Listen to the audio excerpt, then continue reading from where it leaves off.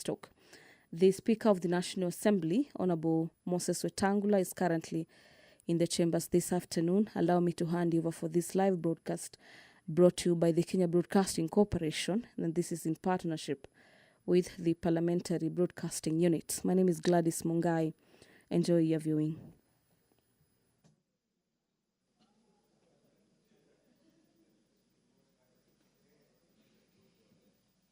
Waheshimiwa, tuombe.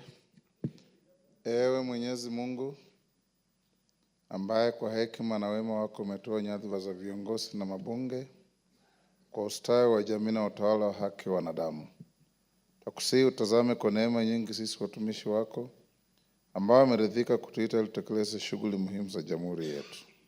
Tukuomba uteremshie baraka zako sisi tuliokutanika hapa, na utujalie tuyatende na kufikiria mambo yote yatakayofikishwa mbele yetu kwa njia ya haki na uaminifu, ili utukufu na sifa zako siendelezwe, na ili kustawisha amani, ufanisi na heri ya nchi yetu na wale ambao haja zao umezikabidhi mikononi mwetu.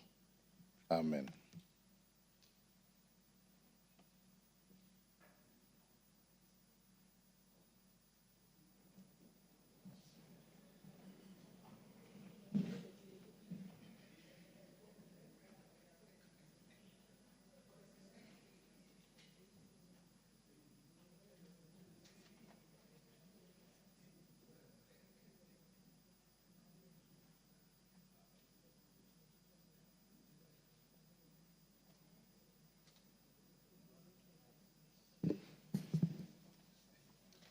Sergeant, ring the quorum bell.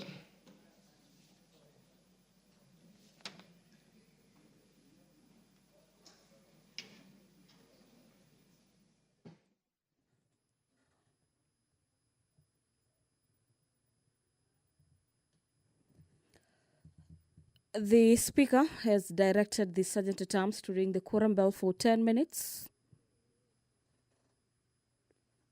This directive given pursuant to Standing Orders of the House, Standing Orders of the National Assembly, Standing Orders number 34, subsection 1, on matters quorum is to allow members of Parliament to make their decorated to commence business this afternoon. We require at least 50 members of the National Assembly to be in the chambers this afternoon for the House to commence business, with a lot lined up for consideration this afternoon. On Standing Orders number 44, subsection 2C, Honorable Samuel Parashina, the Member of Parliament for Kajiado South, is set to seek a statement. The subject matter being the theft of safe box belonging to Mbirikani Group Ranch in Kajiado South Sub-County. This statement will be handled by the National Assembly Departmental Committee on Matters Administration and Internal Security. Well, similarly, pursuant to the same standing order, a statement that was sought by Honorable Brighton Yegon, the Honorable Member for Konoin, will be responded to today. This statement is in regards to discrepancies in tea farmers' bonuses in some parts of Rift Valley. The statement or the answers to that statement on the discrepancies in tea bonuses will be responded by the Committee on Matters Agriculture and Livestock. We await for the signal from the Sergeant-at-Arms to inform us that the House has attained quorum this afternoon, and equally notify their counterparts in the chamber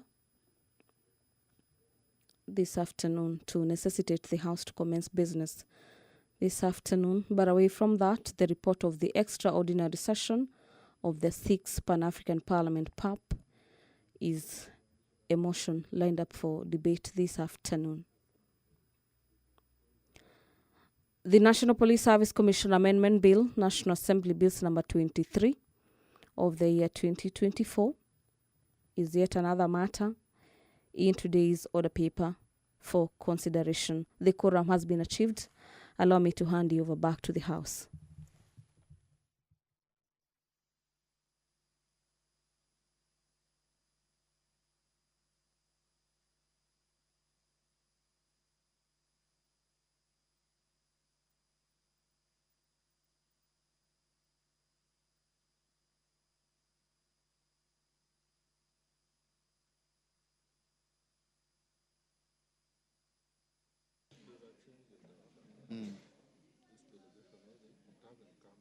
Okay. They are from where? Global Health. Okay. Okay.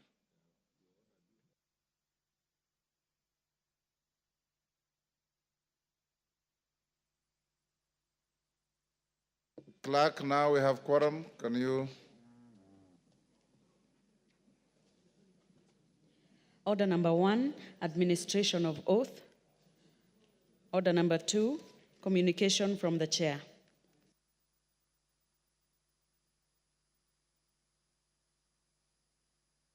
Members on their feet, take your seats.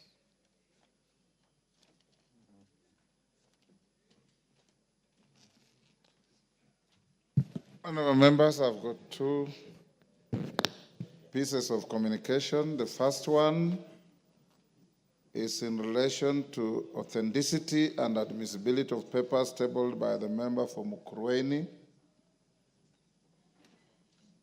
Honorable members, you recall that during the afternoon sitting of Wednesday, 20th November 2024, the Cabinet Secretary for Education appeared before the House to respond to questions asked by members. In that sitting, while asking a supplementary question to question number 096 of 2024, relating to the University of Nairobi, the member for Mukurweini, the Honorable John Kagusha, MP, made various claims on management and operational issues at the University of Nairobi.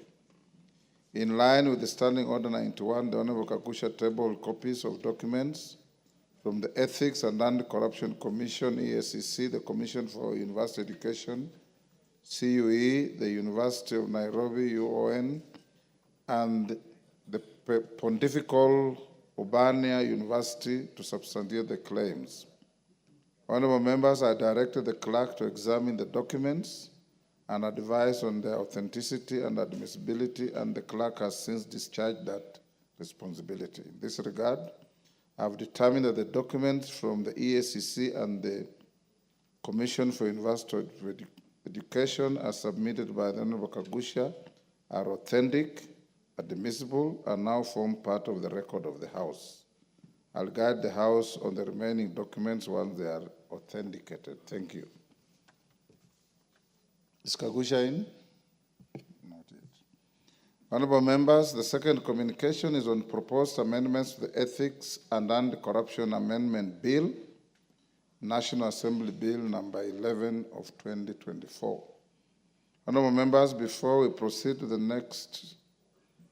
order on this matter, being the Committee of the whole House to consider the Ethics Corruption Amendment Bill, National Assembly, I wish to make the following guidance relating to consideration of the proposed amendments to the said bill. So whoever, Deputy Speaker, will be chairing the Committee of the whole, you take into account this communication. Members at the bar, take the nearest seats.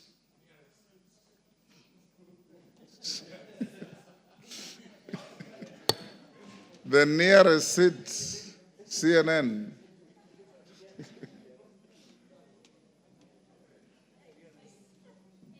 Kailemia, take the nearest seat. Okay. Honorable members, as you may have observed, the notices annexed to the supplementary order paper for the afternoon sitting contain several amendments that have been proposed to the Ethics and Anti-Corruption Amendment Bill, National Assembly Bill number 11 of 2024. The amendments have been proposed by the leader of the majority party, the chairperson of the Justice and Legal Affairs Committee, the Honorable Carolo Mondi, MP, and the Honorable Shakil Shabir, MP. Honorable members, Standing Order 47.3 obligates the Speaker to exclude a motion from being debated or direct the amendment of a motion in an appropriate format where the motion either offends the Constitution, an Act of Parliament, or the standing orders. The standing orders provide, and I quote, if the Speaker is of the opinion that any proposed motion, A, is one which infringes on the debate on which is likely to infringe any of these standing orders, or B, is contrary to the Constitution or an Act of Parliament without expressly proposing appropriate amendment to the Constitution or the Act of Parliament, the Speaker may direct either that the motion is inadmissible or that notice of it cannot be given without such alteration as the Speaker may approve, or that the motion be referred to the relevant committee of the Assembly pursuant to Article 1142 of the Constitution. Honourable members, with respect to amendments proposed to a bill under consideration by the House, the Speaker is obligated to ensure that the bill under consideration by the House is insulated from any amendment or revision that may place it at odds with either a constitutional or statutory provision or violate the procedural prescriptions of the standing orders. Both I and my predecessors have ruled on the solemn duty outlined in Standing Orders 47.3. On several occasions, we have reiterated that a Speaker cannot fold his or her arms and preside over deliberations that may lead to an unconstitutional or absurd result. Additionally, we have also consistently ruled that the question of the constitutionality of a matter under consideration by the House should not be put to a vote. Honourable members, the Ethics and Anti-Corruption Amendment Bill, National Assembly Bill number 11 of 2024, is one of the bills that were co-sponsored by the Leader of the Majority Party and the Leader of the Minority Party to actualize the recommendations of the National Dialogue Committee, NADCO. The bill seeks to amend the Ethics and Anti-Corruption Act, Cap 7H, to review the qualifications for appointment of the chairperson of the Ethics and Anti-Corruption Commission. Clause 2 of the bill outlines the proposed new qualifications. Additionally, honourable members, Clause 3 of the bill saves the person currently serving as the EACC chairperson from the effect of the reviewed qualifications if the same are passed by the House. This is in keeping with the practice of this House when reviewing the provisions relating to the qualifications or terms of persons appointed to public office. Honourable members, in the notice, in the order paper for this sitting, the chairperson of the Departmental Committee on Justice and Legal Affairs, the Honourable JLAC, the Honourable Carole Omondi, MP, and the Honourable Shakil Shabir, MP, all propose amendments to delete Clause 3 of the Ethics and Anti-Corruption Amendment Bill 2024, National Assembly Bill number 11 of 2024. The implication of their proposed amendment is that if the House were to pass the new qualifications contained in the bill, the qualifications would immediately apply to the current holder of the office. Honourable members, the proposed deletion of Clause 3 by the chairperson of JLAC, the Honourable Carole Omondi, and the Honourable Shakil Shabil flies directly in the face of the provisions of Article 250 of the Constitution on the composition, appointment, and terms of office of members of a commission or holders of independent offices. In particular, Article 253 of the Constitution provides that for a person to be appointed as a member of a commission or the holder of an independent office, such a person must have the specific qualifications required by this Constitution or national legislation. Honourable members, this House approved the appointment of the EACC chairperson based on the specific qualifications required by the Constitution and the Ethics and Anti-Corruption Commission Act, Cap 7H. It will therefore patently offend the Constitution for the House to contemplate amending the qualifications midstream and to subject a current office holder to a new qualifications without providing an appropriate saving or transitional provision. In this regard, therefore, honourable members, I have declined to approve the amendments proposed by the chairperson of the Departmental Committee on Justice and Legal Affairs, the Honorable Karoli Omonde MP, and the Honorable Shakil Shabir MP for the deletion of Clause 3 of the bill. I have approved the amendment proposed by the leader of the majority party to Clause 3 of the bill for consideration by the Committee of the Whole House. The proposed amendment is in keeping with the requirement of the Constitution and the established practice of the House and as cited in this communication. This House is accordingly guided.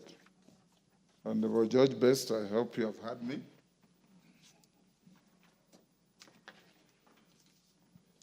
Thank you, Mr. Speaker. I've heard you, and partly I'm in agreement, partly as I'm entitled, I may not agree because of two reasons. Number one, the bill is not going to act in retrospect. The amendments will have to apply, possibly to the next office orders. Number two is that we cannot take away accrued rights of an individual, especially in this instance, the person of the chairperson of the ESCC. That position has accrued to him in accordance with the act that is in force now, and any amendments would possibly not apply to him. But I'm bound by the chair, and I will abide by that ruling and observation by the chair, and it doesn't do any harm. Even your words that you have said do not indicate any dissent. So Yes, you can take your seat. Correct. Thank you very much. Thank you, sir. Yes. Avoid any situation of legislating people out of office when they have a contractual arrangement. Next order. Order number 3, messages. Order number 4, petitions. Order number 5, papers. Majority Leader.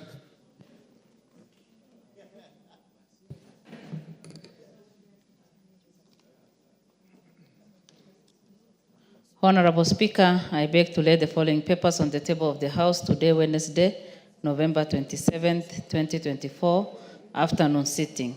Reports of the Auditor General and Financial Statement for the years ended 30th June 2021, 30th June 2022, and 30th June 2023, and the certificates therein in respect of number 1, Giriftu Secondary School, 2, Makwa Boys Secondary School, 3, Nairobi Schools, and 4, Limuru Girls Secondary School. Thank you, Honorable Speaker, and I beg to lay.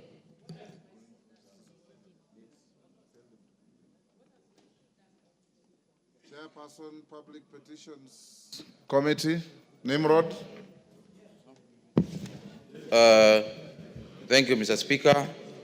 Honorable Speaker, I beg to lay the following papers on the table of the House today, Wednesday, 27th November 2024. Reports of the Public Petitions Committee on its considerations on number 1, Public Petition number 3 of 2023 by Mr. Amos Nyasani regarding the management of the standard gauge railway SGR services. Number 2, Public Petition number 31 of 2023 by the Honorable Ali Wario, MP, regarding a review of boundaries of the Tana Delta Irrigation Project. Number 3, in Keio North Constituency. Number 6, Mr. Speaker, Public Petition number 45 of 2023 by the Honorable Chiforomodo Mangale, MP, regarding delayed adjudication and settlement of residents of Kidomaya Miungoni Village in Vanga Ward, Kivengu sublocation. Mr. Speaker, number 7, Public Petition number 50 of 2023 by the Honorable Charles Onchonke, MP, regarding delayed payment of public pension by Kenya Railways Corporation.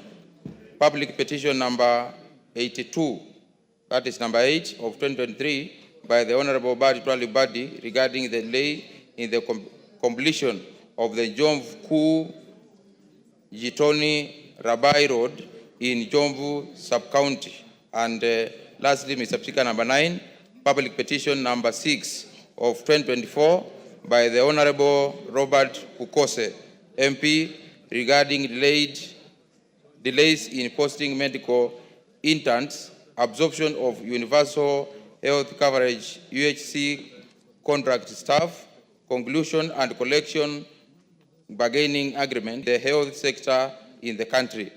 Honorable Speaker, as SLA, I would request to say the following. Honorable Speaker, in the beginning of this term, when the committee was formed, the Committee of Public Petitions, members were up to some point dissatisfied with the performance of the committee in generating the reports.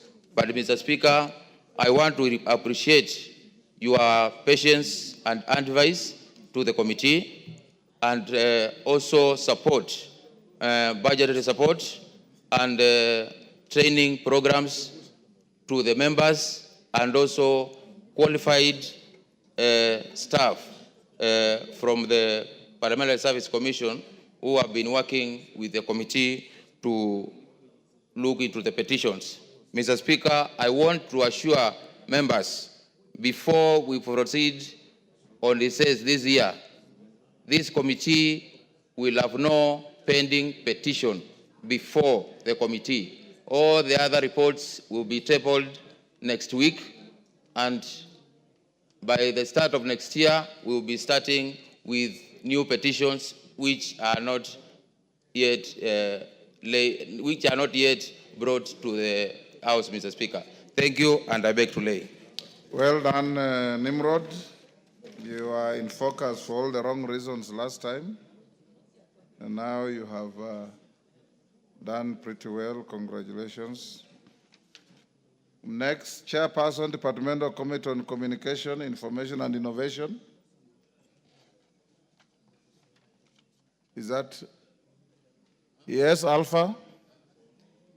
Honorable Speaker, I beg to lay the following paper on the table of the House today, Wednesday, 27th November 2024.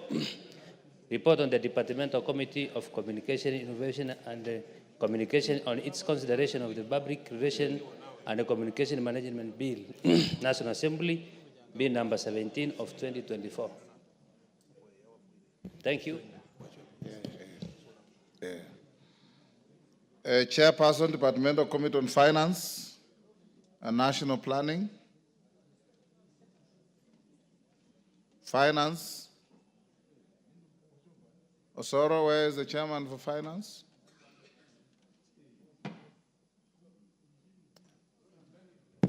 Thank you, Honorable Speaker. Honorable Speaker, the members of the Finance Committee and the Honorable Chair are conducting public participation, Honorable Speaker, for the tax law amendment. Okay, we'll stay that to tomorrow. Next order. Yes, Ruku, what is it? Honorable Speaker, in October, I think on 2nd, I asked for a statement. Order, Honorable Ruku. We have not reached statements. Which has never been responded. You only legitimately raise that point of order when we reach that order. Okay. Next, recognize a delegation from the Parliament of Uganda in the Speaker's Gallery. The delegation comprises 6 members of staff from the Directorate of Hansard and Audio Services of the Parliament of Uganda, seated in the Speaker's Gallery. The delegation is on a 1-week benchmarking visit to the National Assembly. They are welcome to observe the proceedings of the National Assembly. Thank you. Next order. Order number 6 is of motion. Order number 7, questions and statements. Right.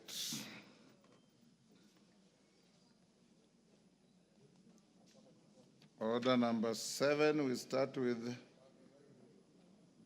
member for Uasin Gishu, Deputy Speaker. Thank you, Honorable Speaker, for giving me the opportunity to make a general statement regarding the UN Women's Report on Statistics of Gender-Based Violence. and femicide in Kenya as we start and mark the 16 days of activism against gender-based violence. Honorable Speaker, pursuant to the provisions of Standing Order 43.1, I wish to make a general statement regarding the UN Women's Report on statistics of gender-based violence and femicide in Kenya as we mark the 16 days of activism against gender-based violence. Honorable Speaker, the report states that the reports on femicides in 2023, global by UN Women and the United Nations Office on Drugs and Crime, reveals that femicide remains pervasive, considering that every 10 minutes, one woman or girl is killed by an intimate partner or family member. In 2023, 85,000 women and girls were intentionally killed globally, and 60% of these femicides, totaling 51,000, were committed by intimate partner or family member. This means that an average of 140 women and girls worldwide die every day at the hands of a partner or a close relative. Honorable Speaker, closer home, the statistical data provided by the report alarmingly reveals that Africa recorded the highest rates of intimate partner and family-related femicide. In addition, the Kenya Bureau of National Statistics indicates that 45% of women aged 15 to 49 have experienced physical violence, and that the main perpetrators of such violence against the women are husbands and intimate partners. I repeat, 45% of women aged between 15 and 49 have experienced physical violence. This is attributed to the deeply rooted patriarchal systems within African societies that afford men undue authority over women in nearly every aspect of their life, from politics, economics, to social norms.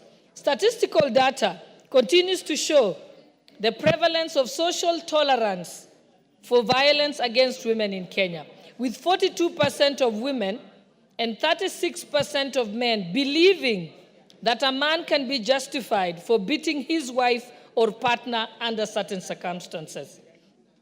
This highlights the urgent need to address gender-based violence and femicide in Kenya through a comprehensive approach that includes legal reforms, social change, and increased awareness and support services. We must all become champions of the campaign within our political, religious, and societal spheres to eradicate the negative social norms and attitudes that normalize gender-based violence.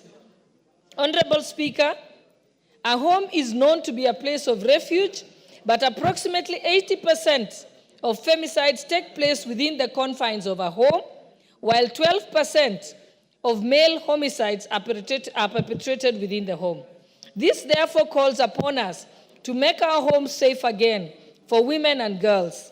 Male leaders particularly must take up the role of ensuring such safety within their communities and to speak up against femicide. We need male voices.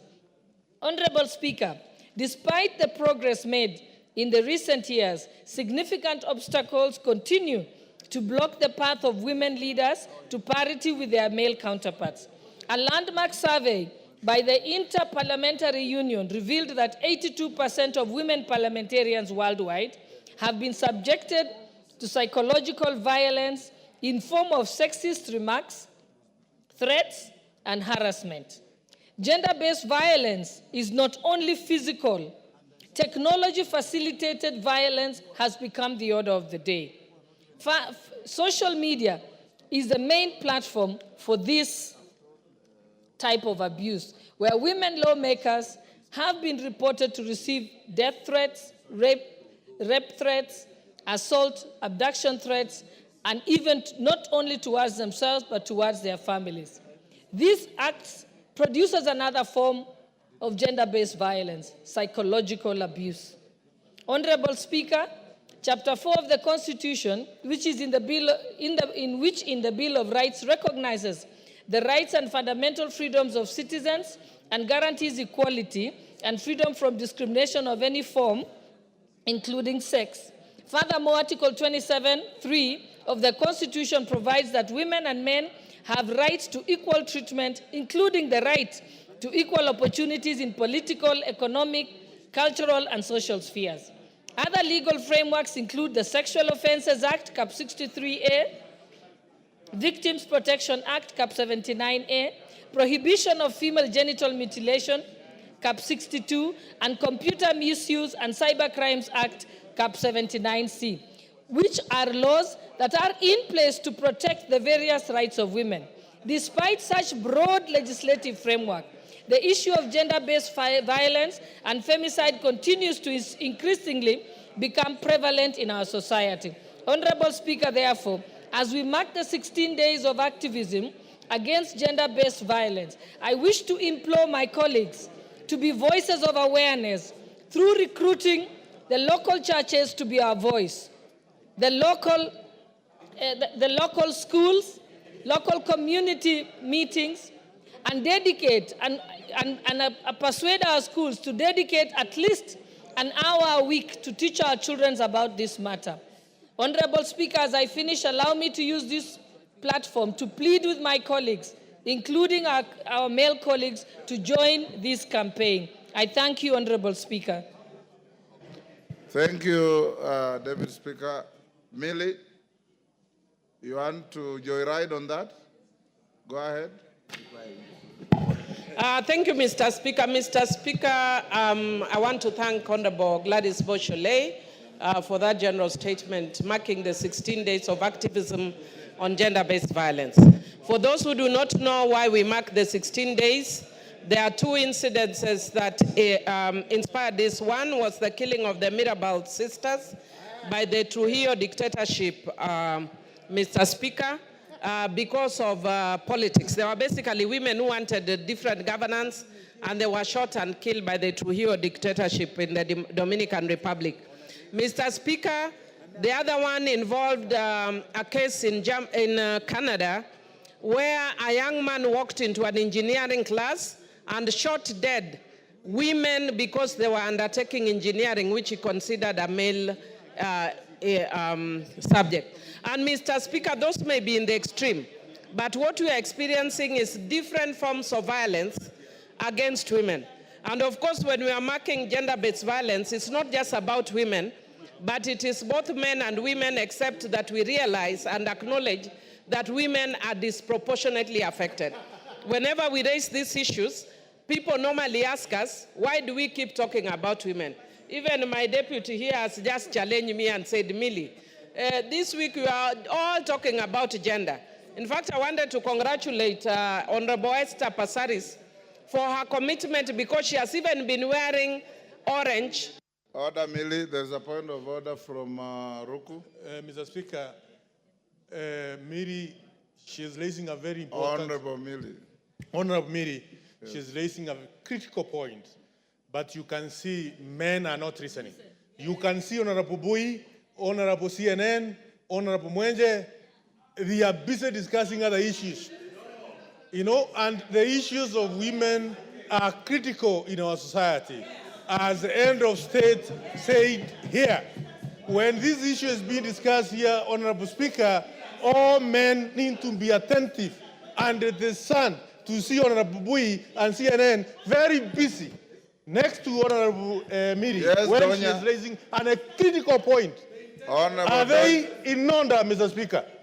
Yes, Donya, get the mic first. Is he a God to know what they are discussing? And is even mentioning the names, the electorates are listening, that their members of parliament are idle. Can he apologize, Mr. Speaker? How has he known what they were discussing? Yet they were saying they are discussing about women affairs, how they are promoting the bills, and how they are supporting our speaker in parliament. Can he withdraw and apologize? Millie, go on. Thank you, Mr. Speaker. Mr. Speaker, I can see Donya is a very good student. And she has learned to be heard. You know, in my mother tongue, we say, Teloika or Telokumingat. Leadership is grabbed, it is not given. That is why my book is rigged or be rigged. Because if you don't rig, you are going to be rigged. But that having said that, Mr. Speaker, I just wanted to pick on what Honorable Ruku has said, and I'm glad that he has brought attention to the male members. And I'm glad that it's brought especially to CNN. Honorable CNN, listen to me. Earlier today, we were talking about a member of parliament from Kiambu who said very derogative things about women, or is alleged to have said very derogative things about women. Mr. Speaker, I shared that on my page. And I hope the men in this house are listening. And don't blame women when you are not doing your roles. When I placed this on my page, Mr. Speaker, and I've also seen in the page of Honorable Mayaka, she has shared the same thing. Go and see what young men in their 20s are talking. Toxic. They are celebrating abuse of women, making women look like they are, objects, and actually allowing or encouraging abuse against women. And they are not old men. They are young men in their 20s. And we have been asking the women here that we are empowering young women. What happens to our boys?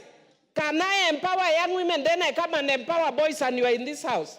The men in this house empower the boys. They are going astray. You are raising toxic people in this country.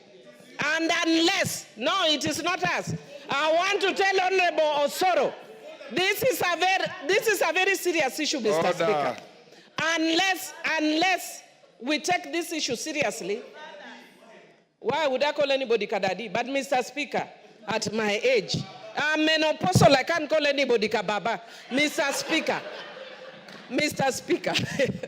Mr. Speaker, the men in this house need to understand, and I'm not taking this jokingly, our boys are going astray. I had said here, and Esther even said, that during that protest, they are sending us their private parts. A boy who is young enough to be my grandchild. What do I do? No.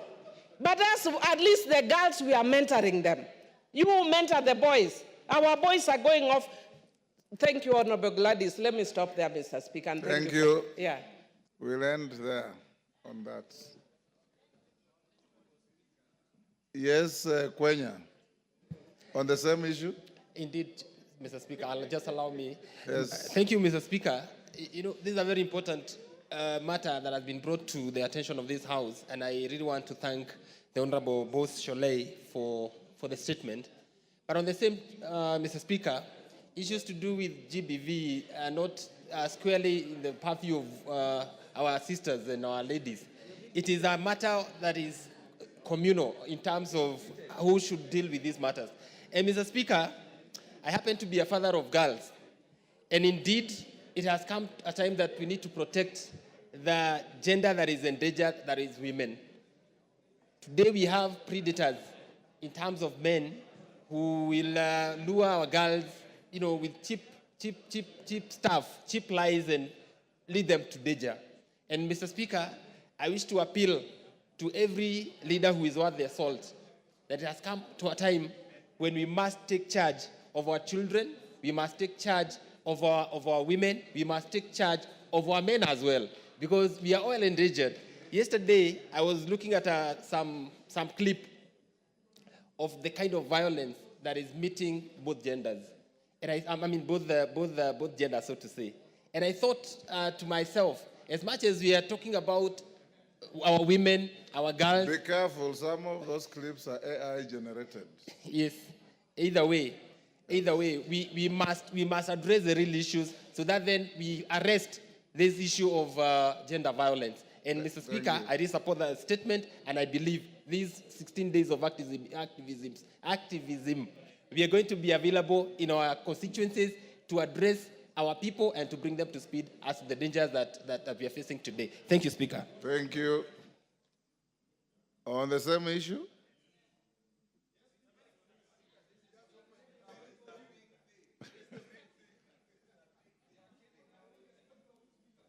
Yes, who is the member at the back? Karima Bishop? Yes. Thank you, Speaker, for giving me this opportunity. The issue before us and the issue as it pertains to our boys and girls in Kenya and gender violence as it is, it should not be separated from the religious aspect of it altogether, because Kenya as a society is mainly a religious society. Over 70% are Christians, and the other, over 25% are Muslims, and then the rest are other kind of religions. Speaker, as it is, for those young men and women who attended nursery schools in their churches, they have been mentally poisoned after they left their original backgrounds. And they have become bitter because from the one go, when we had a government before multi-party, there came a time when we used to promote only girls, whereby boys became jealousy of the situation. Everywhere, up to and including Meru, there are Moi, Mao and girls, Kapropita girls, everywhere girls, everywhere girls. We forgot about the boy child. Then there came activism. When it came to activism, things were slumped on us as a society, the Kenyan society, and we forgot our culture and background, whereby boys used to protect their sisters in all aspects of life, and they used to look upon them as their young mothers and future wives, whereby each used to feel obliged to protect a girl next to him, even when we were in primary schools. And now it comes that we are competing for the few resources which are there, and we have removed religion from the actual society which is existing. Like in this house, when it comes to debate issues, especially pertaining to parenthood, sexuality, and different genders, we talk and mention things which are not mentionable outside this house. And as for that, things are taken for granted outside. So violence is entrenched in our young men through adult utterances. And as for that, we must come out with the policies. We must come out as leaders. Every meeting we go, every area we go, as we are advocating for SHA and any other government policies, we should be advocating for the protection of girls in our society. Without that one, always, now and then, we are going to be having dumping bodies of young girls. And then the last one, we should consider what is ailing the society that the girls are always being killed by young men and even old men. Why? The point is that there is that idea of whereby we are not trying to look at the cause of violence in a neutral way, so that at least we should advise our young men, boys and men, that girls are there to be protected. And then girls, what should be done to them? Mothers, you are not mentoring them around to be challenges to men. You should be mentoring them to be respecting one another. Out of that, the society is going to be coexisting in a peaceful way. Thank you, Mr. Speaker. Kemei, 1 minute each. Okay, thank you, Honorable Speaker. And I want to thank Honorable Pose for bringing in this statement. As we campaign against gender-based violence, I stand, Honorable Speaker, to let us know that this is a monster. As much as we are concerned with economic improvement in this country, we should be concerned more about the social. I'm saying this, Honorable Speaker, because in Kericho County, as by March 2024, cases reported of gender-based violence is 936, which is actually very high, not forgetting even the teenage pregnancies of 5,448. Honorable Speaker, there's this lady who is now in hospital. The husband almost killing her because of what? Change of 336 shillings that she's not given it out. Another one was chopped off her ears. Reason the husband said, she's not listening to me, so I have to remove the ears so that I don't know how she will now listen. Honorable Speaker, the problem that we also have is... Osoro. Thank you very much, Honorable Speaker. Honorable Speaker, I also rise to support the statement by, by the Honorable Gladys Shore, Honorable Speaker. For me, Honorable Speaker, I look at this whole issue largely a morality issue that has been caused by poor parenting and sandwiched to mental health challenges. Because the frustrations out there, people are looking at places they can actually vent to or vent at. And the weaker sex, the weaker gender becomes now the easiest target, Honorable Speaker. But even as we say that, Honorable Speaker, we also need to... Yes, Sholei. Honorable Speaker, thank you very much for this. Well, let me correct Honorable Osoro, who's also my student. Probably you forgot that part of the class. We are not the weaker sex. You see, that's how the bias begins. We may be weak in our muscles, but our muscles are in our brains, not in our hands like yours. I so agree, Honorable Speaker. She just said that they may be weak in their muscles, and that's what I meant, that they are weak in their muscles.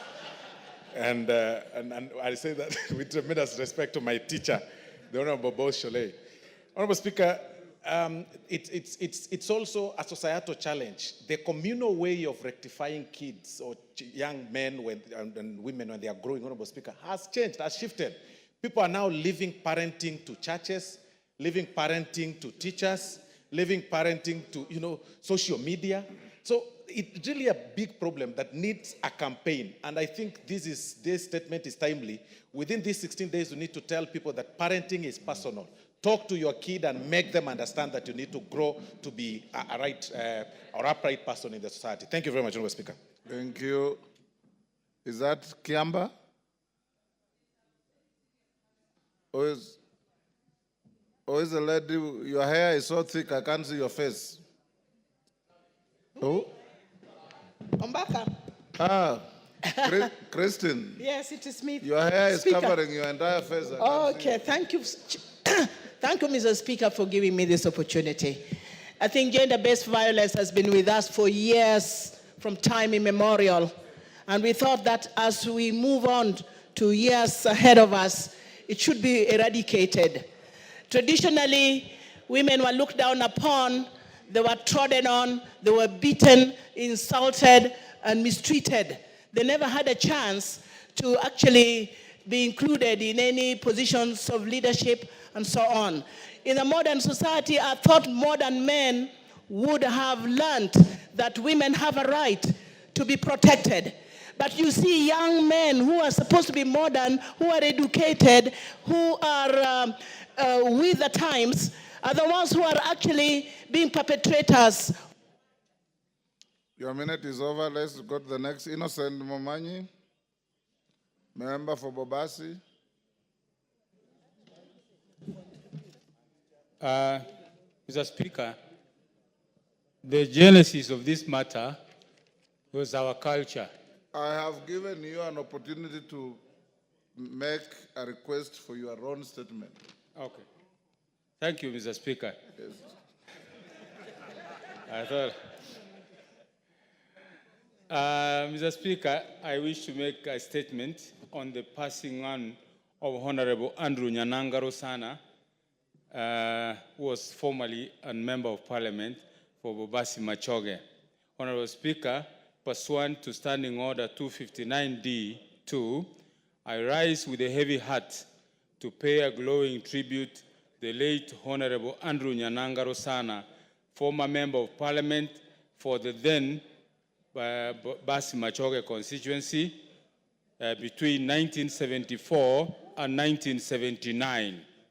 Honorable Speaker, the late Honorable Andrew Nyananga Rosana passed away on Thursday, 19th November 2024, at the age of 85 years. His passing is a profound loss to his family, friends, and the community he served with unwavering dedication and commitment. The late Honorable Rosana was born on the 4th of August 1939. He will be remembered for his tireless efforts to improve the lives of his constituents through numerous transformative initiatives.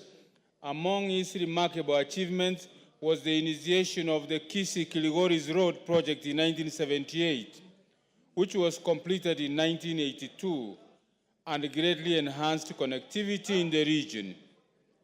He also spearheaded the establishment of Ogembo and Nyamaje tea factories, fostering economic growth for tea farmers in the area. Additionally, the late Honorable Rosana was instrumental in the development of critical infrastructure, including Sameta water projects constructed by Isako Company, whose water tanks still stand as a testament to his vision. He also oversaw the construction of the Ria Rosana Bridge near the Nyamokenya area, a critical project that addressed the history of tragic accidents in the region. Honorable Speaker, Honorable Nyananga's passion for education was evident in his role in initiating several Harambee schools, many of which were later adopted by the government, which include Bishop Mugeni Nyakegogi Secondary, Nyagiki SDA, Nyamache Secondary School, Nyamawa High School, Vyonseri High School, and his personal project of Kenyerere High School, among others. Beyond his development contribution, Honorable Rosana served diligently on the Catering Committee and Speakers Committee, demonstrating his commitment to Parliamentary Service Commission and national progress.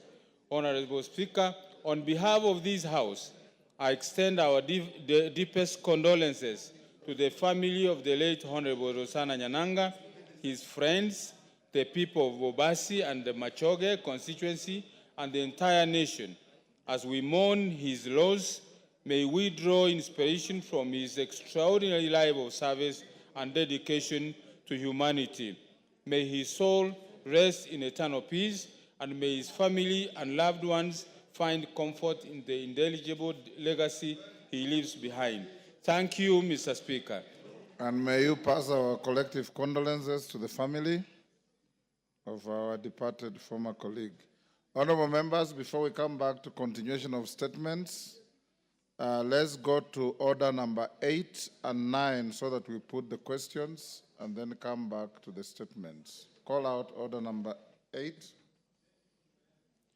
Order number 8, motion, report of the Committee of the Whole House on the Coffee Bill, Senate Bill number 10 of 2023, question to be put and third reading. Honorable members, in the last evening sitting, the question was proposed. I now put the question, which is that the House do agree with the committee in the said report. As members of that opinion say aye. Will those of the contrary opinion say nay?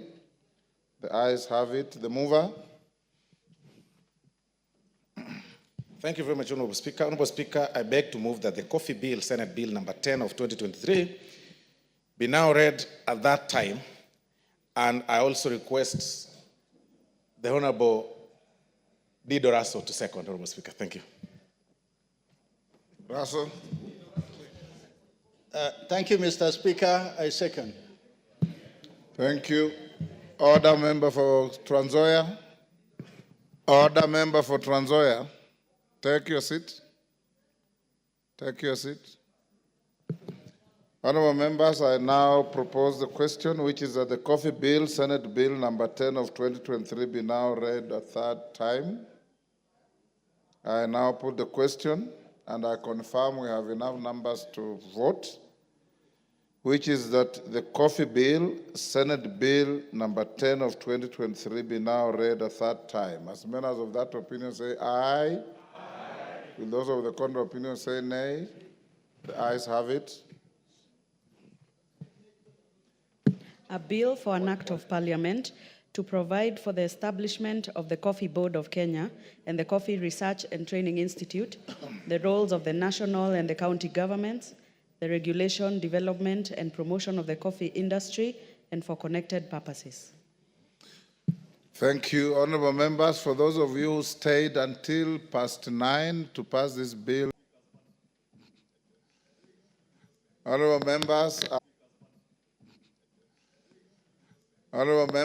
I'll now put the question at order number 9, which is taking into consideration the findings of the Departmental Committee on Social Protection in its report on the vetting of nominees for appointment as chairperson and as members of the National Gender and Equality Commission, laid on the table of the House on Tuesday, 26 November 2024, and pursuant to Article 250 of the Constitution, Section 11(7) of the National Gender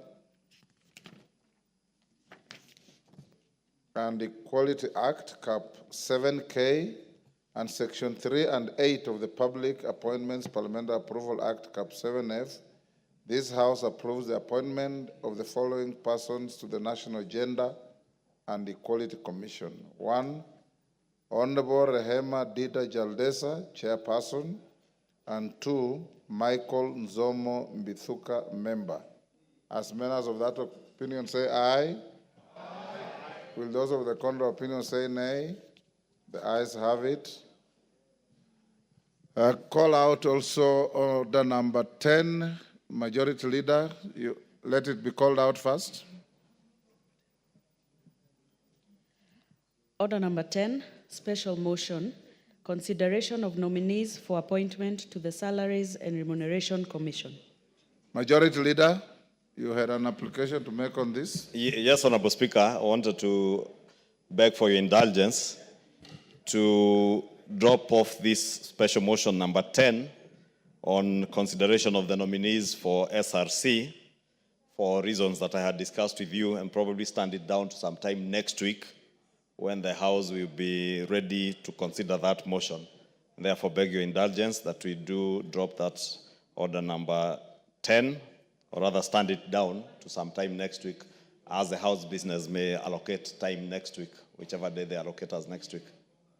You are indulged, and the matter will appear before House Business Committee on Monday at midday for further consideration. Let's go back to statements. Samuel Parashina. Thank you, Mr. Member for Kajiado South. Thank you, Mr. Speaker. I stand for a request for a statement regarding theft of a safe box belonging to Imbirikani Group Branch in Kajiado South Sub-County. Honorable Speaker, pursuant to the provision of the Standing Order 44-2C, I rise to request for a statement from the chairperson of the Departmental Committee on Administration and Internal Security regarding theft of a safe box belonging to Imbirikani Group Branch in Kajiado South Sub-County. Honorable Speaker, the Imbirikani Group Branch, located in the western part of Kajiado South constituency, was established in 1968 primarily to facilitate the transfer of ownership of Maasai lands from communal to private group property. The group branch also ran various initiatives, including the Predator Compensation Fund, PCF, a program for compensation of livestock owners for losses due to predators, thereby reducing retaliatory killings of lions by affected residents. Unfortunately, on 24 August 2024, unknown individuals who purported to be police officers trespassed the Imbirikani Group Branch office at Paran Hotel and stole a safe box. Honorable Speaker, the stolen safe box contained uncollected title deeds and other official documents critical to the roles played by the group branch in transferring land to its members. Although the matter was reported to Kimana Police Station under OOB number 14/24/08/2024, the authorities are yet to locate the safe box or recover its contents. Members of the group branch are apprehensive that they are likely to face the risk of the stolen title deeds being used for fraudulent transaction exposing them to financial and legal vulnerabilities. It is therefore essential for the security agency to properly recover the safe box and its content to safeguard against such risk and secure ownership of the land. Honorable Speaker, it is against this background that I request for a statement from the chairperson of the Departmental Committee on Administration and Internal Security on the following. 1, a report on the investigation conducted, including whether any arrests have been made since the incident was reported by Birikani Group Branch to Kimana Police Station under OOB number 14/24/08/2024. 2, the measures being taken by the Ministry of Interior and National Administration to facilitate the recovery of the title deeds and other official documents belonging to Birikani Group Branch documents. I thank you, Honorable Speaker. Chair, Security. Raso, you are the Vice Chair. Yes, Mr. Speaker. Are you able to bring a response before we... Mr. Speaker, the committee is sitting tomorrow at 1000 hours. Okay. I want Honorable Parashina to appear before the committee because it is about the interest of the people, which cannot wait until maybe February. So for that reason, on our own motion, we'll try to pursue If you don't respond by Friday, the question will collapse unless it's asked again when we resume. So Honorable Parashina, appear before the committee tomorrow at 10. Thank you, Mr. Speaker. To prosecute your... I will. Thank you, Mr. Speaker. Do you want to be informed, Parashina, by the Deputy Speaker?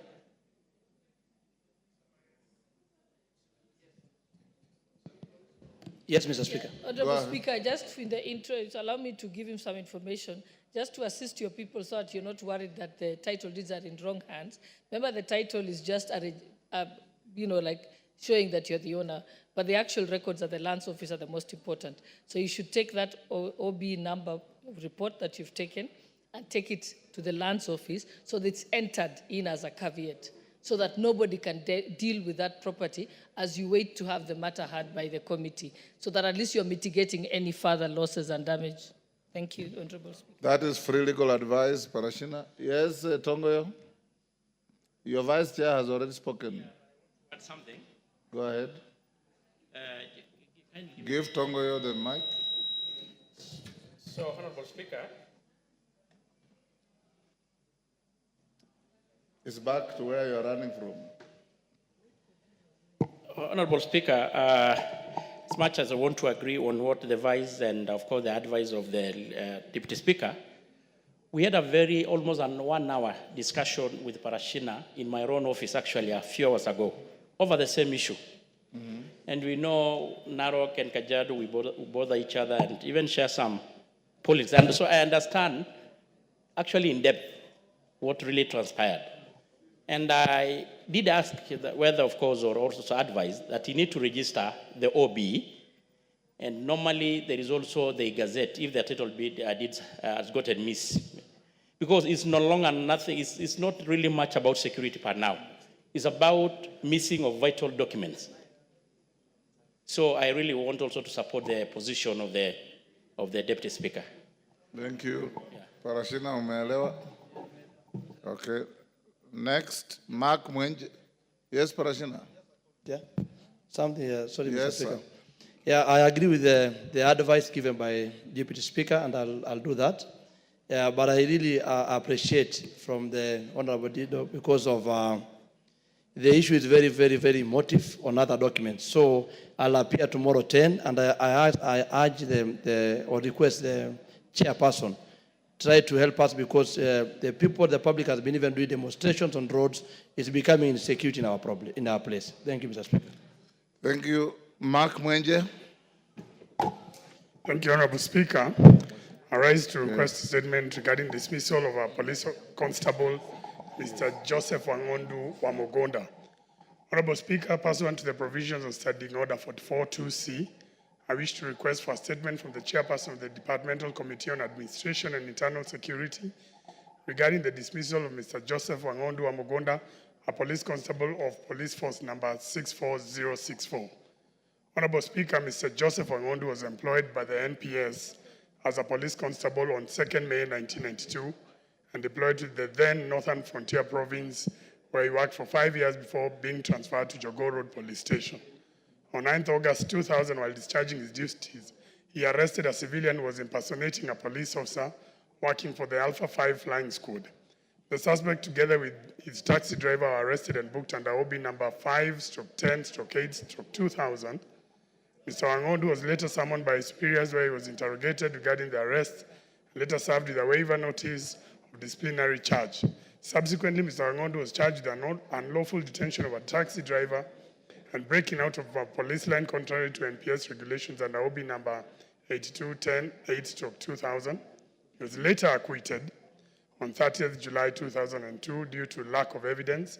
Following his acquittal, Mr. Wangondu appealed for reinstatement to the NPS on 17 December 2014 and subsequently on 19 February 2020, but the NPS is yet to reinstate him. Honorable Speaker, it is against this background that I request for a statement from the chairperson of the Departmental Committee on Administration and Internal Security on the following. 1, a detailed report on the circumstances that led to the arrest, prosecution and dismissal of Mr. Joseph Wangondu from NPS while undertaking lawful duties. 2, status of appeal for reinstatement to the service made by Joseph Wangondu on 17 December 2014 and on 19 February 2020 and the reasons for the inordinate delay in reinstating the officer. And finally, the relief measures being put in place, including payment of outstanding remuneration and compensation for Mr. Joseph Wangondu for the violation of his rights as guaranteed under Article 41 of the Constitution. Thank you, Honorable Speaker. Thank you, Mark Mwenje. Tongoyo, when can you bring a response? I will try, Honorable Speaker, Thursday next week. Thursday, thank you. We have already put too many. Tongoyo, we have already allocated too many for Thursday. Do it on Friday morning, next Friday morning. Response to statement request by Doris Donya, Chair Agriculture and Livestock. Dr. Mtunga. Thank you, Honorable Speaker. Honorable Speaker, I have the response from the Ministry of Agriculture and Livestock Development regarding the statement that the Honorable Doris Donya requested. Honorable Speaker, the statement had 3 parts. Let me be very sure. The response is structured in about 3 parts. The first part deals with the criteria used to determine the rate of annual bonuses paid to tea farmers across the different regions and factories in Kenya. In response, Honorable Speaker, the ministry alludes that the tea bonus is a second payment to tea farmers, which is payable at the end of the financial year. Each month, the tea farmers are usually paid an initial amount of 25 shillings for tea factories in the tea block, in the East Tea Block, and 24 shillings for the tea factories in Kisii, Nyamira, and Nandi. 23 shillings for factories in Kericho, Bomet, Vihiga, and Trans Nzoia. This is usually an advance against the green leaf delivery, since the proceeds from the tea are only realized for 5 days from the delivery of green leaf to the factory due to the timeliness involved in processing and the sale activities. The bonus, therefore, which is the second payment, is therefore the net of the price realized minus the cost of production, including the monthly payments. The second payment is usually dependent on 2 factors. Number 1 is the price realized at the tea auction. The price realized at the auction is dependent on the quality of tea produced by each factory, which is dependent on many factors, including the quality of green leaf, that is the agronomical practices and tracking, post-harvest handling and manufacturing practices at the tea factory. In addition, the price of tea is also influenced by historical tea bias, perceptions regarding the quality of tea produced by a specific tea factory. Other key factors include the prevailing demand and political situation in the markets and the effect of global economic shocks. So, Madam Speaker, there is a large table which has different factory prices. I do not know whether, for the sake of members, I need to read. It's about 1.5 pages, Madam Speaker, with your advice. Okay. Okay, Madam Speaker, the second issue in determination of the payment of bonus is the cost of production. Cost of production also varies from factory to factory, depending on various factors such as transportation, cost to Mombasa, labor and administration costs, and that of energy. Factories with efficient machinery and operations are able to realize lower cost of production. This means that a factory which realizes a lower price and has a relatively higher cost of production will end up with lower net income and will therefore pay less bonus to the farmers. The third issue is a process involved in bonus determination. The T bonus is usually calculated at the end of each financial year after all revenue and costs have been determined, financial statements prepared and audited by an external auditor. The financial statements are then presented to the factory boards for approval together with the proposed rate of bonus, subsequent to which the directors disseminate the same to the factory shareholders or growers. The second issue, in responding to the statement, is on the reasons behind the significant variations in bonus payment to tea farmers in the country. The response goes as follows. The disparities in bonus payment between different factories in the country is determined by the price realized at the tea auction and the cost of production. A summary of the bonuses paid in the year 2023-24 compared to the 2022-23 is shown in this table. And, Mr. Honourable Speaker, I'll just give the average or the summaries.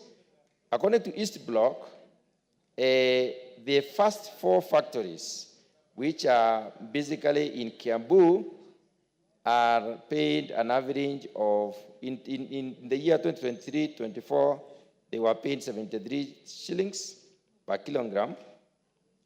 And then the factories in, and if the previous year they were paying 62.7 shillings per kilogram. Factories in Muranga were paying an average of 81.5 shillings this year and 64.3 last year. Factories in Kirinyaga,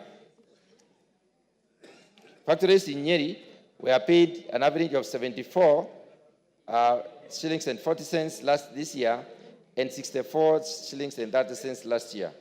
Factories in Kirinyaga were paid an average of 77 shillings and 10 cents this year and 65 shillings and 50 cents last year. Factories in Embu were paid 84 shillings and 20 cents this year and 64 shillings and 20 cents last year. And factories in Meru were paid 76 shillings and 80 cents last year and 67 shillings this year they were paying 76 shillings and 80 cents, and last year they were paying 67 shillings. So East Block averages were such that the factories in East Block were paying an average of 78 shillings and 10 cents this year and 64 shillings and 80 cents last year. In Kericho County, last year they were paid 55 shillings and 10 cents, and this year 54 shillings and 90 cents. Factories in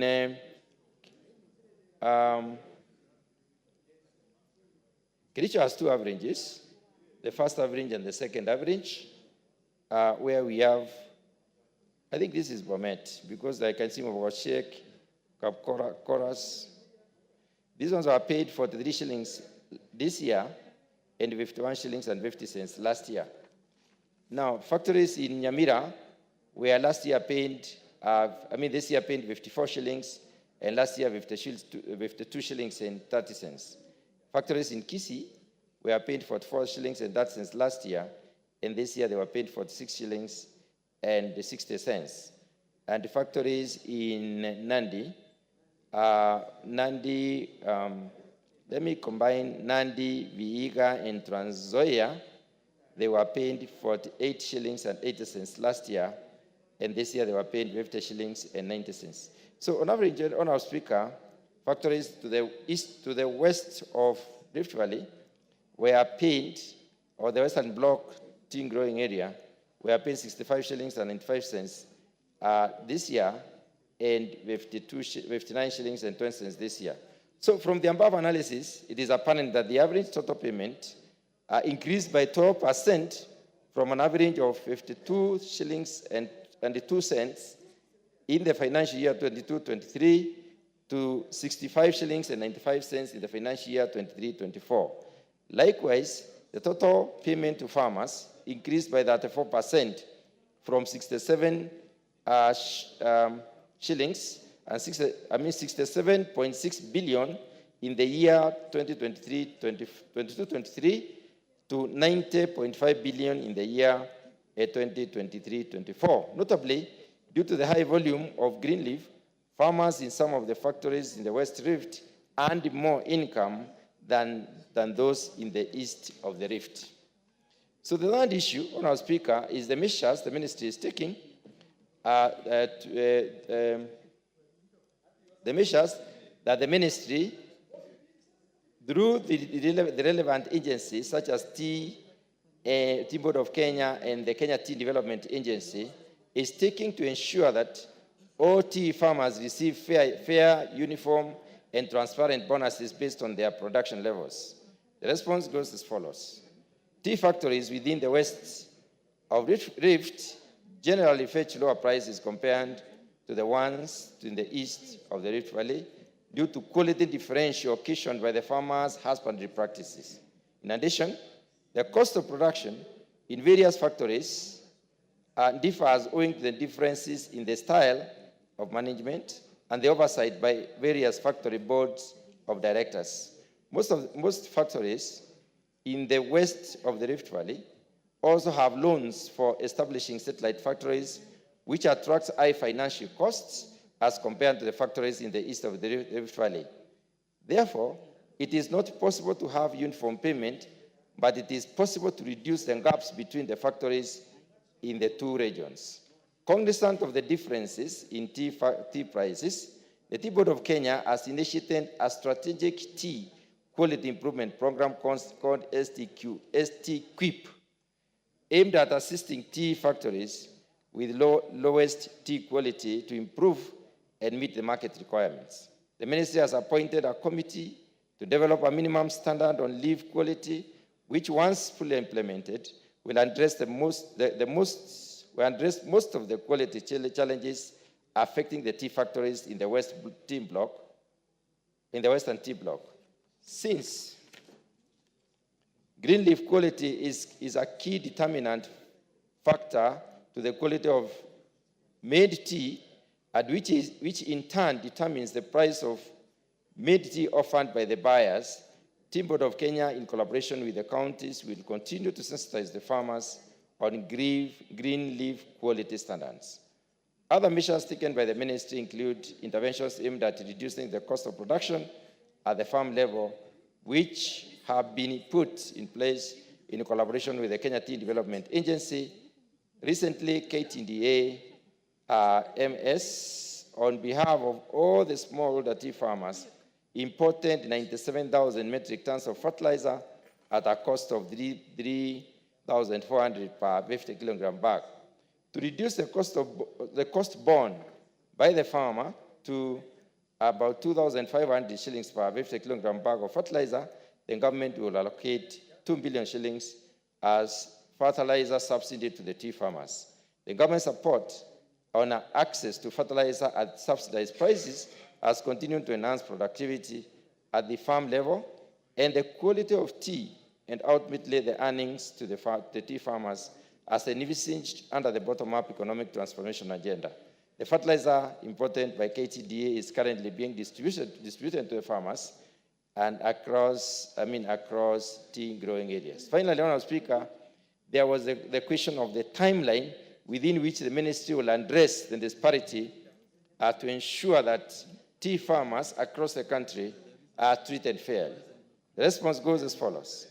Development of a draft minimum standard on tea leaf quality, is ongoing and is expected to be completed by November 2024, which is by the end of this month. However, for it to be enforced, it requires proper public participation as required by the Constitution. The ministry is therefore requesting the National Assembly to provide additional budget allocation to undertake public participation on guidelines, standards, and other regulations necessary to address most of the quality challenges facing tea farm factories in the West Tea Block. The Strategic Tea Quality Improvement Program is a 5-year program which have been ongoing for the last 2 years and is aimed at assisting tea factories with lowest tea quality to improve and meet the market requirements. The program has achieved notable milestones, and some factories in the west of the Rift have gradually started making improvements in the quality of tea produced, such as the Mumu and Ogembo tea factories. The initiative on quality improvement program is expected to ensure factories manufacture tea of high quality that is discerned by the market. Once this is achieved, prices of the affected factories are expected to improve gradually within a period of 1 year, taking into account the market dynamics of supply and demand in the global market. I submit, Honourable Speaker. Thank you very much. Thank you, Mr. Speaker. It is very peculiar for the committee to tell the Kisii community that because of historical tea buyers' perceptions, their bonuses are less. Perceptions. It's like saying there is the narrative that all African communities are wizards. They are night runners. Then you believe that perception. Giving an answer to the Kisii, Rift Valley, and Nyamira County that perceptions have made their farmers not to have good bonuses is an abuse to our farmers, Mr. Speaker. Then they're talking of the plucking. I'm not even a tea farmer, but I know from our neighbors, they are told, during the plucking, you pluck 2 leaves and a bud. It is even taught in schools. Then they are giving it as a reason why these people don't get good bonuses, Mr. Speaker. Really? Then you talk of political influence, as if in Kisii, in Rift Valley, we have intense politics. While an analyst can say Kenyan political scenes are more of the same. I take it back to the sender. This is half-baked answer. Have it back, please. It's not making any sense. Historical perceptions. That is what you are telling Kisii farmers. Really? No. Back to the sender. Tunga, RTS. Yes, Honourable Speaker, I will do the needful. But even as I do that, Honourable Speaker, I think it is important for the Honourable Member to realize that What it is not... Mutunga, what you'll do, even listening to you, the answer raises more questions than answers. It doesn't make a lot of sense even to the speaker. Even I saw from your body language, you didn't seem to be convinced with what you are reading. Go back to the ministry and ask them to give you a better explanation. I will do exactly that. Tea grown in the east of the Rift Valley and the west of the Rift Valley is Kenyan tea. And those explanations are not plausible. They are created by some bias that you need to address. Yeah, Honourable Speaker, I'll do that. Yes. Thank you. Yes, Kaluma. Speaker, thank you. Honorable Kwenya Thuku has gone with my card, leaving his here instead. Yes. But, thank you. Chair, this matter is not just limited to tea, but it cuts around all our cash crops. You go to coffee, you go to rice, even in terms of rice, the prices are varied across the country.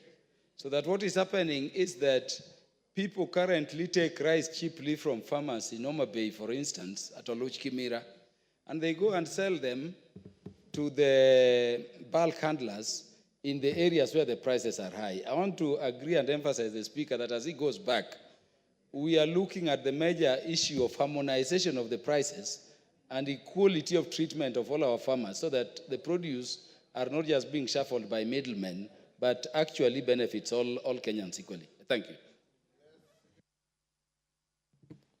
Sigai. Mr. Speaker, thank you very much, Mr. Speaker, for this opportunity. I am rising here as a tea farmer, a very small scale tea farm. Mr. Speaker, the statement given by the chair is below average, Mr. Speaker. Because what he's doing is giving the answer from KTDA. That's a script from KTDA. Mr. Speaker, I take my tea to Kapkatet and Mogosiek. We got 20 shillings as tea bonus in Mogosiek. And then somebody gets 60 shillings in the eastern side. There is no justification whatsoever. And our people from the West have had a very low deal for a long time. We need some serious answer to tea farmers. Mr. Speaker, the issue, even one issue of tea tasting. Chair, Mr. Speaker, where somebody is tasting by mouth in the auction in Mombasa. And then he tells us that's high quality. We want a serious technological approach on how to taste tea. Mr. Speaker, we have a lot of problems. Our farmers are toiling. They go to the farm very early in the morning. They are rained on. And then they get a raw deal. Mr. Speaker, we can't accept. There must be an answer. We have a big problem, and my people are suffering in Swatik. And Chair, we need a better answer. If need be, Mr. Speaker, we need to probe. Get a probe of what's happening in KTDA. Otherwise, we'll continue suffering, and we cannot allow this thing to continue. Our people have been given a raw deal. And Chair, I agree with my colleague there that the answer should be thrown out. Thank you, Mr. Speaker. Kunji. Thank you, Honorable Speaker.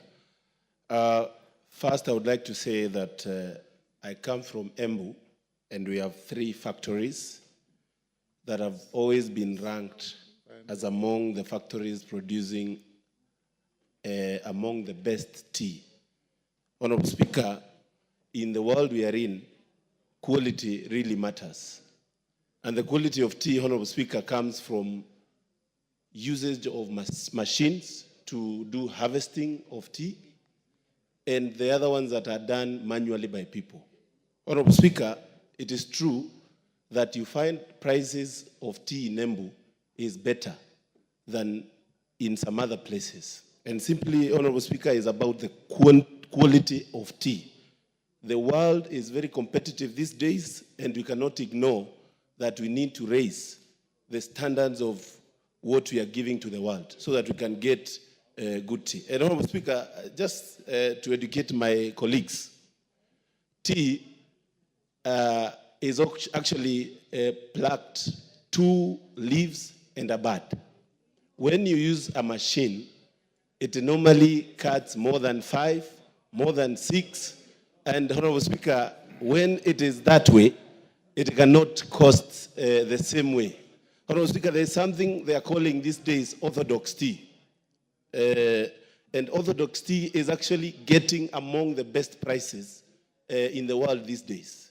This is actually the tea that has only the bud, and it is well rolled up. Honorable Speaker, with machinery harvesting, it is hard to achieve the quality of tea that we get in Embu. Honorable Speaker, even our prices are going to continue getting better because we have a good campaign. We are doing a huge campaign of ensuring that we focus on quality of tea other than the quantity of tea. There has been a backlog of a number of months for tea that is not in the right grades from our friends from the East. But I would propose that they should engage the farmers and engage KTDA for what I would call civic education on better getting and fetching better prices of tea. Thank you, Honorable Speaker. Cynthia.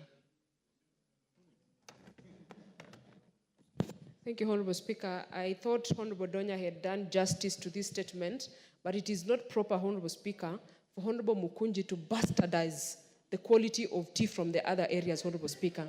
And he cannot insinuate that the other tea farmers in this country, apart from those from his constituency, know better about tea. Honorable Speaker, that is not proper. Honorable Speaker, my point was not actually on the tea itself, but on the colloquial manner that the executive is answering the statements that are raised by members of this House. Honorable Speaker, I have sat here several times. I have listened and heard the chairs of the respective committees respond to statements in this House. And Honorable Speaker, I can deduce from my very little and common knowledge that they are not taking it as seriously as they should be taken. Honorable Speaker, that response does not even qualify to come from a layman person who has no expertise in matters tea. And that executive, Honorable Speaker, must start taking this House seriously and give us proper answers, because we are not asking these questions just for the sake of asking them. We are asking them, Honorable Speaker, because we have real issues at home. In Nandi County, Honorable Speaker, we have large-scale tea farming. We have small-scale tea farming. The farmers in Nandi go on the streets every day because they go through a lot to get that tea to the factory. And then what do they earn? Petty peanuts here, Honorable Speaker, in the name of quality and standards. We all know the quality and the standards of tea, and they cannot be lying to us, Honorable Speaker. And they should take this civic education they keep referring to the village, so that those people can then take it up if they feel that that is the problem. Otherwise, Honorable Speaker, the executive need to up their game and give us proper answers to the serious questions we ask in this House. Member for Kishugu. Thank you, Honorable Speaker. I represent Geshogo, where we usually have two factories, Kemunye and Thumaita. And connected to the question that was asked by Honorable Donya, I also had asked some questions which were responded to, but actually they were also not very satisfactory. I want to agree with Honorable Member for Sotik that this is most likely a response that has been given by the KTDA to the CS, and there's no harm in doing that. But CS should do more to get proper information. Farmers are suffering, and KTDA has a tendency of reserving or keeping some money for farmers for unknown reasons. I think, without going to the details, because we've already given direction to this matter, Honorable Speaker, the Committee on Agriculture needs to do something about KTDA, including a thorough probe on the activities that are happening at the KTDA. They are still exploiting farmers. These people are employed by the farmers, but it appears it's like they have employed the farmers. That is the direction to take, Honorable Speaker. Thank you. Dr. Mutunga. Like I did say, your answer is far, far away from the mark, falls short of expectation, and avoid the stereotyping that is coming from Honorable Mukunji. That kind of stereotyping is not good for building a united Kenya.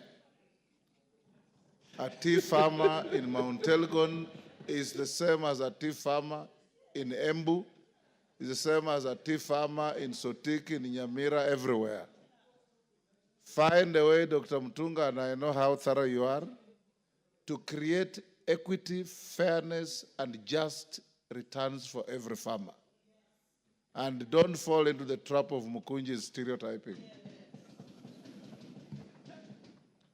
And next, yes, I'll come to you, Honorable Ruku. Brighton Yagon, is he here? Yes, yes, Mutunga? Speaker, I have another response for the Honorable Brighton Yagon, He's which not I wish here. to lay on the table of the House. You Just can- lay it on the table. Thank He's you. not here. Thank- Karemba, what is it? Honorable Speaker, I just desire that you give me a moment to discuss about the tea, because I am a member of parliament from a tea growing constituency. We have crossed that Rubicon. By your powers, Honorable Speaker, We have crossed the Rubicon. The judge has made a decision and dropped the gavel. Yes, Ruku? Honorable Speaker. Honorable Ruku. Thank you, Honorable Speaker, for this opportunity. On 18th of September, I requested for a statement to the committee, Health Committee, on the status of payment of the last expense and death gratitude to the survivors and beneficiaries of the National Health Insurance Fund and Public Service Superannuation Scheme. The chairman of the departmental committee, Health Departmental Committee, agreed to give a report within 2 weeks. Hold the doctor, sorry, Ruku.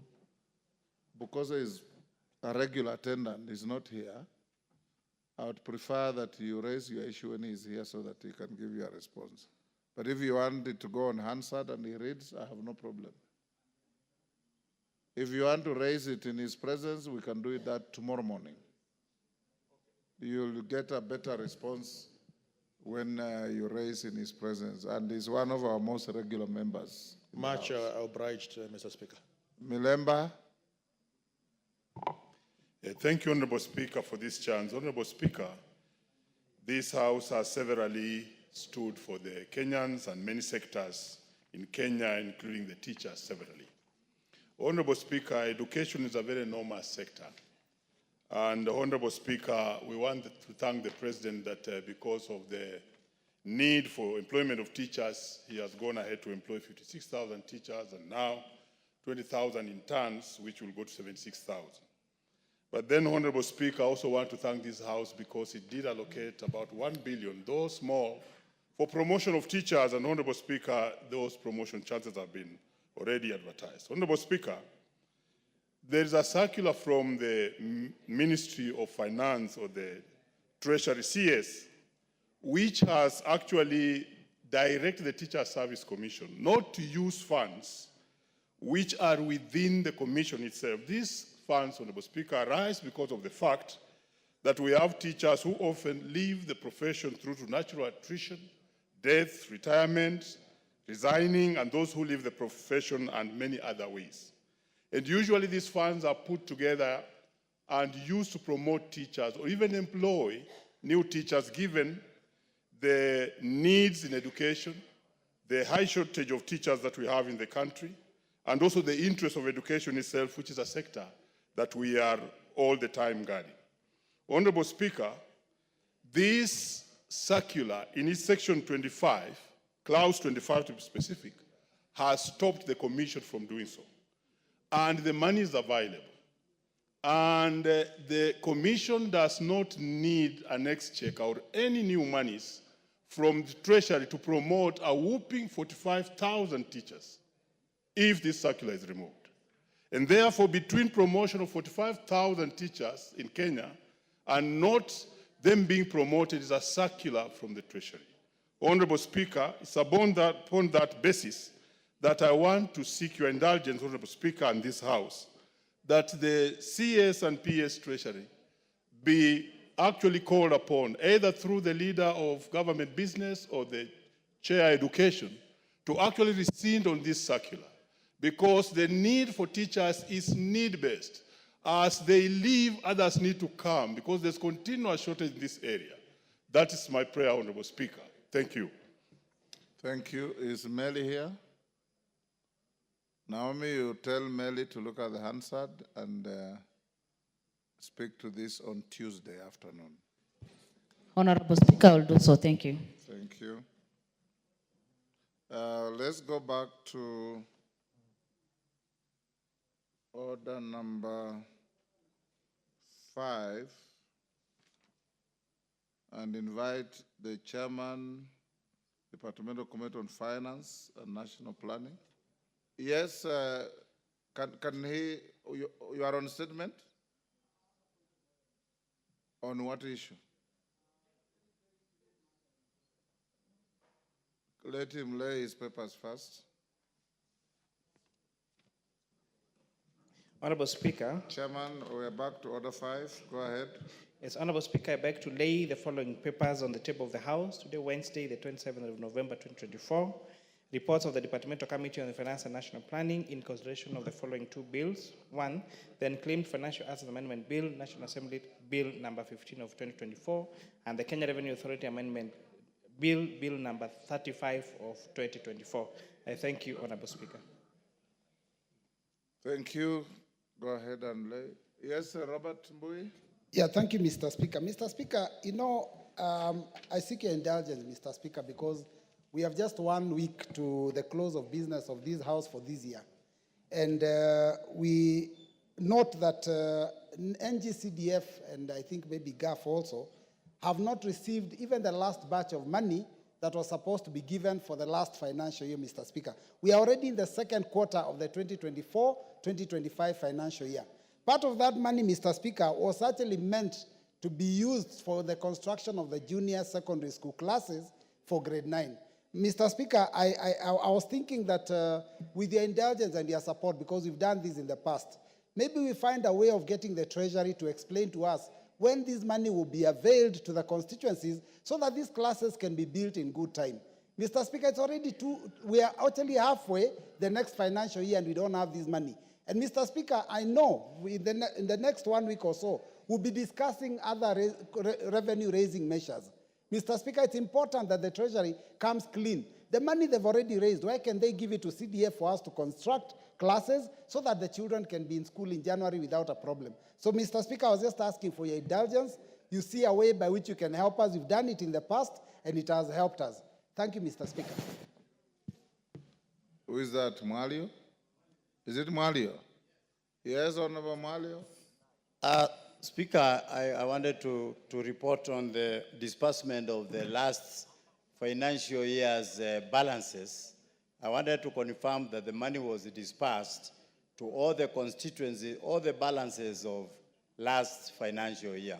So you can check in your... Are you a member of the Yes, NGCDF I am a member of that committee. Yes, and I can talk with authority because I'm a member of that committee.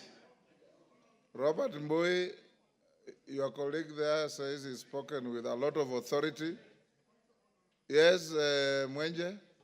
Honorable Speaker, I want to, the Honorable Speaker, it's not good to disagree with colleagues, but I want to bring this to your attention, Honorable Speaker. Because previously I've engaged members of the CDF committee.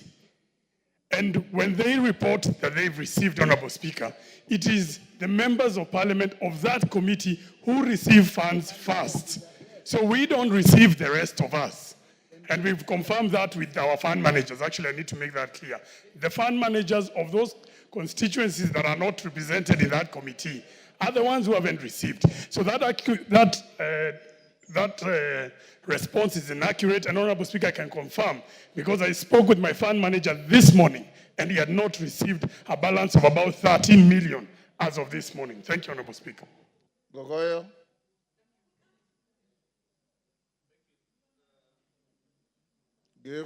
Thank you, Mr. Speaker. Mr. Speaker, for the interest of members that have not received, like myself, Kajiado North lacks 33 million, and up to this morning, I can confirm we have not received those monies. It could be that some members of the CDF committee have received.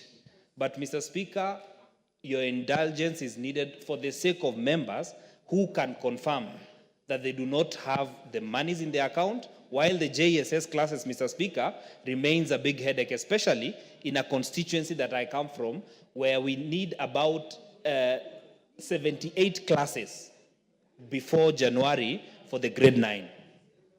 Yes, Oundo. Thank you, Honorable Speaker. Let me also echo the sentiments of Honorable Mbui that for the financial year 2024-2025, most constituencies have not received their funds, and probably this could be as a result that most constituencies could not, might not have submitted their proposals for this financial year. So we need to also urge, I want to ask our fund managers, wherever they are, they need to make all efforts to ensure the proposals have been submitted in good time. Yeah, and for record purpose, Honorable Speaker, and I want to urge my members, you know we are in court in respect of NGCDF. At any given time, let's try to dissociate ourselves and talk about I have not received, we have not received, so that we remove this perception in the general public that CDF is an MP's money. It's good. It's good for the public to understand that there we are just merely oversight, and we provide oversight, nothing else. And I want to confirm, Honorable Speaker, I've just spoken to the fund accounts manager for Funyula constituency, and he has confirmed the balance for financial year 2023-2024 was received early this week. So it's just a matter of efficiency of the fund accounts manager, which we as oversight members through the CDFC committees needs to put emphasis, ensure that the reports are accurate and updated. Thank you, Honorable Speaker. Ferdinand Wanyonyi, on the same issue? No, it's the same issue. I think I want to confirm that I've just talked to my constituency manager. Mr. Speaker, I think you better just help us to get this money. We are going for a long recess, and without CDF money on the account, I think we're going to have problems. So I request that maybe you get involved yourself, assist us get the CDF so that can be able to move. Because we are going to do nothing at home without CDF. And there are so many projects. Honorable Mwalio, you purported to speak with authority. Has money been received by every constituency? Speaker, I'm talking of 23-24 balances. All the money was wired by the Treasury to the board's account. And the money was wired last week to all the constituency, all the balances. So some of them, maybe if your proposal did not pass all of it, that's why you cannot receive the money. But also, 24-25, I'm not talking about 24-25. I'm talking about 23-24 financial year. All the balances are with the board. If you have not received your money, you will receive anytime soon. What we will do, Honorable Mwalio, will transmit the Hansard on Robert Mbui's issue and tell your chairman, Musa Sirma, to make a statement on Monday. On Monday morning sitting. If there is any difficult, Robert, then I'll make an intervention. Next order. Order number 11, special motion, consideration of nominee for appointment as the Deputy Governor of the Central Bank of Kenya. Kimani, is that you? Go ahead. Thank you, Honorable Speaker. Honorable Speaker, I rise to move that the approval of Mr. Gerard Nyaoma Arita as the Deputy Governor of the Central Bank of Kenya be read a second time. Mr. Speaker, sir, Article 231 of the Constitution sets out the establishment of the Central Bank of Kenya, which is responsible for formulating monetary policies, promoting price stability. Kimani, you know how to move a motion, don't you? Oh, yes. I beg to move the following motion. You read the motion as it appears on the order paper. Then you start your discourse.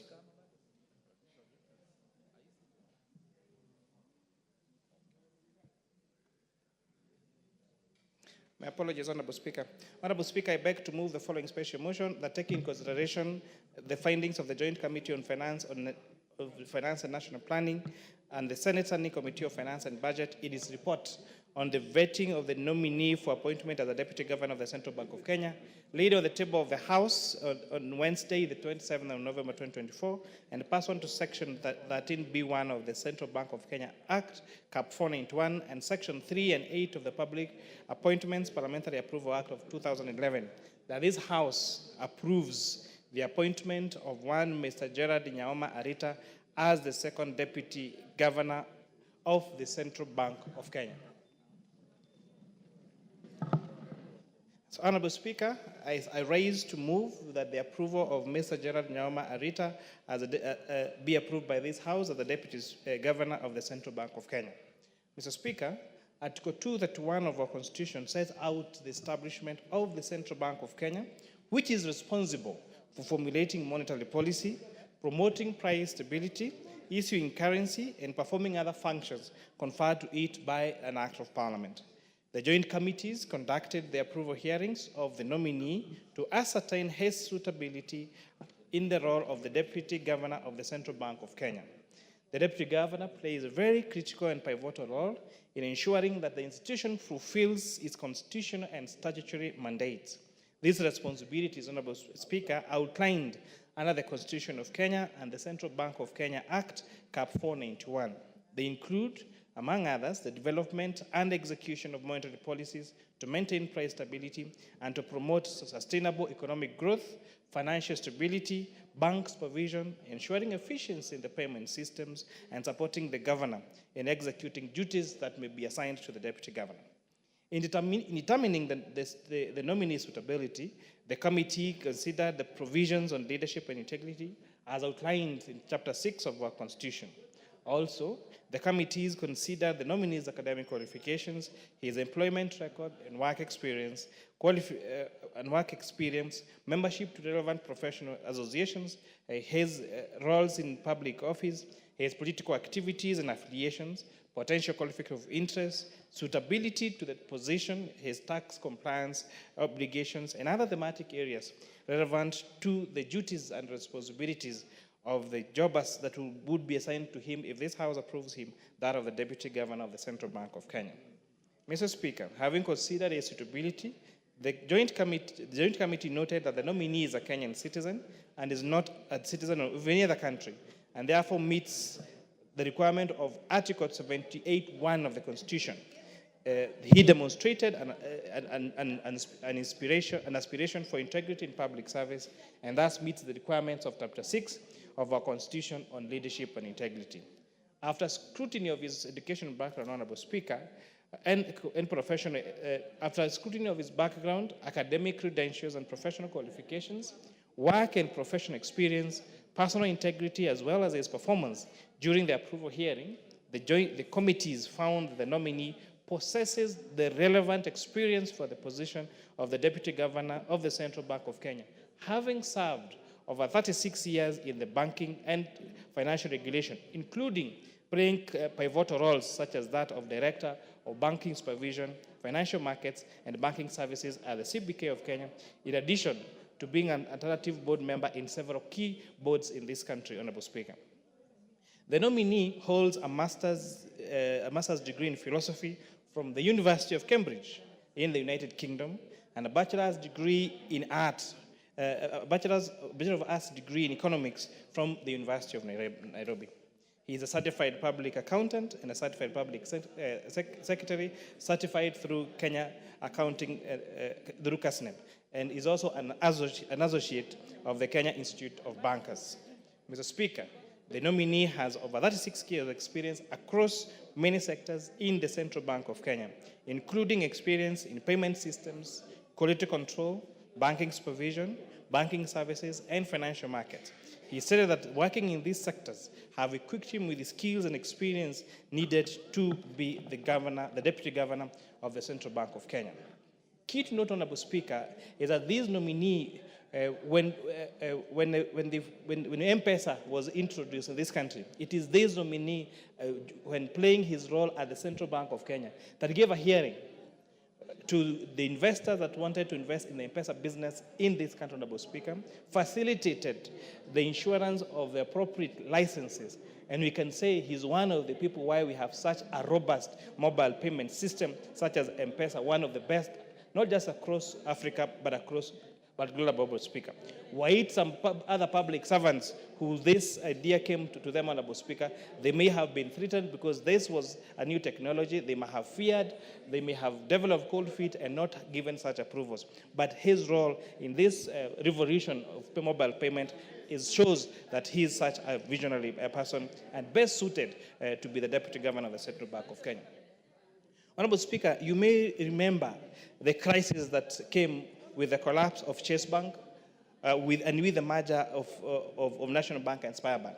Honorable Speaker, this is a nominee sitting at the Central Bank of Kenya in charge of bank supervision that ensured that even though those challenges found in these banks, Honorable Speaker, there was minimal crash in the financial sector and minimal loss of Kenyans' deposits, Honorable Speaker. So this demonstrates someone who is able to work under pressure, is able to make a difference in work, and has a revolutionary mind, Honorable Speaker, in making development in this country, Honorable Speaker. It's also inspiring that to see someone who joined the Central Bank of Kenya in the capacity of a management trainee as a very young man, rising through the ranks to become the Deputy Governor of the Central Bank of Kenya. Honorable Speaker, sometimes when we pick individuals who have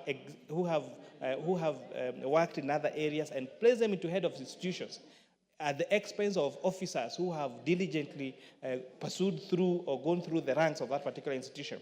Although it's good to bring diversity to an institution, but sometimes it demoralizes professionals in that particular institution that have worked hard and risen up the ranks, Honorable Speaker. So this is a clear demonstration that Kenyan systems work, that you can be employed as a young person and rise all the way up to become the position of the Deputy Speaker of the Republic, the Deputy Governor of the Central Bank of Kenya.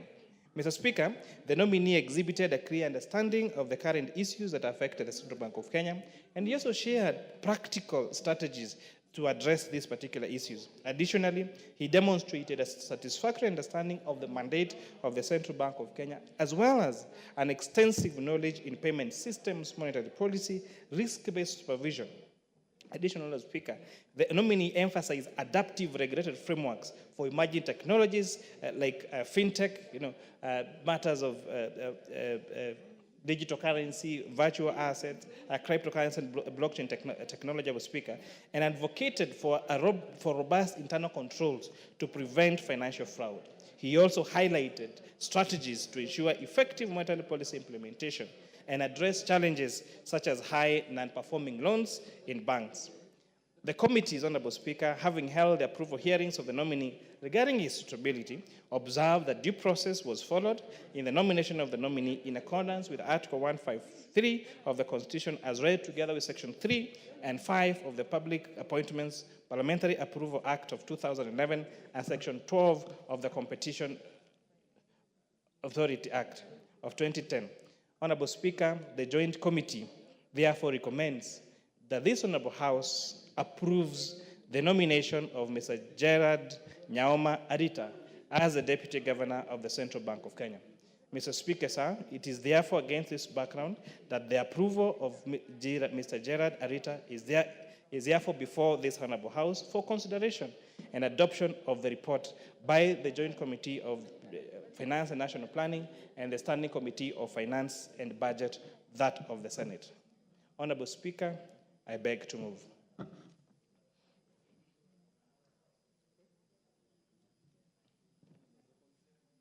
Honorable Speaker, I beg to ask that Honorable Karoli Omondi to second.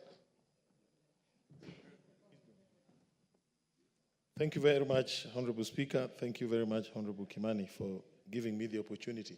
I just happen to have known this gentleman for quite some time.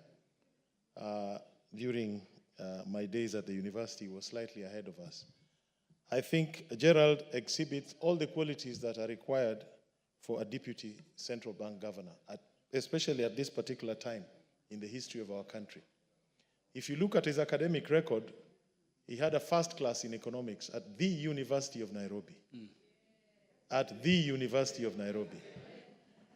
And then he proceeded to Cambridge, where he again graduated with a master's degree in philosophy and economics with distinction. There are very few people who can boast such record. Many years ago, I came across a gentleman called Tomik Konyimbi when we were recruiting somebody for membership of Land Commission.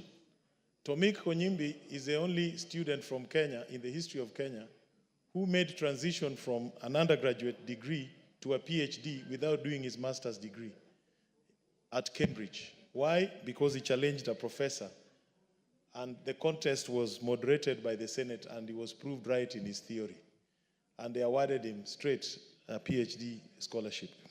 Nyaoma Arita has what we call deep domain knowledge of the central banking environment in this country.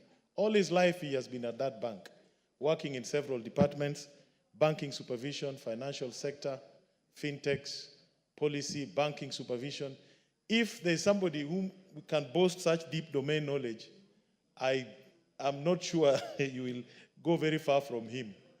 And if you look at his experience and, of course, his presentation before the committee, you clearly can see somebody who is well suited for this job and very ably prepared to discharge the functions of the office of Deputy Governor. I strongly recommend this candidate and call upon this House to approve him so that we can have somebody who has both the academic credentials, the integrity, and the domain knowledge that is required for the job. Thank you very much, Honorable Speaker. Honorable members, I propose the question that taking into consideration the findings of the Joint Committee of the National Assembly Departmental Committee on Finance and National Planning and the Senate Standing Committee on Finance and Budget in its report on the vetting of a nominee for appointment as the Deputy Governor of Central Bank of Kenya, laid on the table of the House on Wednesday, 27th November 2024, and pursuant to Section 13B, subsection 1 of the Central Bank Act, Chapter 491, and Sections 3 and 8 of the Public Appointments Parliamentary Approval Act 2011, this House approves the appointment of Mr. Gerald Nyaoma Arita, the second Deputy Governor of the Central Bank of Kenya. Is it the mood of the House that I put the question?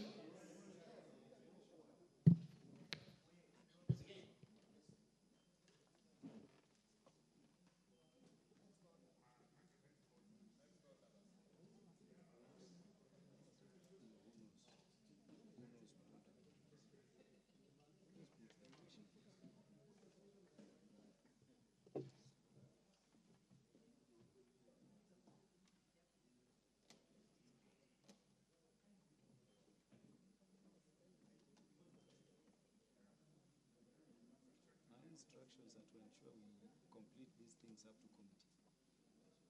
So who knows we don't have? Who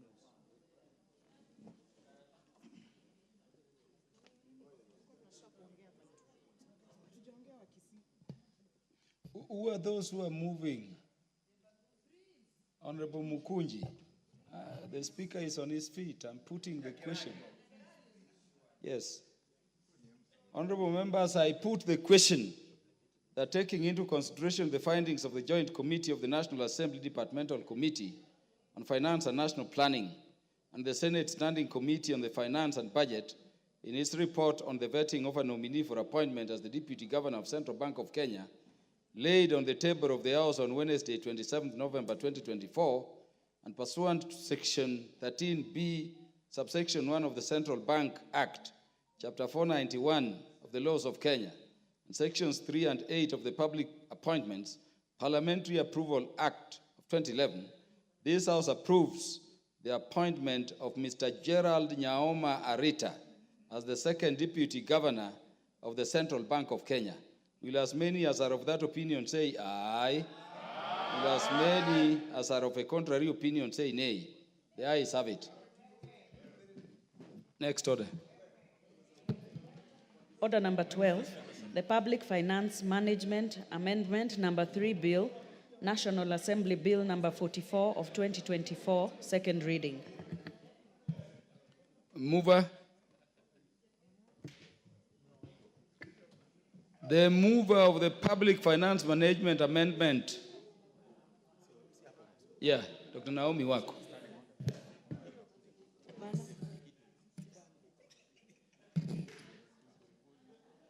Proceed.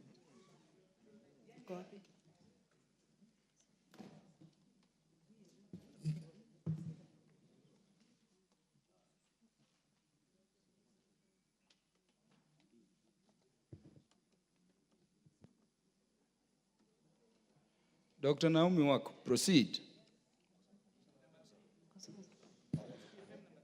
Honorable Speaker, I beg to move that the Public Finance Management Amendment Bill number 3, Bill number 2024, National Assembly Bill number 44 of 2024 be read the second time.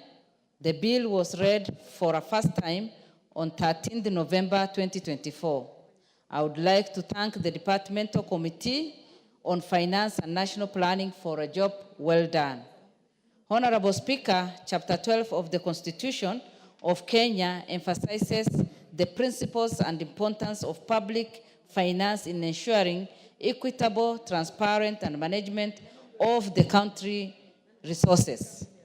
Honorable Speaker, with that background, the Public Finance Management Amendment number 3, Bill 2024, seeks to amend the Public Finance Management Act to provide for financial management in the transfer of functions between Article 187 of the Constitution.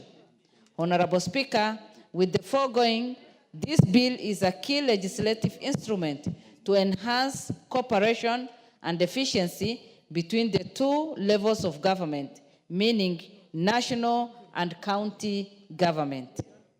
Honorable Speaker, Clause 2 of the bill seeks to amend its principal act by inserting the following new part immediately after Section 183. This provides for the definition of county government, linked cooperation, and invest. 186A, in this part, unless the context otherwise requires, transfer agreement means the agreement on transfer or delegation of powers, functions, or competencies as provided for under Section 26 of the Intergovernmental Relations Act. It speaks to the agreement on transfer or delegations of power, functions, or competencies. 186B, this part applies to transfer of functions as provided under Article 187 of the Constitution, transfer of functions and powers between levels of government, and Section 24 to 26 of the Intergovernmental Relations Act. 24, transfers and delegations of powers, functions, and competency, and 25, principles of transfer or delegations of powers, functions, and competency, and 26, agreement on transfer or delegation of powers, function, or competency. Honorable Speaker, members will agree with me that this is undoubtedly an essential aspect of devolution. 186C, this amendment applies to financing transferred functions. And it stipulates, number one, it stipulates that the transferred functions shall continue to be funded from previous sources as contained in the approved budget of the transferring level of government. Number 2A, applies where there is need for additional financial resources for a transferred function. And number 3, it outlines the process of approval and disbursement of the additional financing resources in subsection 2 in the transfer of agreement between the two levels of government. Honorable Speaker, this protects against potential financing gap during the transfer process and guarantees the continuous provision and uninterrupted services for citizens during such transition. Again, 186D, this amendment addresses the cost of transferred functions. And number one, it stipulates that the cost of the transferred functions as shall be based on the costing framework provided in the national and county government budget manuals. Number two, it provides that the cost of transferred functions as determined under subsection 1 shall form the basis for the additional financial resources for the transferred functions. Number 3AB addresses the additional financial resources for transferred functions in the case of county government and in the national government, clearly specifying appropriations in aid, additional allocation, and proceeds from loans and grants. Number 4 provides that the allocation under subsection 3 shall be included in the budget estimate of both the county and the national government and shall be submitted to Parliament and respective county assembly for approval. Honorable Speaker, this provision aims to regulate the distribution of resources and guarantee that the receiving government level has sufficient resources to conduct the transferred function. Number 186E, this amendment outlines the management of assets and liabilities. Number 1, it stipulates that transfer of agreement between two levels of government shall include a provision on acquisition, disposal, and transfer of assets and liabilities. Number 2, addresses management of assets acquired and liabilities incurred in the duration of the transfer of function to either level of government. Number 3, it outlines the process of transfer of assets and liabilities upon the expiry of the transfer period shall be in accordance with the transfer agreement or as may be prescribed by the Cabinet Secretary in regulations. Number 186, Article 186F, this amendment speaks to cash flow projection in relation to the transferred functions, whose projections shall be based on revenue projections from various sources of income. Subsection 1 and shall be published and publicized within 15 days of the commencement of transfer period, subsection 2. Honorable Speaker, these clauses strengthen public finance management by guaranteeing responsible financial planning and implementation of transferred tasks. Article 186G, this amendment provides for quarterly and annual financial and non-financial report. Meaning, number 1, 2 obliges the accounting officers in county government in case of transfer from a national and county government, and the national government in case of transfer from county to national government, to submit quarterly and annual financial and non-financial reports to the controller of budget, the county treasury, and the responsible county government entity. Number 3, it stipulates that the copies of these reports be submitted to Senate and National Assembly, Auditor General, and respective county assembly. Honorable Speaker, I therefore urge honorable members to support this bill, contribute, and debate effectively. I therefore beg to move and ask the majority leader, Honorable Ushongwa, to second. I thank you. The House Majority Leader. Thank you, Honorable Speaker. Honorable Speaker, I rise to second this Public Finance Management Amendment number 3 Bill of 2024. And as the title of the bill stipulates, Honorable Speaker, this bill principally is to amend the Public Finance Management Act to actualize the provisions of Article 187 of our Constitution. Just for the record, Honorable Speaker, Article 187 of the Constitution deals with the transfer of functions between the two levels of government, that's the national and the county governments. And 187.1 says that a function or power of government at one level may be transferred to another level of government by agreement between the two levels of government if one, or A, the function or power would be more effectively performed or exercised by the receiving government, or B, if the transfer of the function or power is not prohibited by legislation under which is to be performed. Honorable Speaker, that is to tell you the drafters of our 2010 Constitution anticipated or envisaged that there situations may arise where there is no prohibition by legislation that governments between the two levels of government, the national government may find that a particular function that is given to that level, the national government under Schedule 4 for our Constitution, is better performed at the county level and may therefore seek to transfer that function. And the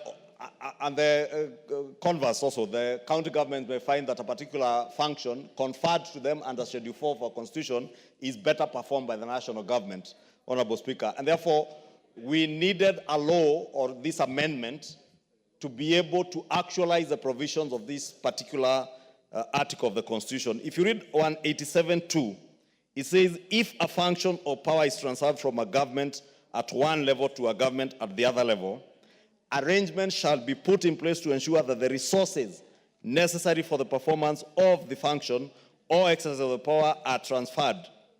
And B, constitutional responsibility for the performance of the function or exercise of the power shall remain with the government to which it is assigned by the fourth schedule. Therefore, Honorable Speaker, if you listen to what the mover of the motion was saying, my very able Deputy Whip, is that we are actualizing now the resourcing of these transferred functions. And in doing so, we are actualizing that part 187.2a, that you shall have in place arrangements to ensure resources necessary for the performance of that function that is being transferred follow that function. And if you listen to our colleagues in the Senate, they are fond of saying that resources follow functions. That is what senators keep telling us. And in fact, even governors have, for the last 10 years, been saying resources follow functions. Therefore, if you have devolved functions to county governments, resources must follow.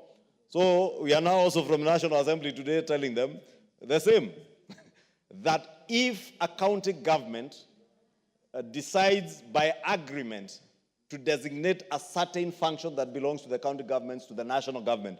For instance, the county government of Kiambu, where I come from, may decide to designate the running of level 1, 2, and 3 hospitals to the national government because they feel they don't have the adequate resources and capacity, not even capacity resources, but capacity, or that function will be better performed by the national government.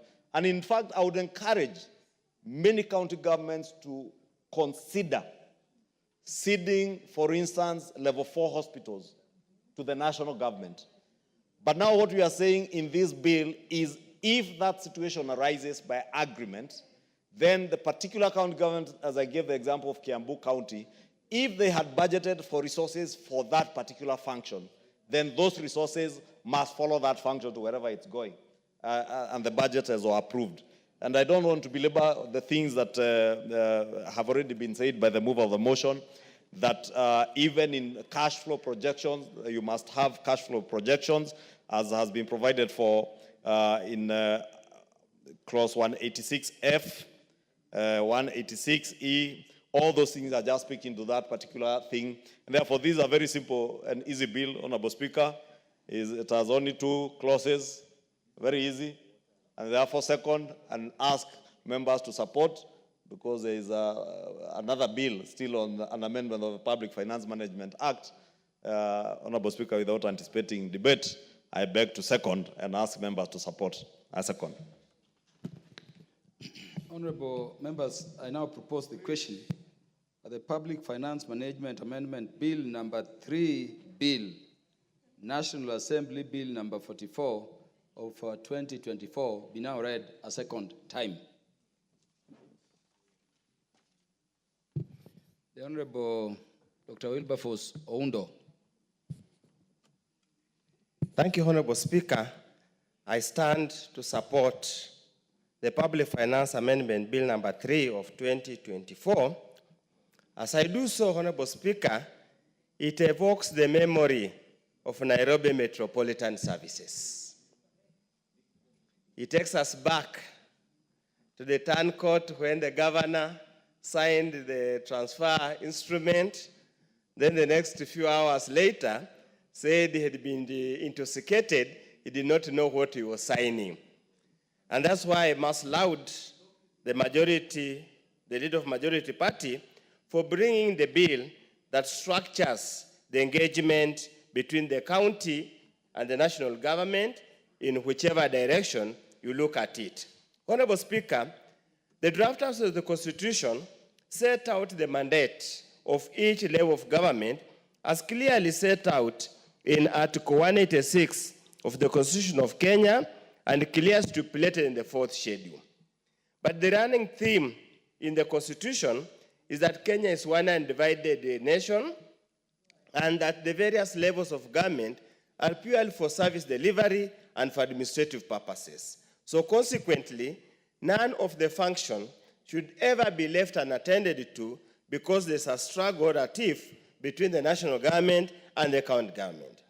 The act, the bill, Honorable Speaker, has been presented in pursuance to Article 187 of the Constitution that contemplates at one time or another that either of the levels will be unable or will find it more suitable and fit for either level to undertake those functions. And therefore, Honorable Speaker, the provisions provided for here provide adequate safeguards so that we do not have a situation that happened in Nairobi Metropolitan Services where there were no structures at all. There was no enabling legislation or law to support the transfer. Honorable Speaker, I sit in Public Accounts Committee, and one of the biggest pending bill on account of State House and Office of the President literally comes out of this kind of arrangement where the county government transferred some services or functions to the national government, but there were no legal framework on how to share to transfer the liabilities and the assets. And that's why it is refreshing that clause 186E of the bill literally provides a framework how to record the assets, how to record the liabilities, and how to transfer at the end of the transfer arrangement. Honorable Speaker, probably, I know this contemplated the transfer agreement, but it would have made it better that at any given time, the period of the transfer of the function is clearly stipulated in the law. Because if you have a strong presidency and can twist like what happened between the last regime and Nairobi, then it means any transfer function will be done in perpetuity or for a longer period than it is. Actually, it should be done in such a way that there's capacity building during the transfer. I would request, if time allows, that any transfer agreement, especially from the county to the national government, should be for the purposes of capacity building to ensure the county government have developed adequate capacity and infrastructure to run that services, more so where the service is a devolved function as contemplated in the 4th schedule. Because essentially, we must let the counties perform.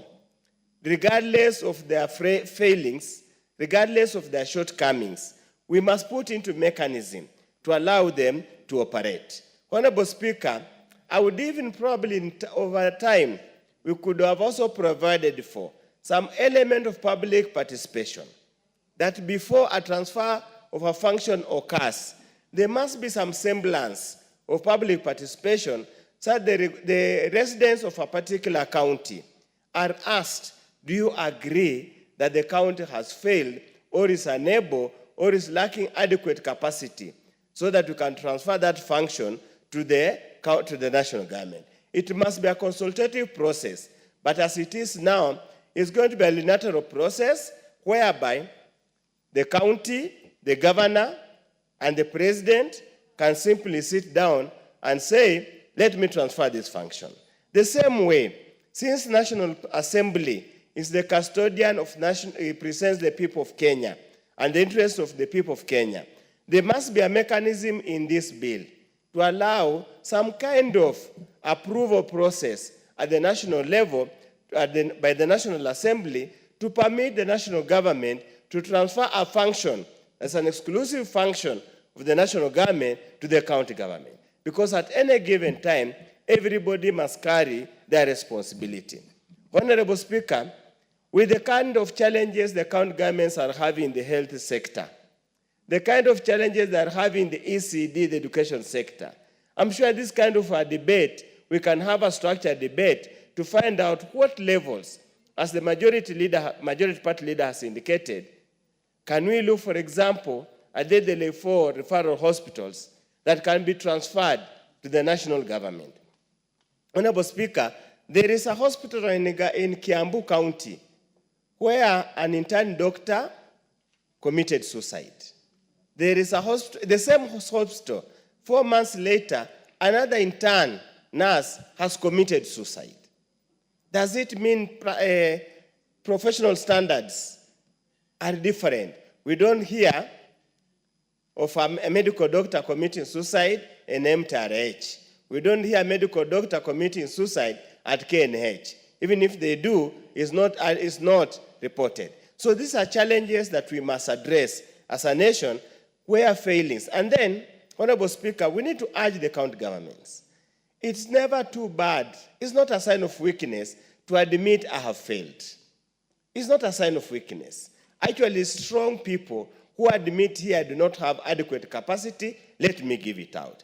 Honorable Speaker, with those few remarks, I support the bill, and I will seek, time allowing, to make a few amendments, and I hope the committee will listen to us so that we make a better bill for posterity of this country. Thank you, Honorable Speaker. The Honorable Innocent Mugabe requested for another. The Honorable Karoli Omondi, you want to speak to this? Yeah, the Honorable Irene Mayaka last. Thank you, Honorable Speaker. Honorable Speaker, I want to stand and support this particular bill. And Honorable Speaker, my initial reason is because I am a big fan of things that are structured and that are seamless. And for me, Honorable Speaker, we've had a lot of situations between national and county government that have gone on and on because of what we call the transfer of services. And as it has been clearly put by the removal of the motion, it is ideally proper when functions follow, money follows functions. Honorable Speaker, some of the reasons why I support this particular bill is because it gives us a clear guideline for transfer of functions, that is number one, between national and county governments. It also shows us that service delivery will not be disrupted. Because again, Honorable Speaker, because of the bureaucracies that are involved with transfer of funds and the processes involved, service becomes disrupted because there is a gap that has been provided for because of lack of funds. So this is going to actually fill that gap. Honorable Speaker, the other thing that I'm supporting is because the costing framework will now be uniform, not only between national and county governments, but it will be seamless and uniform across all counties. Because we've had very many situations where we have situations where different counties come up with their own mechanism of how they want financial management to be undertaken, but this will provide for us a specific framework.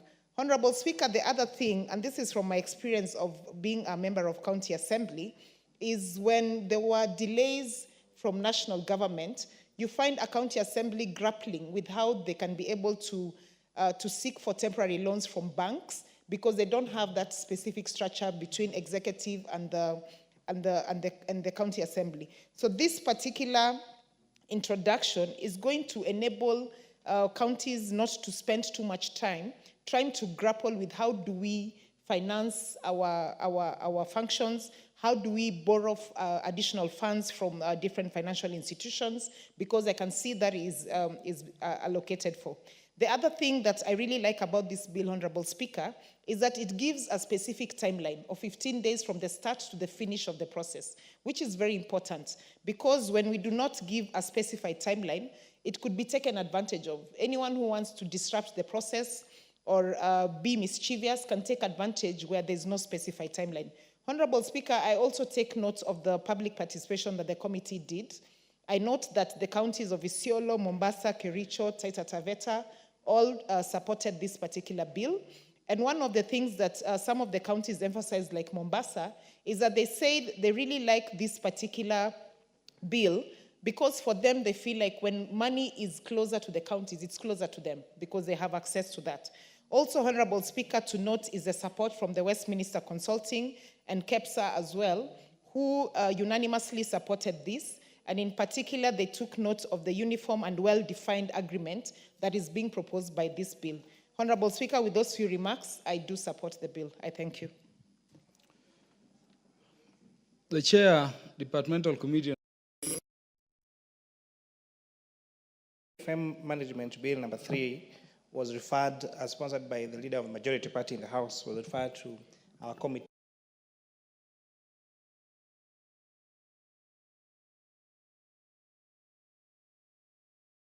In Siaya, in Bungoma, in Kericho, and in Mombasa counties. And it was interesting how members of the public, especially after we explained to them, we are noticing, Honorable Speaker, something very interesting in our Kenyan population. A great interest in how laws are made by this House and a better understanding of how those laws affect them. And Honorable Speaker, this was also a good moment for us to do civic education to Kenyans. And people will now appreciate this is what you're doing and for what reason. Honorable Speaker, one thing that came out, and I'm happy that part of the things are contained in this bill, and actually that we recommend that in the Committee of the Whole House will be seeking amendment to, was the need for public participation in the transfer of those functions. So I want to confirm to my good friend, the Honorable Undo, that actually that's one of the observations that the committee made and made in our report that we tabled yesterday. We are recommending an amendment so that public participation become part and parcel of the transfer of these functions, Honorable Speaker, so that even when counties feel that they need to transfer these functions, then it's not also a show of laziness where you do not want to do your job and therefore you want it to be someone else's job, Honorable Speaker. We also took time to explain to Kenyans because one of the challenges that we had, in fact, one of the challenges we had to explain the tax measures that will be the report that will be bringing to this House next week was a trust deficit on the expenditure side between Kenyans and the executive. Honorable Speaker, I dare say part of the trust deficit is because of the non-understanding of the different functions that are done that are shared between what functions are done by national government and what are done by county governments. But also, Honorable Speaker, the excuse of counties on particular matters, and especially the excuse of transfer of equitable share to counties, Honorable Speaker. In one of the counties we went, the Kenyans there were lamenting, they're saying there was no medicine in hospital, this project has not been done, and they were saying, we have been told, national government, ndio hawajatuma pesa. Honorable Speaker, we had to call the Minister for Finance to read to us the balances that have been sent to counties. We had to seek the balance, the CBK governor to know the balances that are held in the county, in the accounts of this county, Honorable Speaker. And the particular county that the governor was saying he had not received funds, there was more than half a billion shillings in the bank account, Honorable Speaker. It is actually, it is a fact that the disbursement of money to counties for this financial year, for the month of July, for the month of August, for the month of September, for the month of October, and by now, I'm almost hoping that the month of November has been disbursed to counties, Honorable Speaker. And therefore, there should not be an excuse why counties should not deliver services to Kenyans on the excuse that money has not been transferred to counties, Honorable Speaker. And therefore, my appeal to this Honorable House is to support this bill, to support the amendments the committee are going to propose during Committee of the Whole House, amendments that were brought by conducting a very elaborate and extensive public participation across the country. That I beg to support, Honorable Speaker. Honorable Julius Meli. Thank you, Mr. Speaker. Mr. Speaker, I want to say that this bill is very timely and very important. In fact, it's a bill that is going to make sure that the accounting officers in the two levels of government are really accountable to the people. This bill, as it explains very explicitly the functions of the transferred services. The agreement between the transferring entity, with either national or county government, and the responsibility is conferred to the receiving entity.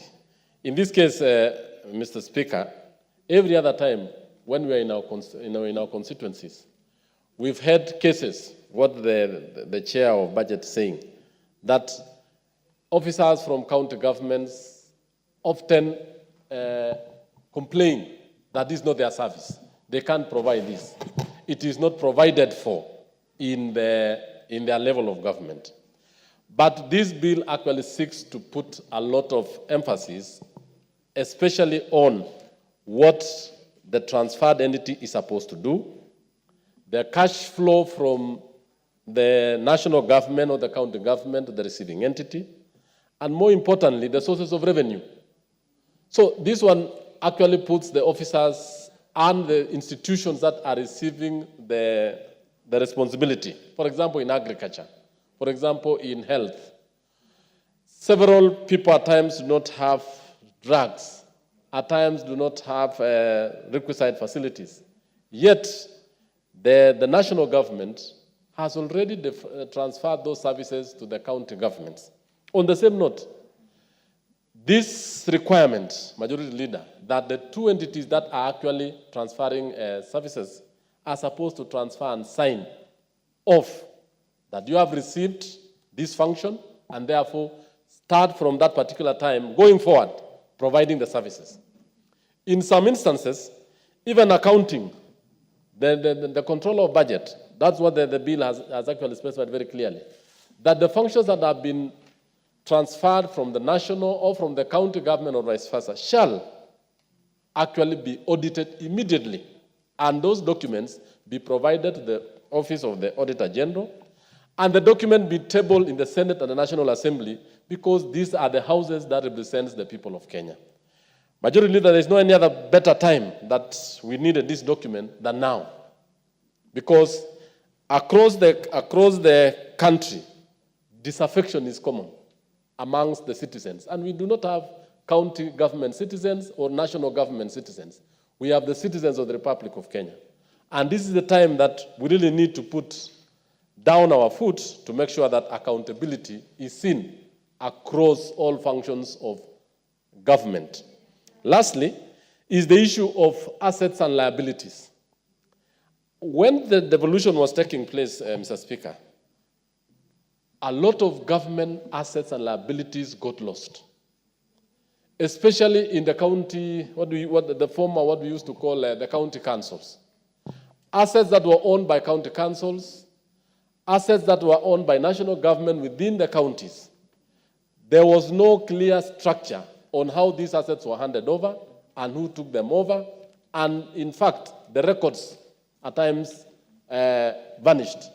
So this bill is actually trying to secure the assets of the Republic, both at the county level and even at the national level. And it is actually entrenching the Constitution by recognizing that we have 48 governments, national government and 47 county governments. I support this is a very timely bill. Thank you.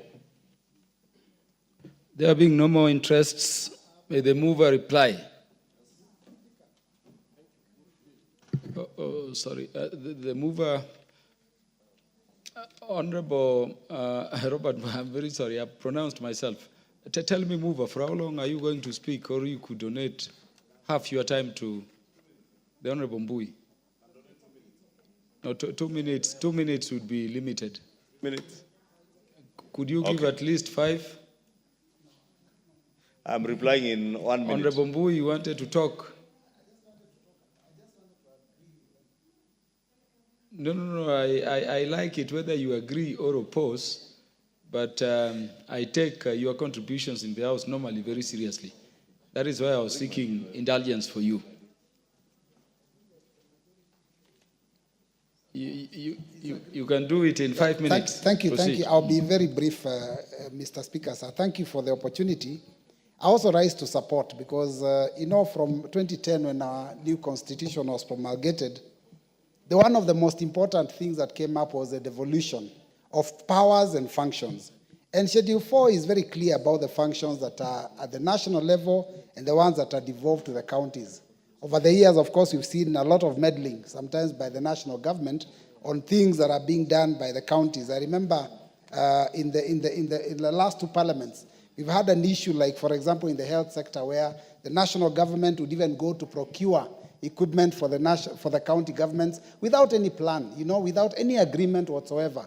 And I remember the clinics that were bought, I remember medical equipment. So it's been a very, very difficult time. So I think this bill is going to help us because it's going to help put order in how each level of government does its things. And the fact that the Article 187 identified even before that once we promulgate the Constitution, there will be times when we will need one level of government to maybe take over some roles and support the other. Because the times when this happens, Mr. Speaker, is when one arm of, or rather one level of government is more effective or can effectively carry out a procedure. Sometimes it is also when the resources are available, and sometimes also it is when when the timelines are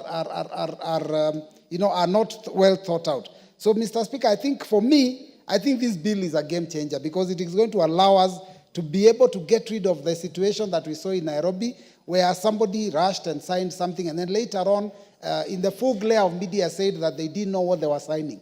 This makes sure that every time a situation like that between the two levels of government, they come together and they want to agree on who can do what for the other, then there will be an agreement that everybody will participate and be able to see. So I think this is a game changer and I strongly support it. Thank you. Thank you, Honorable Speaker. Mover. Thank you, Honorable Speaker. And I beg to rise to reply. Maybe just picking up from what the Honorable Meli was saying, that it is indeed true that even at the time of the local government authorities, there are indeed issues with transfer of assets and liabilities. And this bill does indeed address the concerns that Honorable Meli has mentioned.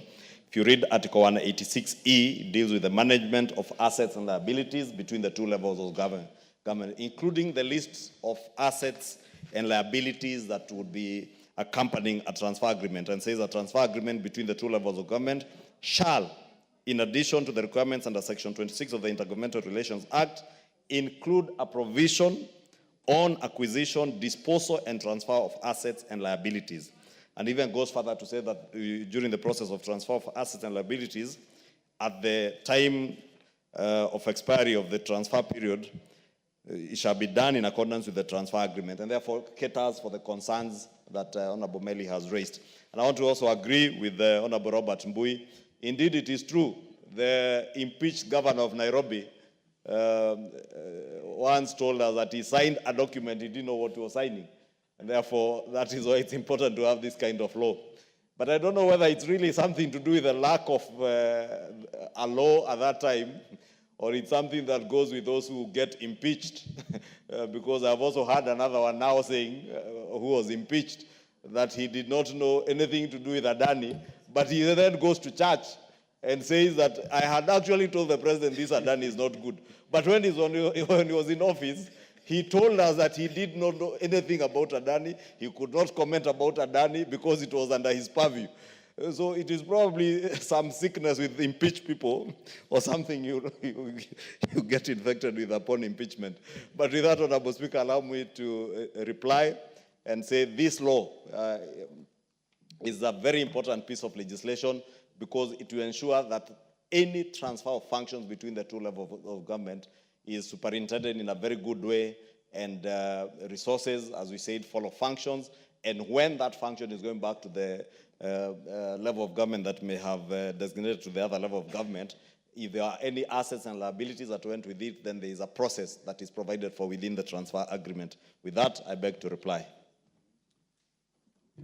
A question to this particular bill will be put in future for the convenience of the House. Next order. Order number 13, the Public Finance Management Amendment No. 4 Bill, National Assembly Bill No. 45 of 2024, second reading. Mover.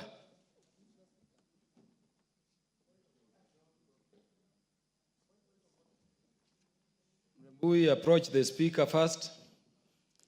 Mover, proceed. Thank you, Honorable Speaker. Honorable Speaker, I rise to move that the Public Finance Management Amendment number 4 Bill, National Assembly Bill number 45 of 2024 be now read a second time. Honorable Speaker, this bill again is a very short bill, again amending the Public Finance Management Act around the issues of our debt management. And Honorable Speaker, you remember we did amend the Public Finance Management Act, I think about 2 years ago, setting the thresholds for our public debt. Honorable Speaker, this bill seeks to strengthen our public finance management framework by addressing a number of critical issues. One, on compliance, two, on accounting and governance. And on accounting and governance, Honorable Speaker, the bill in clause 3 provides for the amendment of section 194 of the Act to provide for a framework for implementation of the accrual accounting in government and risk management by the Public Sector Accounting Standards Board. And Honorable Speaker, this is meant to improve the accounting standards for better transparency in government. Honorable Speaker, you know, we have been under the cash-based accounting system, and to create that legal framework for moving to an accrual-based system, we need then to have the framework which we are creating now in this bill under clause number 3. Honorable Speaker, clause 2 of the bill outlines the effective dates for complying. As I said, it talks about compliance, accounting, and governance. I've spoken about accounting. And on compliance, Honorable Speaker, clause 2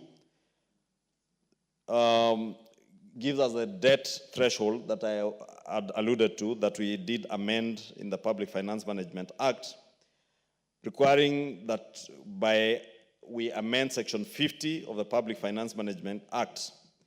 And if you look at the bill, clause 2A6 to delete subsection 2C of the Principal Act that I'm referring to, that we amended some time earlier. And maybe for the benefit of members, Honorable Speaker, 2C provided for that the provisions of 2A, that the borrowing of the national government referred to in subsection 2 shall not exceed 55% of our gross domestic product in net present terms. And notwithstanding the provisions of subsection 2A, the national government may, in exceptional circumstances, exceed this threshold set under this subsection by not more than 5%, and shall come into force on the date that is 5 years from the date of the commencement of this act. Honorable Speaker, when we did this debt threshold, we set our public debt threshold at 55% of our GDP in net present terms, plus or minus 5. And basically it's plus 5 because minus, you are still within the 55 threshold. And therefore it says under exceptional circumstances, then your debt to GDP ratios could rise from 55 and maybe to about 60%. But at the time we enacted this debt anchor threshold, Honorable Speaker, you know, we had already passed that debt threshold. And therefore we needed a transition period under which the national government or the national treasury is obligated to ensure that we sustain our debt levels within that debt anchor ratio of 55 and to a maximum of 60% under very exceptional circumstances. And that is what we are seeking to do in seeking to comply with this particular provision, to ensure that we then set a period that will not exceed 5 years. That from the time this act came into being, which I think was last year but one, within a period of 5 years, by the end of 2027, then the National Treasury must ensure that our national debt levels cannot and may not go beyond that 55%. And therefore, it's important that we do amend this provision, because if you left it like that, Honorable Speaker, it's possible you find yourselves in the year 2037 or 2042, when Robert Mbui wants to run for president. He will now come and tell us, 2032. Sorry, I thought he wanted to run in 2042. He says it's 2032, which is very encouraging, because that tells me his party leader will not be president by then for Robert Mbui to be running for president. Honorable Speaker, I was saying that on a light note, because I know it is possible if we don't put that ceiling in terms of timelines, then it is possible that bureaucrats in government may push that debt ceiling and it remains above 55% all the way to 2032, 2042, 2050. And generations that will come after us will be saying that we are still within the debt ceiling, because there was no timeline that was set. And that's why we are saying to have compliance, or rather to enforce compliance, we force the National Treasury to make sure that within this period of 5 years, they do move that compliance level to the levels that were set out in the bill. Honorable Speaker, as I said, it's a very short bill, only 3 clauses, and therefore I have nothing more important to add. And I beg to move and request the chair of the Finance Committee, the Honorable Kimani Kuria, the one and only member for Molo, to second. The member for Molo. I thank you, Honorable Speaker. Honorable Speaker, I beg to move that this Public Finance Management Bill number 4 be now read a second time. Again, this is one of the... Honorable Speaker, I beg to move to second, Honorable Speaker. And before I do so, this is again one of the bills that was referred to the Departmental Committee on Finance and National Planning. This is one of the bills that we have done public participation across the 6 counties and received a lot of memoranda about. One of the views that Kenyans told us is that they were concerned that this bill would have led to giving Treasury or the executive a blank check to borrowing. And for sure, from the final initial drafting of the bill, that was what would have happened. Because the bill, as it is now, talks of that 5 years from now, from the enactment of this bill, is when now the Cabinet Secretary will be required to adhere to the 55% plus or minus 5 debt as a percent of GDP in present value terms to report to this House. But a further clause, Honorable Speaker, was saying that that clause will come to effect after 5 years. So essentially, that would have meant that would have given Treasury 10 years, you know, of the time that they would need to come and report to this House, or that they need to adhere to the 55% debt as a percent of GDP in present value terms, Honorable Speaker. And therefore, we'll be proposing again amendments coming from this so that we do not give Treasury again a blank check on this borrowing. Kenyans said they are concerned about the borrowing that could cripple the economy, that increases unnecessary burden to future generations, and they want our debt to be checked. Honorable Speaker, the concern also was about, in addition to the debt that already exists, Honorable Speaker, pending bills should be accounted for as debt. Because what is currently happening, and one of the reasons why we have a cash crunch in the country, why there are many Kenyans who are not feeling money in their pockets, is because some of the developments that we are enjoying, that have seen, the schools that have been built, the roads that have been built, the hospitals that have been built, have been financed by private Kenyans' money, the contractors, who have not been paid. The verified pending bills now is in excess of 500 billion shillings, and not to talk about the bills in counties, Honorable Speaker. And therefore, if this money is released back to the economy, Honorable Speaker, we'll see at least a better flow of money in the economy and Kenyans feeling money in their pocket, Honorable Speaker. And people might say, maybe this is not false, this is not true, because it's going to be the big boys who do contract with the government that will be paid. But remember, Honorable Speaker, the contractors have employees that they have not paid. These employees have rent they have not paid. These employees support their families, and therefore, when this money does not reach these people, then we get to have that cash crunch, Honorable Speaker, in the economy.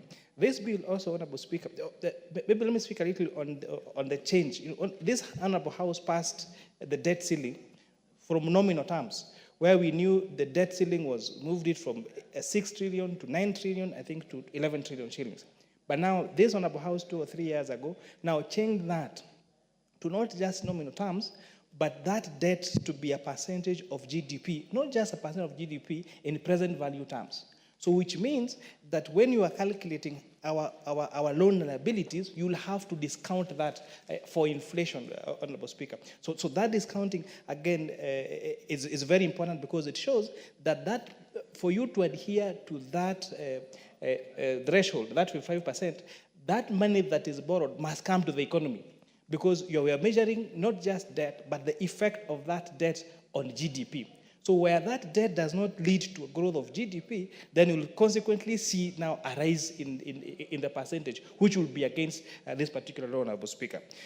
This law, Honorable Speaker, also is proposing to change our accounting system from cash accrual, from accrual accounting, Honorable Speaker, to cash accrual.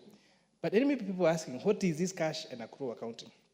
A very easy example of cash accounting is you record your expenses, you record your liabilities when you pay. So the transaction is cash-based. This particular method is usually used by small institutions or by small businesses because it is purely a cash business. So a kiosk, someone who operates a kiosk in Molo on a cash basis will take the cash that was, the supplier will bring stock, the kiosk person will pay in cash and record that as purchases. Okay? And then the people will come and buy, they will pay in cash, so we record that as sales. And therefore, very easily, the person is able to calculate what the profit is, or what the sales is, or what the purchases are, and even calculate how much cash they have, how much profit they have. That is cash accounting. So on accrual accounting, talk about a bigger entity that gets supplies on credit and also sometimes sells on credit. So the accrual accounting now will recognize those particular goods that have been supplied even when they have not been paid for. And will also account for when those items are sold even when they are not paid for. And therefore, if you can see that as bigger business cannot operate under cash accounting, why are we operating as a country on cash accounting? We should, and that is one of the challenges we have on pending bills. Because we rely on the exchequer going to the government entity, and then the government entity procuring. So at the end of the year, that money has to be budgeted again and to be accounted again. That's why sometimes we have no record of how much pending bills we have. Accrual accounting also take note of all assets and liabilities. Something that is very difficult to do, that is not done, in cash accounting. And you'll find that even government of Kenya, if you are asked, how many motor vehicles does the government of Kenya own? How much land does Kenya own? How much assets in terms of buildings does Kenya own? So that information is not available because of the cash accounting system that we use. So we're hoping that now once we move from this cash accounting to accrual system, to accrual accounting, we are going to see more accountability.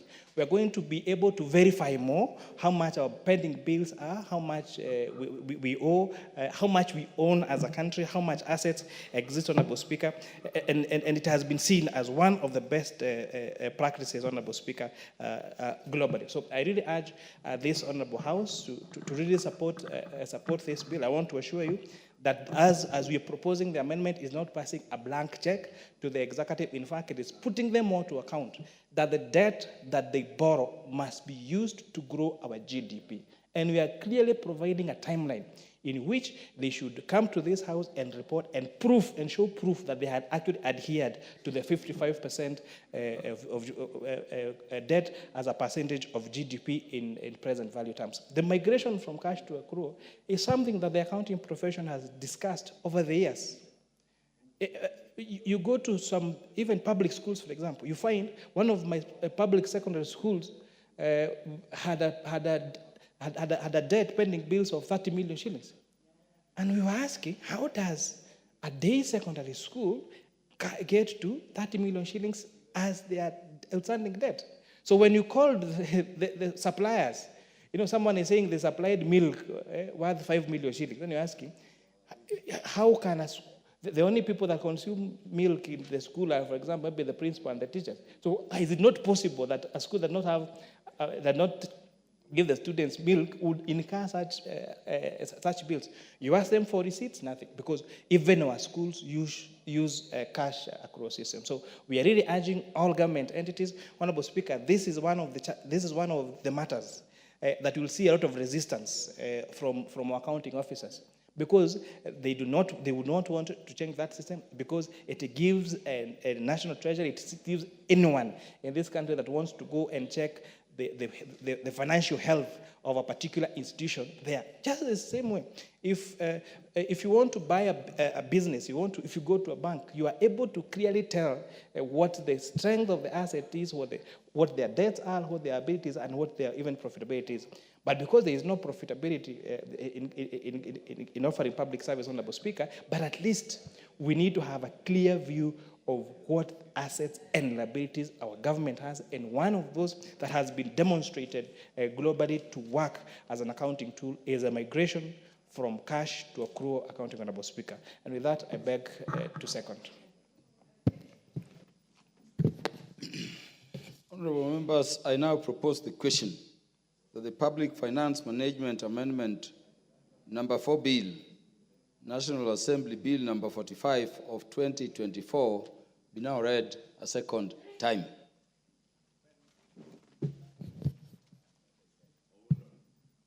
The Honorable Robert Mbui. Thank you, Mr. Speaker. I rise to also add my voice to this amendment on the PFM Act. Mr. Speaker, first I want to agree with and support the amendment on of Section 194 of the Principal Act, which is the third clause of this bill, that basically talks about moving from cash accounting to accrual accounting. And I think I've attended a few functions with ISPAC, and I think that's basically what has been their proposal. So I think basically if the accountants of Kenya, chief among them being our leader of majority here, if they think this is a good system, I think it might be a good idea to move our country in that direction. But Mr. Speaker, I have very serious questions about the issue of the Second Amendment, which is to do with the matter of borrowing. Mr. Speaker, previously I think we used to have a system where our borrowing was, I think, a relation between our debt and GDP. Then later it changed. We moved to a fixed figure, and I remember we talked about 7 trillion at one time, went to 9 trillion, then went back again and said we are going to deal with the issue of debt to GDP, and I think it was set at 55%. But Mr. Speaker, I've looked at the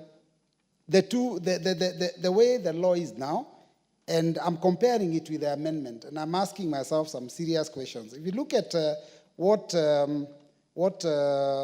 50 says, and that is on the obligations and restrictions on national government guaranteeing and borrowing, 2C, it says that the Cabinet Secretary shall not later than 5 years from the date of coming into force of subsection 2A and 2B take measures to ensure that borrowing by the national government complies with the threshold set out in subsection 2A. Now, the proposed amendment reads very similarly that now the CS shall not later than 5 years from the date of coming into force of this act take measures to ensure that borrowing by the national government complies with the threshold prescribed in subsection 2A. So I think for me, what I'm seeing is the starting point. Because the 5 years is already there, it's already there in law. The starting point. At what point do we start measuring the 5 years? Apparently, if we pass this bill, my understanding is that we start counting the 5 years now. That will take us to 5 years from today. But if we use the previous law, it is 5 years from the date that we passed the law. So what are we doing? We are actually pushing forward government borrowing, within which the period within which they will make sure that they follow the law that is already passed. Because we passed the law, they are not able to do it immediately. So it takes a while before the government can build the GDP and ensure that the borrowing that we've already done is within the law. So that period started when we passed the previous law. But now if we make this amendment, because it's very similar, we start counting the time from now. That means we are allowing another 5 years from today. And I think, Mr. Speaker, for that, I don't think it's the right thing to do. I think we should put pressure on Treasury to try and do it within the period that is left so that they can be able to balance this thing. Otherwise, what will happen is we'll end up coming back to the House and now putting another fixed figure and saying, now we are pushing our debt ceiling to 13 trillion. We are moving from debt to GDP. We want a fixed figure again. Let us sort it out. Let Treasury sort out based on the law that we have already passed. Let us not give them an opportunity to again increase or extend the time. With that, Mr. Speaker, I submit. The Member of Parliament for Tetu. Thank you, Mr. Speaker. I also rise to support this bill, especially the amendment with regards to accounting principles. We all know that globally we use the accrual system of accounting, but maybe what the chairperson and the mover of the motion needs to possibly tell this House is how shift from cash to accrual system is going to make the books of the government look. Is it going to, say, for example, exaggerate our debt? Is it going to exaggerate our assets or diminish them? I think I would have expected such a substantial motion being moved, some scenario analysis would have been put. But Mr. Speaker, on the issue of the debt ceilings, again, I here would support my colleague, Honorable Bui, because this matter has kept shifting from one regime to the other, from one parliament to the other. And I think as a country, we need to determine how we want to measure our debt, how we want to do this once and for all. It looks like a lot of these moves, Mr. Speaker, are for convenience, by the government of the day or by the regime of the day. Sometimes we want 10 trillion, we want a percentage of GDP. Now we are shifting again the number of years. I think this lack of clarity makes planning an economy very, very difficult. And Mr. Speaker, it is important, if we have already passed the 55% debt to GDP ratio, and that is already in law, it may as well be okay that we just proceed with that. Remember, Mr. Speaker, we are at a time where we are saying the single biggest problem ailing this country is public debt. We are spending up to 68% of all the revenues that we are collecting just on servicing debt. We all know that this domestic borrowing is actually choking small businesses from being able to borrow and operate in the economy. So, Mr. Speaker, anything that we can do to ensure that our debt is sustainable, to ensure that our debt is actually not taking the oil that fuels the economy, to ensure that small businesses are not put out of business because they cannot compete with government in the domestic borrowing sector. This will be very important. I would also have expected, Mr. Speaker, that as we discuss this debt ceiling, we also bring some clarity between foreign debt and local debt. So to the extent that, again, we have just lumped everything together, because we have all been saying we need to progressively move to maybe more of foreign debt, so that in the local debt market, we are able to remove overcrowding of small businesses, of individuals, who basically ensure that we end up limiting the consumption in the country and thereby slowing down the economy. So, Mr. Speaker, these are the clarities that I would actually seek from the mover of the bill. But as it speaks, I think this is too much shift in policy. And, while I support the fasting of the accrual system, I do not support, the changes in terms of the 5-year wait for the operationalization, of the new debt ceiling. Thank you, Mr. Speaker. The Honorable Wilberforce Oundo. Thank you, Honorable Speaker. In principle, I support the bill. Allow me to first of all delve on the clause 3, And clause 3 is an administrative literal as a reporting matter, and that is required for under the Constitution and the Parent Act. And let me also share my experience as a member of Public Accounts Committee, where this matter is routinely featured on the issue on how to account and prepare reports of accounts. Honorable Speaker, I'm not an accountant, but I was one time a reporting officer or an officer of a company, and obviously at the end of every financial year, they must prepare books of accounts. While the private sector will see a balance sheet that has got the assets, liabilities enumerated clearly together with the loss and income statement, in government this has not been there. So now to the extent, Honorable Speaker, what we have actually come to see as pending bills could actually have been cured through an accrual system. And as the chair has said, currently the system, the way system is set in government, the government does not know its assets in entirety. There is no single accounting document that can tell you these are the assets of the government. And that's why it's therefore important that we shift to accrual basis so that we are able to tell these are the assets of the government, these are the liabilities of the government for purposes of assessing the net worth of the government. Honorable Speaker, my only concern, the commencement date of accruals accounting system has been shifting all along. It leaves me wondering, does it really mean the government or the executive, both at national level and the county level, do not have the technical capacity to swiftly shift to accrual basis? Many times, accounting officers will come to you until they don't have an a fixed asset register because they have no money to prepare one. It is important this process is expedited so that we go to accrual system. Honorable Speaker, as I conclude on the issue of clause 2, Honorable Speaker, the Parent Act talks about the Cabinet Secretary shall not later than 5 years from the date of coming into force of subsection 2A and 2B, ostensibly that says the debt limit, take measures to ensure that borrowing by the national government complies with the threshold prescribed in section 2A. The new amendment, Honorable Speaker, literally shifts and says the provision of section 2A and 2B shall come into force on the date that is 5 years from the date of commencement of this act.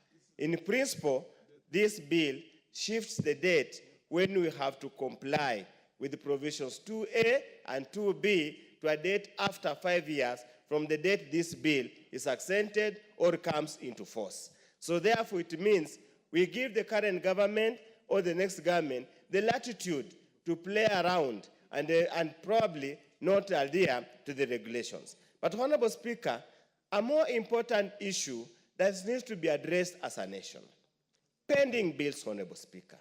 It is extremely unfair to insinuate that pending bills is not debt. If you look at Article 214, it reads, for the purpose of this article, the public debt means all financial obligations attendant to loans, raised or guaranteed, and securities issued or guaranteed by the national government. I want to urge the national government to capitalize pending bills and issue guarantees so that you can adequately and correctly report loans that cover the debts of the national government. As it is now, Honorable Speaker, we are literally understating the loans and the debts of the national government. It might not even could be, if you include all the historical pending bills and the current bills, it could even be around almost 70% or close to 80% of the national GDP. It is important that we deal with it and we know how to proceed. With those few remarks, I hope the committee has listened to the people of Kenya and there will be amendments to address the concerns we have raised here, because we understand we need to get these things moving in good time to unlock very many things that are stuck. With those few remarks, Honorable Speaker, I support.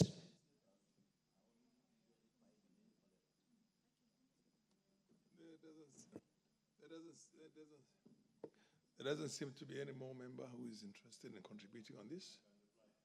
And yes, the lady, order. The lady there is interested in contributing, I think. Proceed.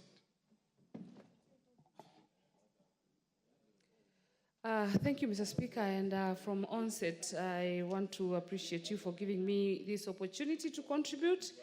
And Mr. Speaker, there's nothing as good as transparent in any in governance.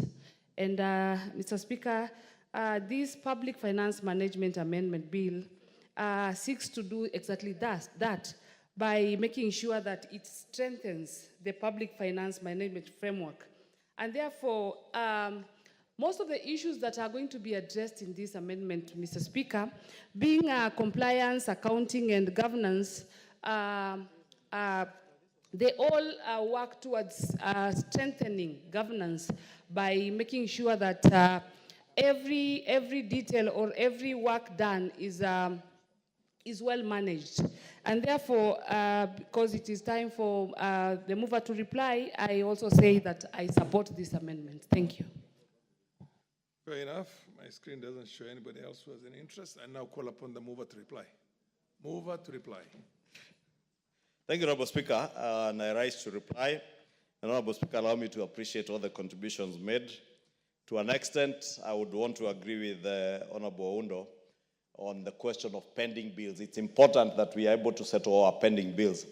But Honorable Oundo does know that under this same act, the Public Finance Management Act, pending bills constitute the first charge to the Exchequer. And therefore, that's the only point of variance on using the pending bills as part of our public debt, since they are not part of the public debt, since it will be, by law, they are supposed to be the first charge to the Exchequer. And now with accrual accounting, then we also cure some of those problems with pending bills, because what has been happening is that at the end of every financial year, when people have not been paid, those bills automatically become pending bills. But with accrual accounting now, we'll be able to, in a big way, be able to sort out many of those issues. To Honorable Speaker, and I did engage with the Deputy Leader of Minority on the provisions around the amendment around clause 50 of the bill, section 50.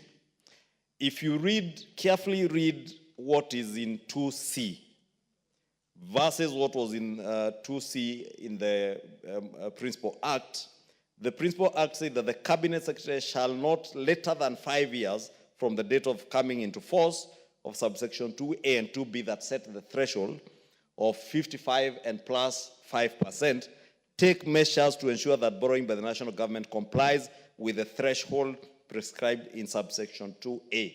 What that meant, Honorable Speaker, is that the Cabinet Secretary had 5 years to ensure that we comply. But as we speak, we are in breach of the law that we created ourselves. And this particular amendment came from the advice of the Attorney General that we are actually in breach of the law that we set.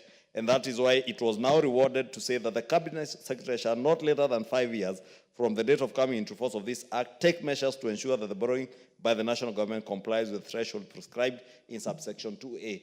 Just to create that room that within that period of 5 years, the country will not be considered to be in breach of the law, since we have that 5-year period within which we must correct what was already in breach, Honorable Speaker, because as I said, as at the time we enacted this particular amendment, we were already in breach, and that breach has continued, and that's why the Attorney General did advise that we reward that particular section so that we're in compliance with the law.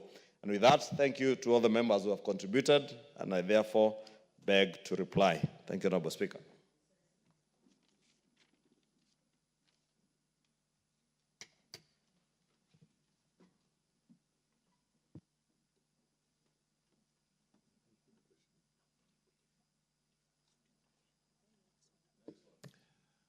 Honorable members, the chair directs that the question be put at a convenient date in the future.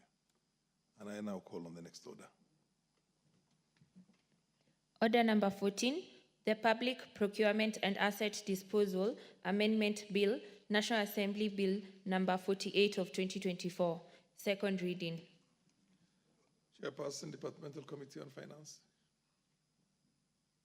National Planning, yes, proceed. Mr. Speaker, I rise to move that the Public Procurement and Asset Disposal Amendment Bill of 2024 be now read a second time.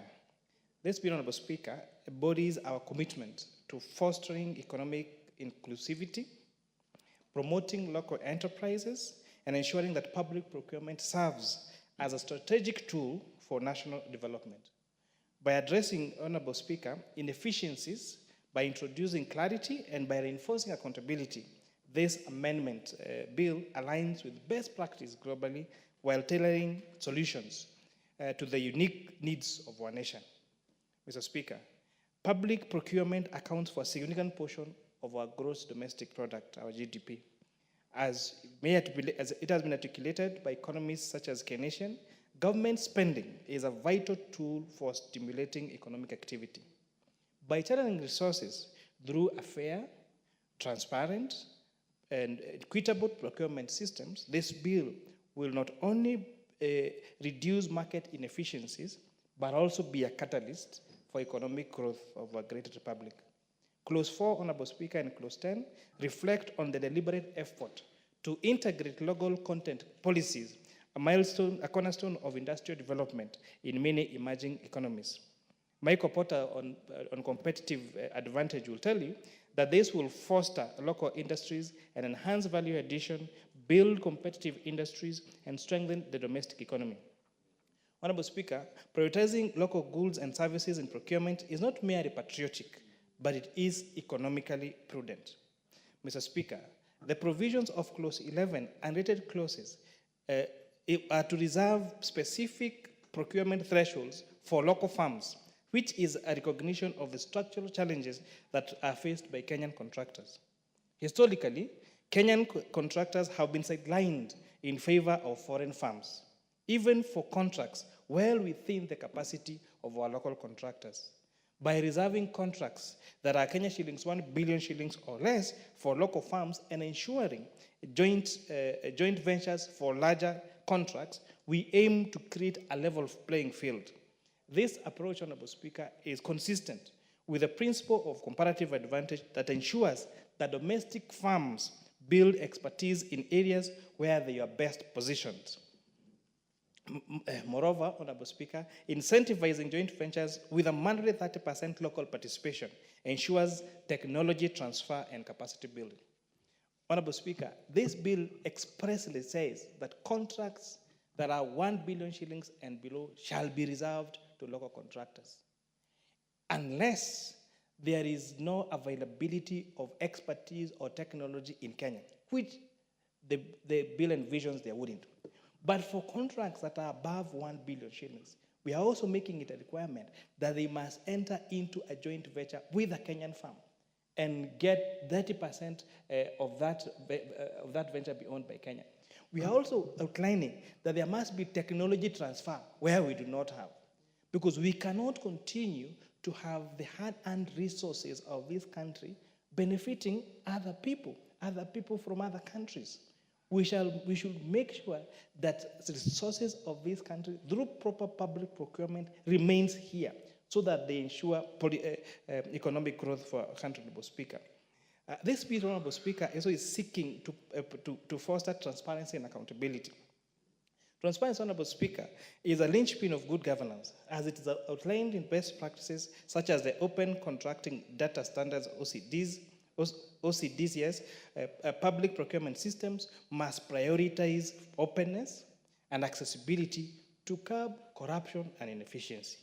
By requiring proper documentation and public disclosures, this bill will ensure that there is trust in the procurement process, which is very critical for economic and political stability. Clause 13, which expounds on the clarification of tenders, is a practical measure to eliminate ambiguities that often lead to disputes or unfair practices. If you read Clause 22, it underscores the importance of compliance by accounting officers, emphasizing their roles as custodians of public goods. This bill, Honorable Speaker, is restoring the responsibility of procurement, not just on the accounting officer, but the head of the procurement in that particular entity. Because sometimes when mistakes do happen, we see the liability falls on the accounting officer, Honorable Speaker, whereas the procurement has been done by the head of procurement, Honorable Speaker. And secondly, any misappropriate in that in-attendant document, in-attendant, Honorable Speaker, will also impose the criminality to the beneficiary of that tender, so that both the beneficiary, the accounting officer, and the officer who breached the law, Honorable Speaker, all become accountable because these are the custodians of our public funds. On matters of addressing a delayed payment, Honorable Speaker, Clause 30 of the bill is seeking to address the chronic issue of delayed payments, a problem that has perpetuated economic stagnation among local contractors. It is disheartening to see every Thursday, Honorable Speaker, businesses being auctioned. And when we check the kind of businesses being auctioned, there are people with excavators, there are people with tippers, there are people, and you can tell what kind of business these people do, Honorable Speaker. Delayed payments, Honorable Speaker, not only cripple businesses, but also cripple public trust in government systems. So ensuring that there is timely payment, which is defined here as payment within the quarter, will inject liquidity into the economy and foster a more vibrant entrepreneurial ecosystem. This, Honorable Speaker, will align with the liquidity preference, Honorable Speaker, which highlights the importance of cash flow for sustaining economic activity. Efficient payment systems are not merely administrative reforms, but they are critical economic interventions. Honorable Speaker, this bill is also seeking to expand opportunities for citizen contractors. As I've explained, the proposal to increase maximum contract amount for citizen contractors from 500 million shillings, as currently provided for in the law, to 1 billion shillings is a very significant milestone. This adjustment also reflects an acknowledgement of the evolving capacity of our local firms and their readiness to undertake larger projects that are of benefit to this republic. By therefore aligning procurement laws with these economic realities, we are going to empower our local contractors to scale their operations, to create jobs, and to contribute meaningfully to national development. Honorable Speaker, the bill is also ensuring that public procurement becomes a tool for inclusive growth. The introduction of penalties for individuals who fraudulently register companies on behalf of foreigners is a bold step towards eliminating anti-competitive practices. Monopolies and unfair competition undermine the principles of market economics, as articulated by Adam Spieth, if you're a student of economics like me, in the book of Wealth of Nations. This bill, therefore, seeks to promote healthy competition for the benefit of all stakeholders. What you've seen, Honorable Speaker, is we have international companies or international coming to Kenya and registering as local contractors.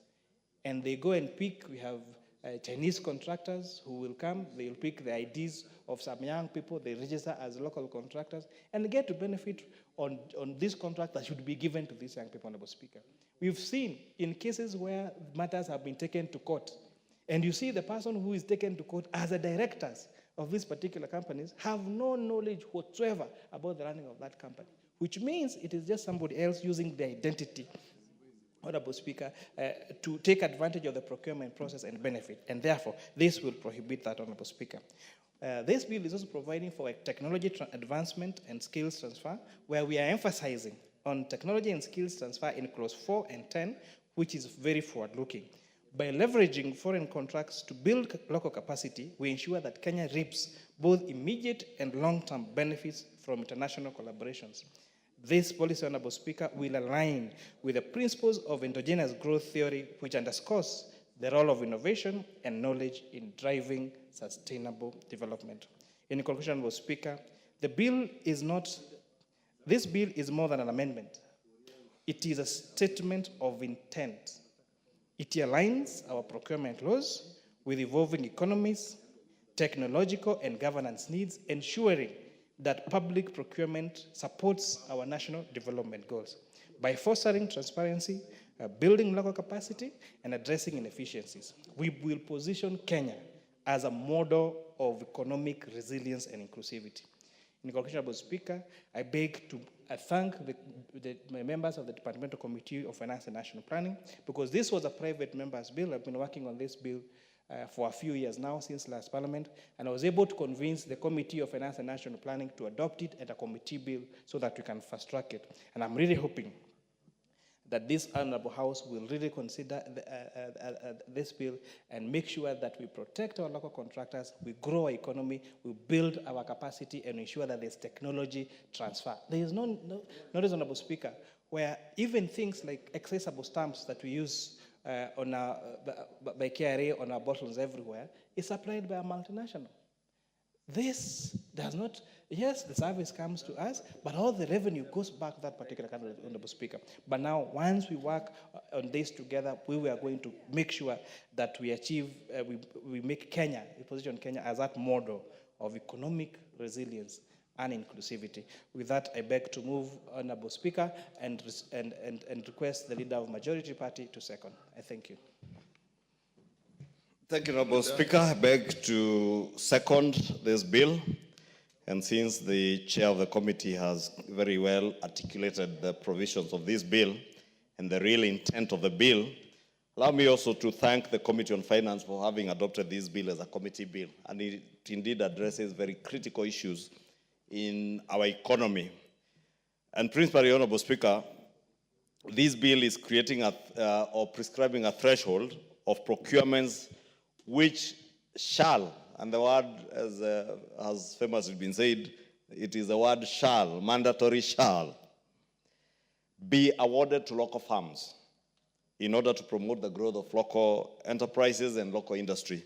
Honorable Speaker, if you look at clause 21 of this bill, it seeks to amend section 149 of the Principal Act, that is the Public Procurement and Disposal Act of 2015, to task the Public Procurement Authority, which is referred to as the authority there, to ensure also that that priority is given to citizen contractors in the subcontracting of tenders.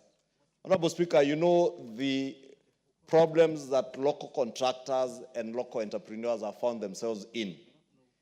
And Honorable Speaker, last week, when the President delivered the State of the Nation address to this House and to the nation, he did direct that within the first quarter of next year, e-procurement must become a reality. Honorable Speaker, I was very encouraged because if we want to deal with the elephant in our room in this country called corruption, which we keep talking about, and we have said we have spoken and talked about corruption forever.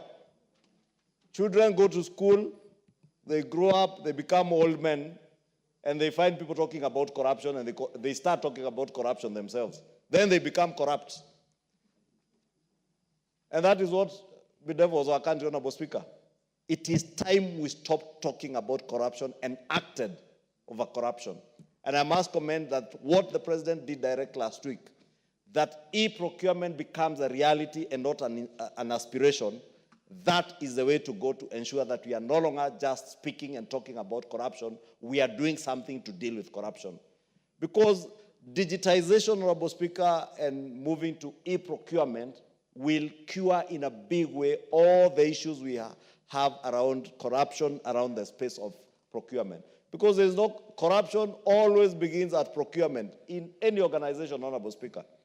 And therefore, as we do that, many of our contractors, many of our entrepreneurs have lost opportunities to grow as entrepreneurs, have lost opportunities to be awarded government contracts and tenders, be it at the national government level or even at the county government level, and even in state corporations, because those with financial muscle coming from outside the country have more money to grease the hands of procurement officers in various entities.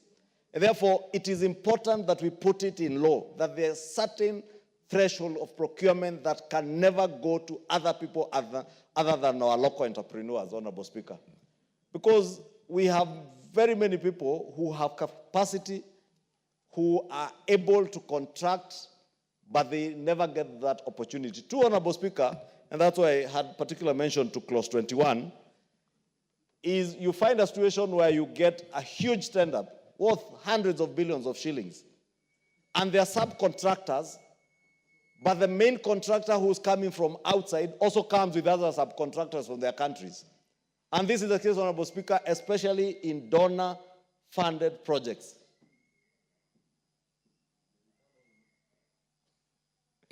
Honorable Speaker, I was wondering who is whistling. But it has gone quiet.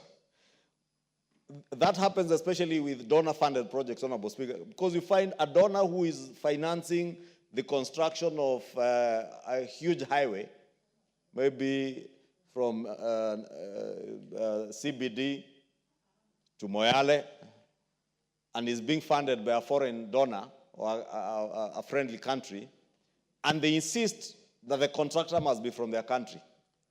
But you find in between, there is a contract for bush clearing, or even for doing road earthworks. And they also bring people to do bush clearing and subcontract other companies from their countries. That will be a thing of the past, Honorable Speaker, with the enactment of this bill. That if there is work to be subcontracted at certain levels, you can never subcontract it to people who are not local entrepreneurs, because that is the only way we will ensure that there is also transfer of skills. And Honorable Speaker, the bill also speaks to transfer of skills and technology to ensure that if there is specialized jobs, we have just come from the era of Adani.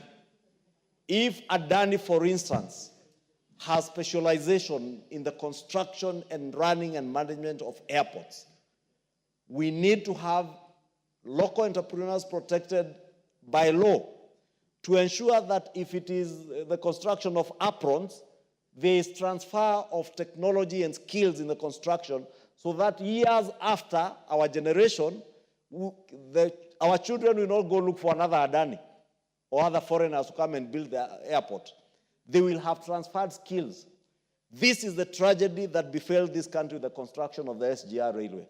And I remember, Honorable Speaker, because I was here as a member of the Public Investments Committee, part of the things that we insisted on to be done in the report that we tabled before this House was to ensure that there were subcontracts that were being given to local entrepreneurs. But because there was no law, it was just a recommendation of the Parliamentary Committee, it was never done. So today, if we want to extend the railway from where it ends nowhere, somewhere they call the railway to nowhere, in a bush somewhere near Naivasha.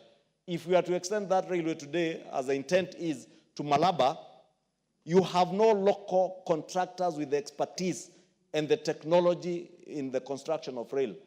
But if only 10 years ago, we had insisted, this law was there, and we had insisted that local entrepreneurs are subcontracted, would be having people today with the technology and the skills in the construction of rail, and therefore we would have benefited local contractors.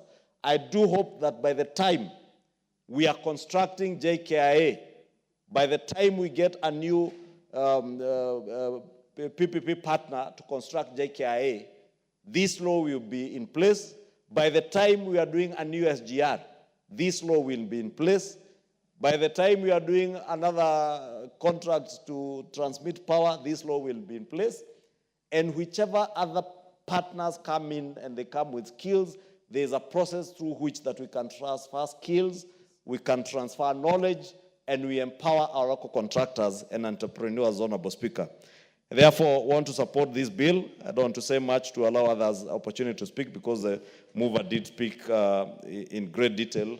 And also thank the committee for having considered this bill and seen the need to have a bill that protects our local entrepreneurs, one that ensures that we are not giving all government contracts and tenders to outsiders, that we are also encouraging our own people and our entrepreneurs and industry to grow by giving them jobs in government. Honorable Speaker, the greatest spender of resources is government. If enterprises and industries to grow in this country, it must be grown by government in their spending. If we are to check on our rationalize or other manage our foreign exchange reserves and our foreign exchange rate, is to ensure that unlike what is going on, has been going on in the past, that you give contracts, some contracts are given to foreigners, and the people financing them insist on paying them outside this country. And we end up expatriating a lot of our money outside this country. But if we have laws that make sure that many of these, some of these contracts are done by locals, that money will stay in this country. They will employ our local people. Look at this expressway when it was being built. Even handsmen came from foreign countries. Work that could be done by Kenyans. If we had transferred skills and technology to build expressways, those that Kenyans have said, ile barabara ya gorofa. If we had those skills with our local contractors, Honorable Speaker, they will employ our local people, they will employ our own people. And all the money they make will be left in this country to grow our economy. And with that, let me thank the Chair and the Committee on Finance for having brought this bill, and I beg to second, Honorable Speaker.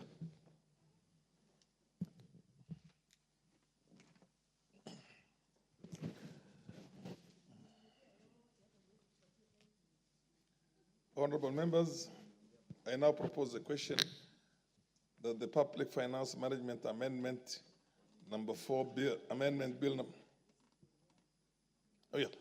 Honorable members, I now propose a question that the Public Procurement and Asset Disposal Amendment Bill, National Assembly Bill number 48 of 2024 be now read a second time. The Honorable Passaris Esther, are you still interested? Because I see you at the top of the...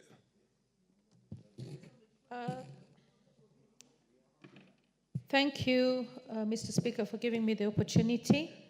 I actually was also wanting to speak to the Public Finance Management Amendment Bill, which has already been closed. But I want to say that I commend the chairperson of the Department Committee on Finance and National Planning. It is important, if we want to actually deal with corruption, that we streamline how we procure. And streamlining how we procure means that we need the right legislation in place. And it's obvious with the kind of corruption we have and the existing pending bills that we have, that there is a problem and a gap in the law. And I commend both the Majority Leader and the Committee of Finance and National Planning for looking at a holistic view to dealing with how government manages its expenses. It is really sad to note that as of today, we cannot really tell from one government to the next how much we owe Kenyans out there. You know, it is such a shame that the pending bills continue to grow. Kenyans are left to languish in poverty. They borrow money, and they're not able to sustain their businesses because we are not paying them their money in due time. And when I look at both of them in totality, I mean, they're more or less tied because it starts with procurement and then it goes into payments. So if all procurements are going to be captured in real time, then when the supplies are made and the invoices are raised, they're all captured in real time.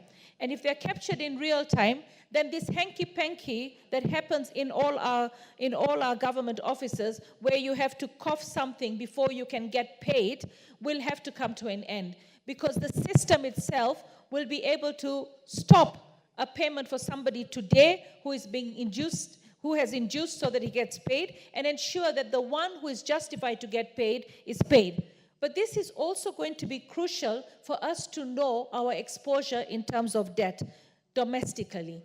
Because we know what we owe our foreign debt, but our local debt is in the millions. And I believe once these bills are passed and streamlined, we will be able to have prudent procurement processes. And I know that such things are going to be fought. And I really pray that if they are going to be fought, and I know that the Finance Committee normally does its work really thoroughly, they will be in a position to defend it because we need systems that are going to work. We need to make sure that procurement protects the local investor. We need to make sure that persons living with disability are also able to be protected. Women, we've said that 30% should go to women. We need to make sure that we have a holistic way of looking at all the processes so that we make sure that anyone who is actually in the procurement is covered. We don't want anyone exploiting persons with disability. We don't want anyone exploiting the youth. We don't want anyone exploiting the women. We also want them to have their fair quota. We want also, when these systems are put in place, it will actually enable most of these young budding entrepreneurs to be able to get government funding. Government funding through financial institutions, because the government LPO will be having some value. Today, a number of banks are not willing to finance government procurements because there is no set system of payment. They have seen so many pending bills, and that have actually not only made the people who go into business not have the money, but they've been financed by financial institutions. So it has a ripple effect of actually making our economy grind to a halt. So when we have these stringent laws in place and the stringent payment policies in place, we will ensure that nobody who has supplied government is having a delay in getting the money. Nobody who is got a procurement LPO has got one that is not backed with the strength of government. Whether it's a devolved government, whether it's the national government, we need to protect the Kenyans who are doing business with government. And the only way to do that is to ensure that we strengthen our laws. So I want to stand here and support the amendments and to thank the committees and the majority leader for coming up with these amendments so that we can strengthen our laws and our financial management as a country. Thank you. The Honorable Mary, MP for Tinderet. Thank you, Mr. Speaker. Mr. Speaker, I want to thank the Chair, Finance Committee and Economic Planning for the National Assembly for this very important bill. This bill goes a long way to promote national development, to promote transparency, to promote competitiveness, and more importantly, to allow local contractors to really thrive. As said by the majority leader, local contractors whose economic muscle is a bit lower than the international contractors have actually been muzzled every other time when the international contractors take up. The bill, I want to just say that this bill is very important. I want to look at clause 4 of the bill. It seeks to amend section 9 of the Act to ensure that the authority monitors and evaluates technology, knowledge, and skills of the transfer programs. Every other time, Mr. Speaker, when an entity is building roads or building airports or even doing a lot of activities in this country, the State Department for TVET, or Technical Education, is supposed to actually liaise with the contractor so that the local skills, the skilled men, the local artisans, the local engineers can appropriately fill into the contractual framework of the foreign contractor. In this case, it will actually make sure that any foreign contractor or any foreign investor comes in and tap into the skills of our country and therefore provide employment to the young men who are in this nation. In clause 5, the bill seeks to amend section 10 of the Act in order to include representative from the Law Society of Kenya or a member of the board. In this particular case, there are so many issues that happen where the laws and the adherence to the local procurement procedures are not taken into. But by allowing a member of the legal profession, a member of the Law Society of Kenya, this one is going to actually allow a lot of good oversight work. Clause 8 of the bill seeks to repeal section 40 of the Act in order to enable investigations to proceed despite the fact that the issues. I just want to look at clause 28, Mr. Speaker. In clause 25 of the bill, it seeks to amend section 175 of the Act in order to align the provisions of the Act to the Court of Appeal as Organization Administration Act, Procedures Act. At times, we have seen cases going to court, a number of them. And every other time, when a ruling has been done, this will actually reduce a lot of litigations going along amongst many contractual activities, which has costed this country a lot of money. It has caused delays in the construction of works, and at times promote loss of time, loss of money by litigating on almost every aspect of contractual work. In effect, at times, contractors leave their properties on site and will always attract interest. Mr. Speaker, there is this issue of local contractors. This bill tries to promote, to ensure that any contract of less than 1 billion or up to 1 billion be awarded to local contractors. This will ensure that our local contractors are not competed out of the market by international contractors. As we speak now, the bill recognizes that 500 million shillings, every local contractor can bid up to 500. But because of competition from international contractors, now they have a legroom where they can bid for tenders up to 1 billion shillings, which will promote local business. Honorable Speaker, the issue of e-procurement is very important in our country. It will promote transparency. It will make sure that every procurement, public procurement, will actually be seen on the portal. And the procedures that are there will be transparent, and even all the way from bidding up to the award level. It actually be on the e-platform. And this will actually give our country and even the contractors enough confidence in government procurement procedures.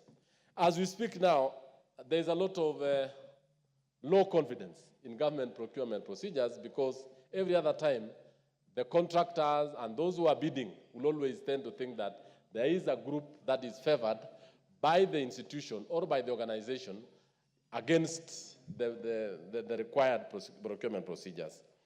Honorable Speaker, this bill also seeks to actually ensure that this bill also seeks to amend the Public Procurement and Disposal Act to prescribe the threshold of procurement to be awarded to the local firms and also local skilled men. The majority leader has just said that at times, when the Nairobi Expressway was constructed, or majority of the internationally funded or donor-funded roads or projects, the donor nation or the donor will always give very stringent requirement that one, they need to make sure that they give the farm from the country of origin or the donating nation. Or two, certain skilled men come also from that particular country. By so doing, it will actually kill the morale, the spirit, and even the ability of Kenyans that we have very good engineers that can be able to even design and to even work on these projects even than foreign workers. Lastly, Honorable Speaker, the bill also seeks to amend Section 50 of the Act in order to provide for the offenses with regard to contract administration. At times, Honorable Speaker, some local Kenyans, for example, can be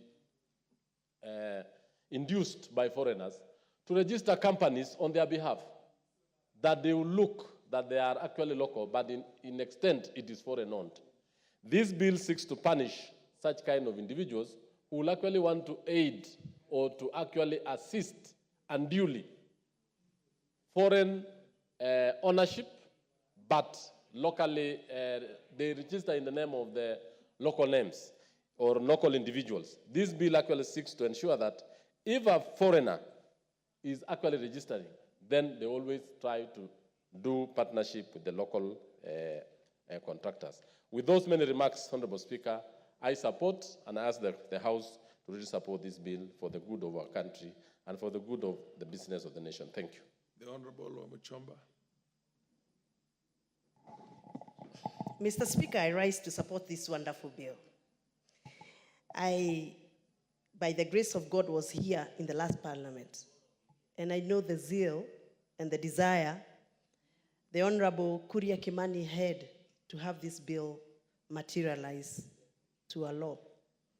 Unfortunately, it didn't happen, so we have an opportunity to make Honorable Kimani Kuria proud as a member of parliament, because he's a brilliant young lawmaker.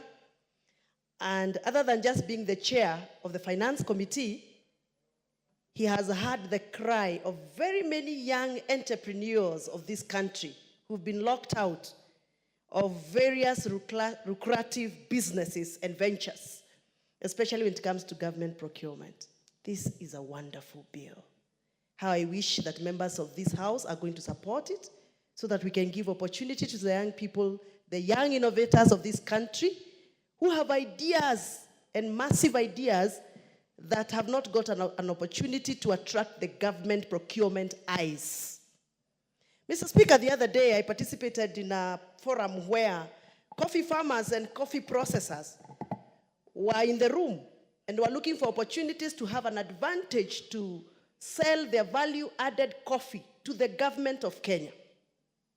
And it's very unfortunate, Mr. Speaker, that a lot of farmers who are doing value addition in this country do not have space in the government procurement processes. It is unfortunate that in any government office you go today, those that procure coffee, they procure coffee that is manufactured outside this country, that is packed out from outside this country, and benefits people who are not the primary producers of those products. Mr. Speaker, in the spirit of creating jobs in this country, accommodating as many jobless people in this country, we must be intentional to procure products that are value-added in Kenya. And because we do not have that technology transfer, Mr. Speaker, this is a very good bill, because it is giving us ideas of how to make sure that technology that is used in Germany to pack our coffee can be brought here. And in so doing, we employ so many young people who are knowledgeable, skilled enough, but don't have capital. So the idea of technology transfer is something that can convince every member of this House to support this bill. Mr. Speaker, can we ask ourselves why even a tea bag that we consume, even here in Parliament, is most likely not packed in Kenya? Why? And we are the growers of this coffee. Mr. Speaker, can we ask ourselves why even the toothpaste that we use every morning, a commodity that we all use, almost 52 million of us use, is not packed in Kenya? Could we ask ourselves why a toothpick, an item that we all use, a matchbox that we all use, we grow trees? What technology is there to make a toothpick, for heaven's sake? It is because we believed that products that are made and manufactured and packed elsewhere are better than what we can do here. And that is calling for a paradigm shift. We must start thinking and believing in ourselves. And therefore, an incoming bill like this that is going to give a window to the new innovators of this country to allow investors to come and partner with locals and integrate the knowledge and experiences is a welcome idea. Mr. Speaker, I look forward to a day where a government procurement process will accommodate 70% of locally value-added farmers' produce. The other day I saw a communication coming, I think, from the Office of Controller of Budget, if I'm not wrong, but I need to be corrected. A memo that was saying that so that we can cut government expenditure, we need to stop consuming tea and coffee in offices.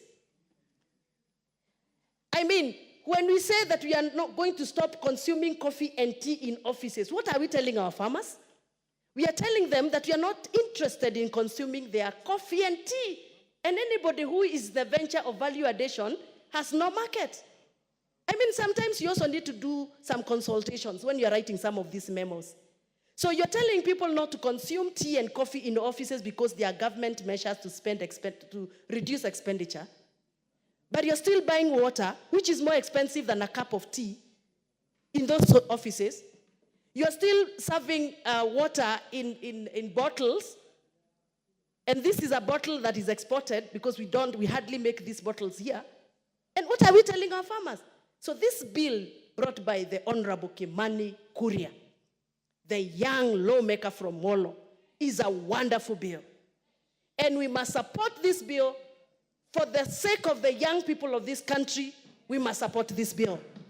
For the sake of the farmers who want to do value addition on honey, and we supply that honey locally, those who want to do value addition in milk, yogurt, and cheese, those who want to add value on coffee, we must support this bill.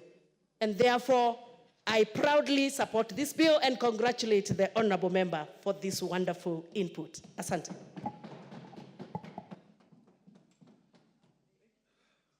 The Honorable Mayaka Irene. Thank you, Honorable Speaker. Honorable Speaker, I also stand to support this particular bill. And before I even speak to my points, the Honorable Wamushomba has reminded me, you know, Honorable Speaker, we are a country that rarely celebrates our people. Honorable Wamushomba reminded me of a young man called Richard Turere. Richard, in 2013, was honored in the TED conference because he discovered the lion light, a light that was enabled him to actually chase away lions from humans and from cows without interfering with the environment. And this particular young man was discovered and celebrated outside our country before we even celebrated him. And so, Honorable Speaker, such bills as this particular one enable us to be able to protect our own local resource. Because, Honorable Speaker, so many times we hear Kenyans speak about buy Kenya, build Kenya, but we do not have laws in place that actually seek to protect this. Honorable Speaker, the first particular clause that I really like in this bill is clause 14 that seeks to amend section 9. And why I like this particular one is because it also speaks about technology, because we cannot be protecting our knowledge, our skills without speaking about technology.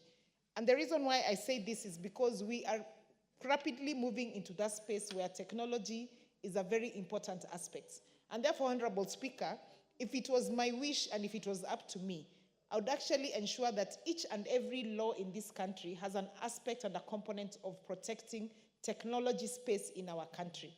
But also, we don't have enough time for that. Honorable Speaker, Clause 9, Section 14 that speaks on debarment of international agencies recognized by Kenya shall be considered to have been debarred in Kenya as well. This, Honorable Speaker, is very familiar because it speaks to the other day when we had all this news about Adani being banned in a particular country, and yet we were in the process of actually onboarding them in Kenya until the president did the cancellation of their contract, which was very magnanimous of him. But this seeks to protect that, so that we do not have foreign investors who have been debarred in a different country, us as Kenyans allowing them to work in our country, yet they've already been debarred elsewhere. Honorable Speaker, Clause 11, Section 53, speaks of the Act providing that any procurement of less than 1 billion shillings shall be awarded to a local farm. Again, Honorable Speaker, this is very progressive because we have so many local farms that have been affected by this particular laws that were there in the past because they were competing with foreign companies. Honorable Speaker, it even further goes on to say that any foreign farm has to enter into a joint venture procurement with a local farm for not less than 30%. Honorable Speaker, what this actually reminds me of is the other day when we had the WorldCoin inquiry. And one of the issues we were grappling with is that this particular foreign organization had procured the services of Kenyan organizations, but they were still the ones that were actually fully benefiting out of it. And the reason for that is because we did not have laws in place that actually sought to protect the spaces of local investors. So, Honorable Speaker, this is another very good clause. Honorable Speaker, again, when you look at Clause 14, Section 83, Part 2, which speaks about the diligence and evaluation committee of any procurement that has been done, because it speaks about visiting contractors' offices, inspecting of plants, equipment, and completed works, which ideally, Honorable Speaker, most of the time, when payment is done, we don't see people going out of their way to ensure that they've actually done a proper inspection of jobs before they are paid. So this is going to make sure that before you are actually paid for a job that you have been contracted to have done, there must be field site visits, and there must be proper documentation for that before that payment is actually done. Honorable Speaker, Clause 15, subsection 86, speaks of tenders from subcontracting to foreign companies unless the knowledge, skills, goods, and services is unavailable in the country. Honorable Speaker, for this particular one, I'll probably bring an amendment because I think it should also be the other way. It should also apply the other way around. It shouldn't be just one way. So that in case where a foreign company has been given a contract and their skills and knowledge they want to subcontract another foreign company, they shouldn't be allowed to do that. Because this only works one way, but it doesn't also protect any foreign company that has been given a contract beyond 1 billion that seeks to look for services from elsewhere. Honorable Speaker, just so that I may allow other members to speak, I can go on and on and on about all the clauses that are really refreshing and progressive in this particular bill. But for me, the thing that I just want to emphasize on is that once this is passed and it becomes law, that it doesn't become paperwork that is just put on the store and it's not implemented. I just want to urge us to make sure that this is fully implemented so that it actually works for local manufacturers and local farms. Having said that, Honorable Speaker, I do support and submit. I thank you. The MP for Nandi Hills.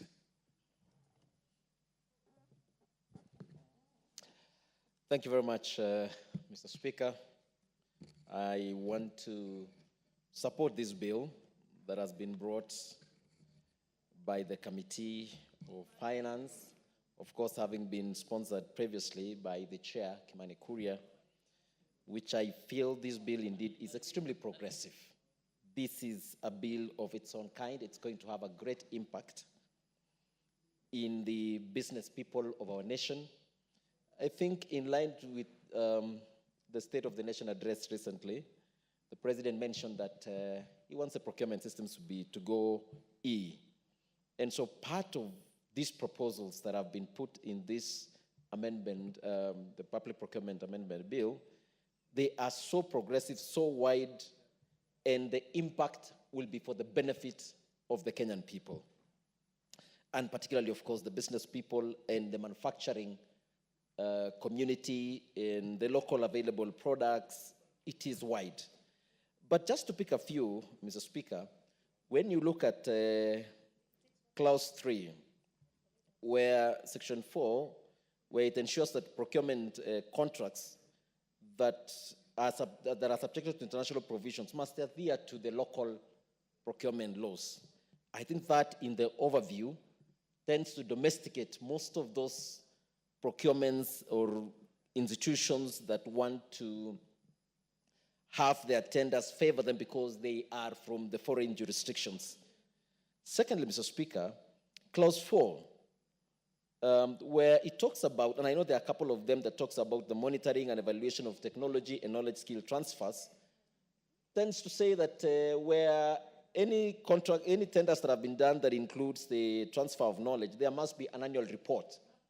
I think this is good because it is going to provide a situation where, a mechanism where we can be able to know what are some of the benefits that we are able to get through the procurement process that were made, because there is a list, there is something that shows that these are the benefits that came to the country from a procurement process, a service that was ordered from abroad.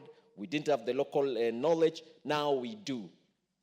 I think that is a very good one. Clause 5, Mr. Speaker, really captured my attention as well, where there's an expansion of the Public Procurement Authority, where there was an inclusion of the Law Society of Kenya.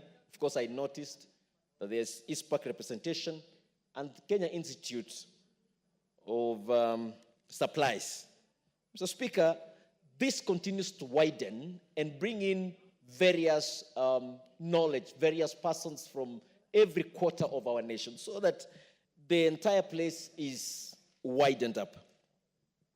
Mr. Speaker, Clause 6, which seeks to amend Section 33, is what has really captured my attention, Mr. Speaker, where when there is a procurement in a particular county, that then we give the manufacturers from that particular county, or the products that are manufactured locally, are given precedence. I think that is absolutely incredible. If there is anything that we can celebrate, it's actually this bill, because now everybody who is, in fact, one of the sections I'll be able to capture a bit also mentioned that we give preference to even the businessmen that are in a particular county to be able to participate in bidding and be given preferences in being given the jobs. Of course, Section 44 captures what I mentioned before, the aspect of technology, knowledge, and skills transfer from the foreign farms. But then we continue to prioritize the locally produced products. I think this bill has really asserted that as much. The most radical one now, Mr. Speaker, is Clause 11. Clause 11 amending Section 53 on the penalty that is awarded for persons who registers a farm on behalf of a foreign farm for purposes of benefiting from a procurement that falls within the prescribed threshold. Of course, it talks about that. We raise the threshold from 500 million to 1 billion for the local contractors. I feel, though, in my view, that and of course, this is to the sponsor of this bill, you need to tighten it even more. Doing 5 million for me is low. Make it so tough. We could even do 10 million so that this becomes a deterrent. Everybody must be able to follow this law because this is going to empower us as a nation. And of course, I was very, it's very touchy that anything above 1B, 30% of the extra services, we must be able to demonstrate what is it that you are getting for the locals. Mr. Speaker, Section 15, which seeks then to amend, Clause 15, which seeks to amend Clause 86. Then, you are not supposed to contract a foreign company unless the knowledge, skill, and good service is not available in the country. These are so radical because it will then force anybody who wins a tender to source locally if you are not able to get those people or the skill or those who have the knowledge for that specific, what has been procured. Mr. Speaker, I will want to pick on, still on the same way, I know it talks about clause, section 135, that is clause 17, still goes to buttress the issue of the inclusion on the part of the tender documents on the transfer of skills and technology plan. I think it still to buttress that this is going to be cemented to the future, that everybody who is procuring the services, you must be able to look at it from the locally available skills. And therefore, being put in the documents, I think, is so critical. Mr. Speaker, clause 139 clause 20 of the bill, which seeks to put a new, to put safeguards for those whose payments are overdue. I think this brings in the aspect of repaying bills. I think we need to be able to support and we reduce people who have been able to supply goods and their services. They suffer, maybe they have taken loans, maybe they have been able to subcontract other entities, and they are not able to then pay. So this creates a ripple effect within the economy. And I think creating this safeguard, bringing this conversation into this act, then continues to buttress what we've been talking about on the issue of the pending bills in our country. Mr. Speaker, Section 155 continues to tighten the very aspect of, providing a report to prove of unavailability of local skilled and unskilled labor, that is where you've been given a procurement, you've been given to supply something, and it is not available. Mr. Speaker, the accounting officer is demanded that he should provide a report. I don't know what else we can be able to celebrate than this very firm clause, which makes me to really support it. And, and as I make my contribution, Section 157, Mr. Speaker, is one that also captured my attention, where foreign contractors, in order to increase the amounts for citizen contractors, to prohibit subcontracting of local procurement contractors to foreign contractors.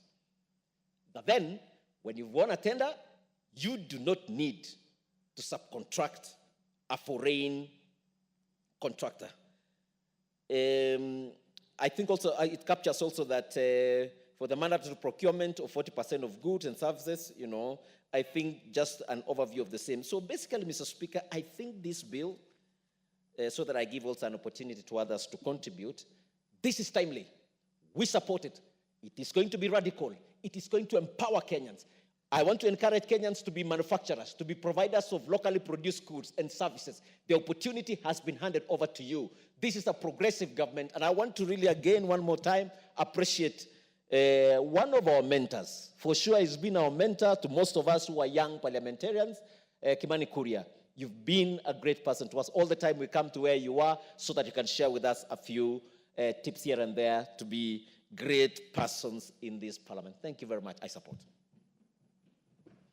Honorable Kitur, that mentorship has been great. I've never listened to you enlighten the House the way you've done today. Congratulations.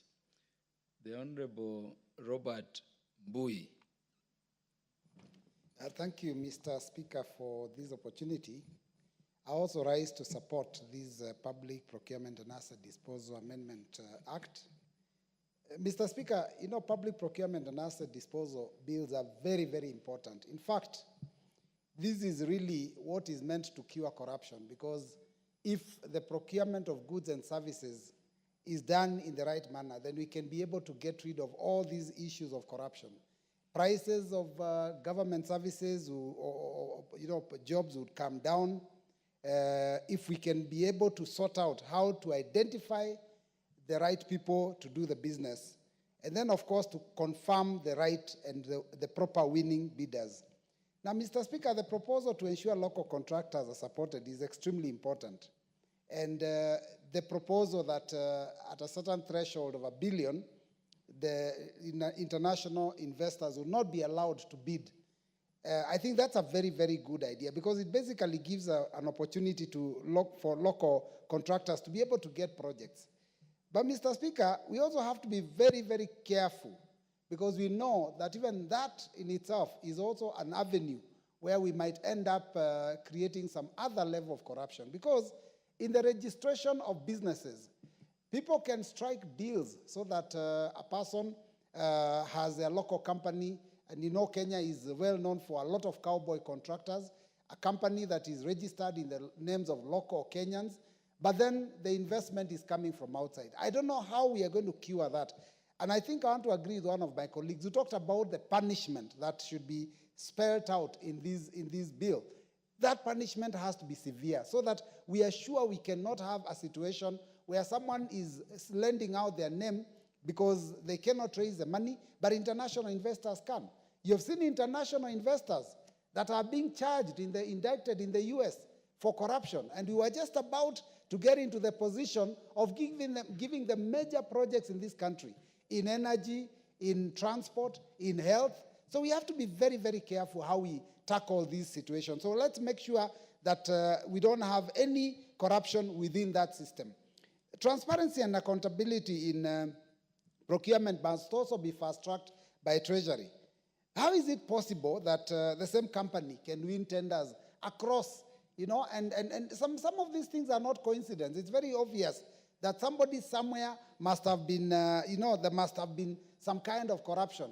And some of the companies that are getting jobs all over are also, in fact, some of the charges against them are to do with bribery. And bribery is the biggest form of corruption. So we have to be very, very careful. Mr. Speaker, I have been wondering that there are delays in payments to contractors throughout the history of this country. And they must come to an end. It is strange how, when you look at the projects procured under our national government constituency development funds, which is a very meager fund, there is never pending bills.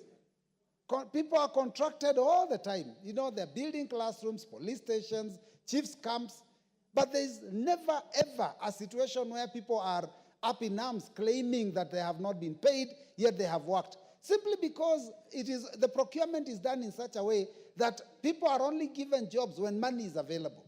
It is something that needs to be cured, because when you look at the national government and our county governments, there are people who have not been paid for tens of years. I mean, I remember in Machakos County, when the first governor came into office, there are people that built something called the People's Park in Machakos.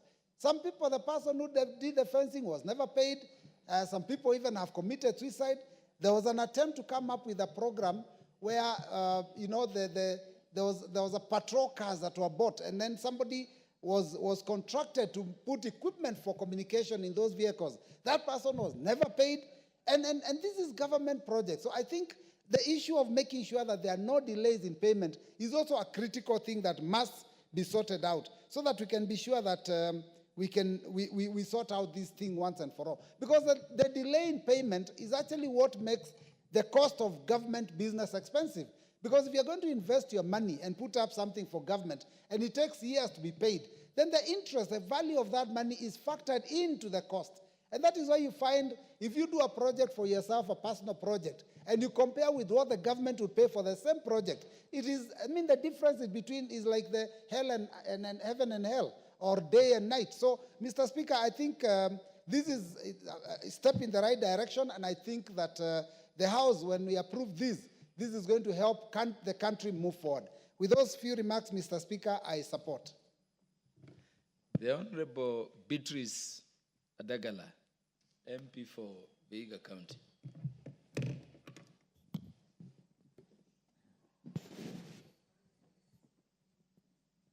Thank you, Mr. Speaker. Mr. Speaker, I can see the dynasty is trying to distract me, and he has had his time to speak, Mr. Speaker. Protect me from this dynasty. Thank you, Mr. Speaker, sir. I want to support this. This bill has come at the right time. I want to congratulate the chair, Kuria Kimani, and the members of this committee for the exemplary work they have done. Mr. Speaker, I want just to talk on a few issues here. I'm very happy they have elaborated so much on the issue of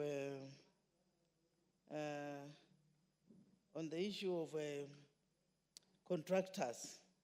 Mr. Speaker, contractors have suffered in this country, and what has come up in this bill, I'm very sure will cure all the mess that has been happening both in the national and county governments, whereby our contractors, Mr. Speaker, they are suffering. Most of them, they get contracts through dubious means. They are coerced to do very funny things, to give in money and so forth, bribes. But this bill has come up to cure this ill, and we know our contractors, both the national and county governments, will have a proper way of doing things in a proper way, and also be paid quite early enough, so that we have had, like in county governments, we have had cases whereby most contractors have not been paid for long, and they end up being miserable, getting frustrated, stressed up, and even some, we have lost them just because of not being paid. Therefore, Mr. Speaker, this bill has come at the right time so that payments are made on time and contractors can enjoy And also, Mr. Speaker, it is now trying to cure this issue of foreign contractors, whereby the big tenders are given to foreign contractors, making all our money go to other areas, leaving our country poor, our people poor, jobless. So when all this is being curtailed using this bill, Mr. Speaker, I know job opportunities are going to be there for our people, our youth who are jobless, our people who are jobless can be able to be absorbed in such when work is given, when our local contractors are being empowered.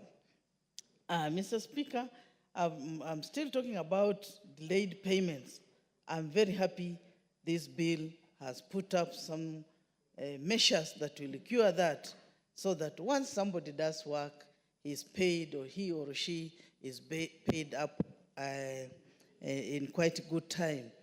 Mr. Speaker, I want also to say when such procurements are being done, they should handle, women should be given priority, youth and people living with disability, so that they do work and they are paid on time for the women, the youth, and the PWDs to live a dignified life.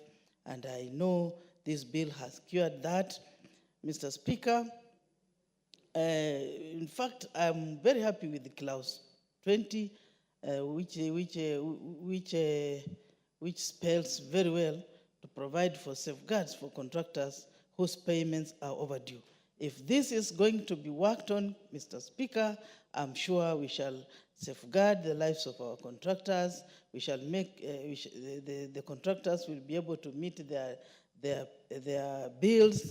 They'll be able to feed their families, pay rents, and other things, which this bill is going to cure. Mr. Speaker, also, this punishment, I think it has to be very severe for those who are going to register foreigners, companies for foreigners, masquerading as locals, and yet they are foreigners. In other countries, Mr. Speaker, I know that doesn't work, but I'm very happy this bill is going to cure that. I'm sure the fine should increase to ensure that these people don't do that on behalf of foreigners. This makes we have a lot of our cash is taken out, stashed in other countries, and this makes our economy to be down. I'm very sure if this bill is passed and works very well, I'm sure we shall safeguard our economy. Our people will have money in their pockets. There will be circulation of money within ourselves, and life will be good. Our people will be able to survive very well. Mr. Speaker, this bill, it has been worked on so very well, and I'm very sure if I can't go clause by clause, it is here, and I want to support it with everything. I want to support it because it is curing a lot of injustice that has been happening.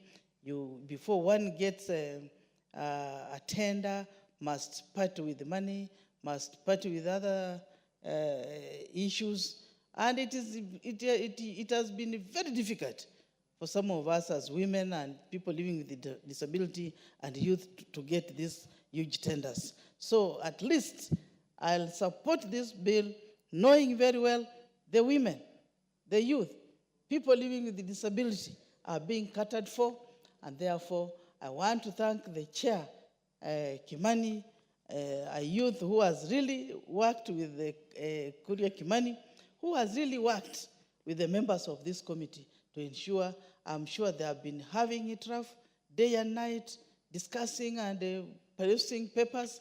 They have come up with one of the best bills in this republic. Therefore, Speaker, I support this. The Honorable Dorothy Ikiara. Thank you, Speaker. Speaker, I wish to start by saying this is a very progressive bill. the bill, that is the Public Procurement and Asset Disposal Amendment Bill, National Assembly Bill 48 of 2024. Honorable Speaker, I want to say on the outset that this is a bill that is resonating very well with the bottom-up economic agenda. Honorable Speaker, because it is touching on the economic livelihood of the citizens, right from the grassroots to the contractors, the main contractors.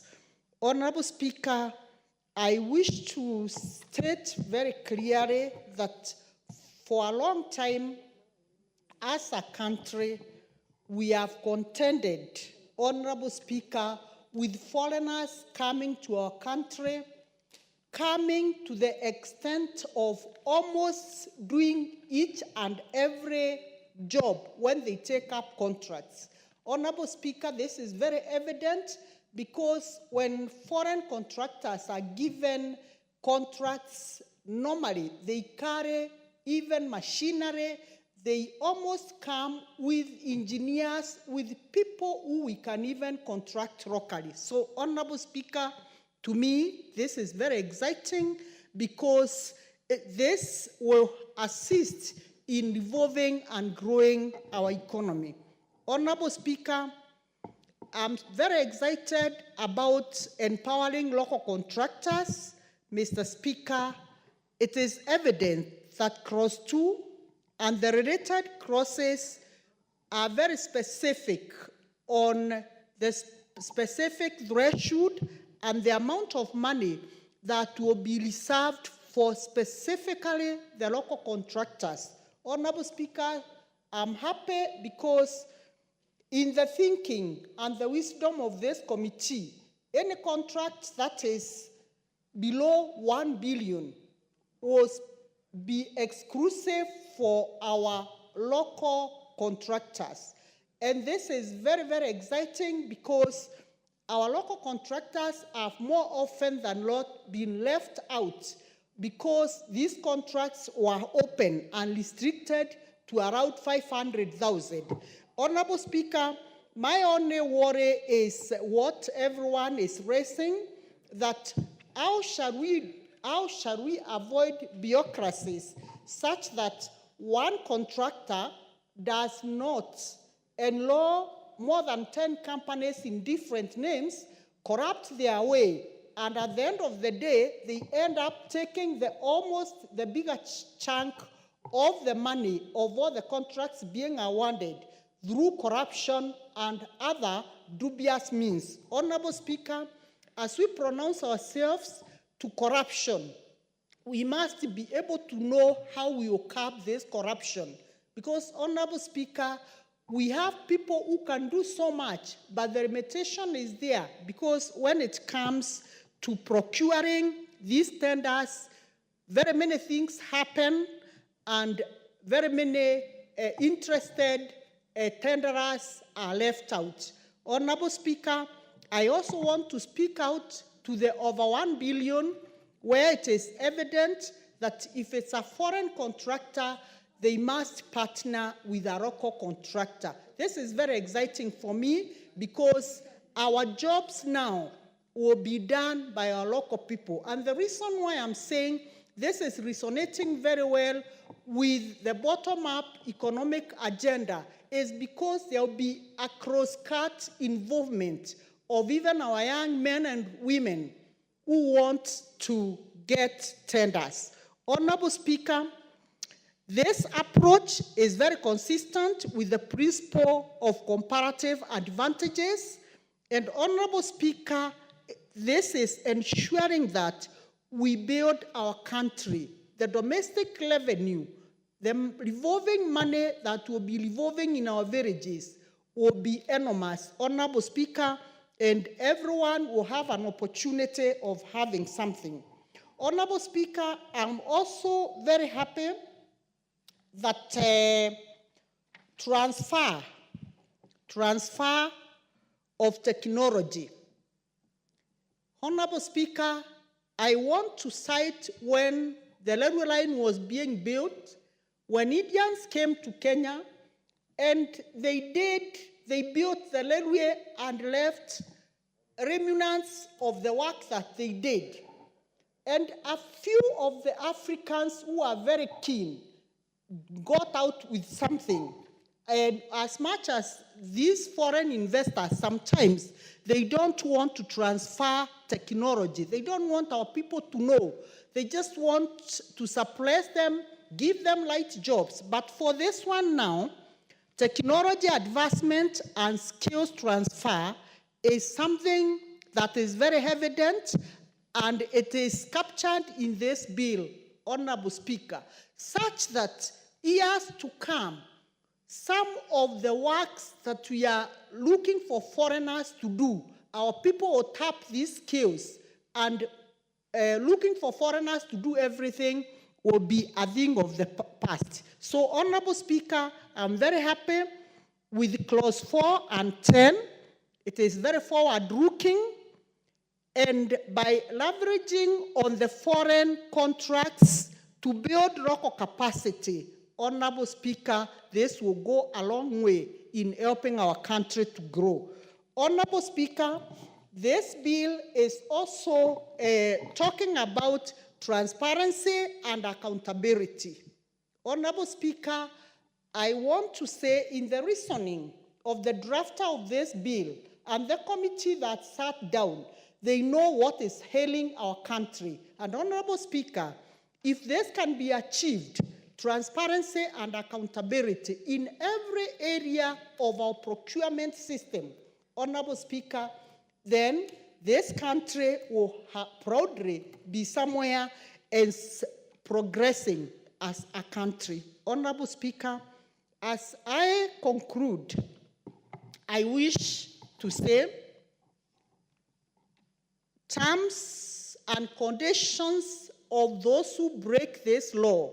Honorable Speaker, a contractor who has a contract of 1 billion shilling, and you are a lawyer, you know this too well, senior counsel, getting just a reprieve of 5 million shillings is so lenient. Honorable Speaker, I want to associate myself with those who have said we had this to something reasonable that will make the people adhere to the laws so that this bill does not become paper.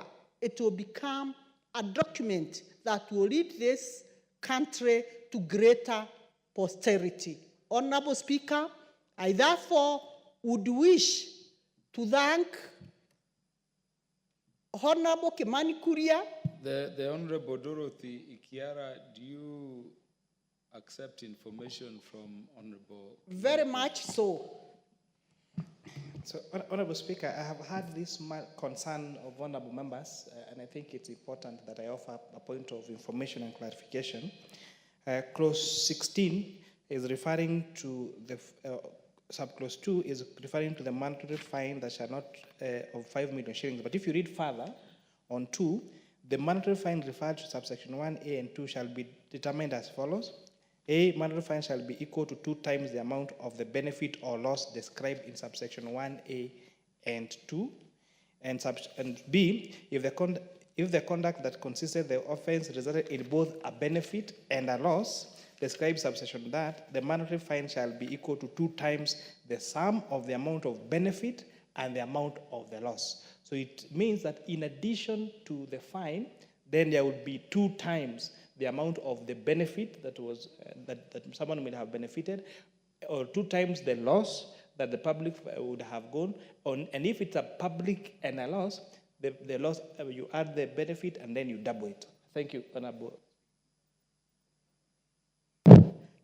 Thank you, Speaker. I stand informed. Very brilliant brain. And this is why we always say in production, you must give birth to something better than you. I acknowledge, Honorable Kimani Kuria, you are my product and you are better than me. Honorable Speaker. How is that? He is my son. Yes, in the African context, he is my son. Yes, I think. Yeah.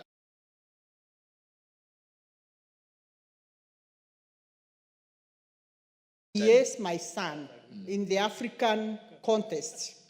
Honorable Speaker, as I conclude, I wish to thank the proposer and the drafter of this bill, Honorable Kimani Kuria, and the committee that worked alongside with him.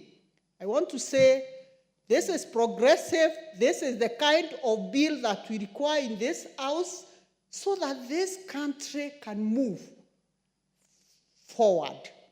Thank you, Honorable Speaker. The Honorable Farah Malim, because of rank.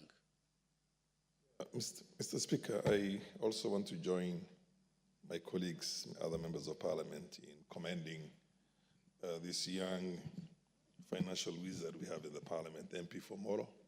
You've done a good job, and we're proud of you. And we will be looking forward to much more than that.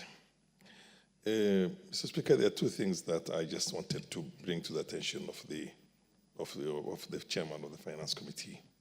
One is, under our current practice, Honorable Kimani, you can register a company regardless of whether you're a foreigner or a national. When you register a company in Kenya, that's a Kenyan company, that's a local company. But you could just be an investor from outside. You come in here for the short period you're here, you bring in a little bit of money to justify your buy a small property or do whatever you have to do. You'll be allowed to register a company. Or just stay with a residence permit, even as a pensioner. Then you can go ahead and register a company. That company is a local company. It's not a foreign company. A foreign company is a presumption that the Articles of Association and everything else is in another foreign country. And it's a multinational, those ones. So that is a window that you need to look at very closely. The other bit which I had mentioned to you when I was on the chair, you clarified it, but I think we need to look at it a bit more closely. The issue is on fully donor-funded projects. 100% donor-funded projects, they would usually want to do the procurement process in their own places. And they would prefer their own companies to take advantage of it because they want to take some money back home. When they give you free money, that's it. And let me tell you one thing. The folks in the Treasury and many other government officers, traditionally, I don't know whether we're going to change that situation now, never had any interest for those fully funded money, which, you know, when you're given a grant, 100% grant, because they have very little role in it. When it's a loan, they like it because then you do the procurement yourself. And that essentially was one of the serious ways in which corruption flourished in here. Because the money is a loan money, we're going to pay it ourselves, and our own officers have got to do the contracting for that. And that way they can make their own small commissions. When it's a 100% grant, there's very little enthusiasm in the past, even in the Treasury.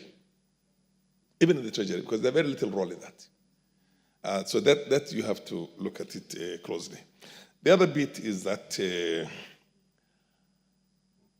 I have been around pretty much longer than most of you. And I remember when we had the Kenyanization, the Africanization, the indigenization of the economy, there are a lot of things that happened then. And it was very easy those days. In Biashara Street and many other places, you'll have Kaluma Enterprise, Kaluma something limited, but Kaluma has very little role in it. He has a small amount of stipend that's given to him every month. And they were doing the coffee roasting, they were doing the coffee trading, they were doing a lot of things. Even what you call the Transport Licensing Board those days, which was the TLB, which essentially there were restrictions on how much you can allow the non-Kenyans to get involved in that business. And there was an idea to try and protect that for Kenyans. There were people who always found a way to beat that. The trucks are bought by somebody else. The buses are owned by somebody else, most likely somebody who's even a foreigner. but because they're using your own license, then you get paid something little for it. It's probably not going to be as bad as it was in those days, but I really want to encourage that.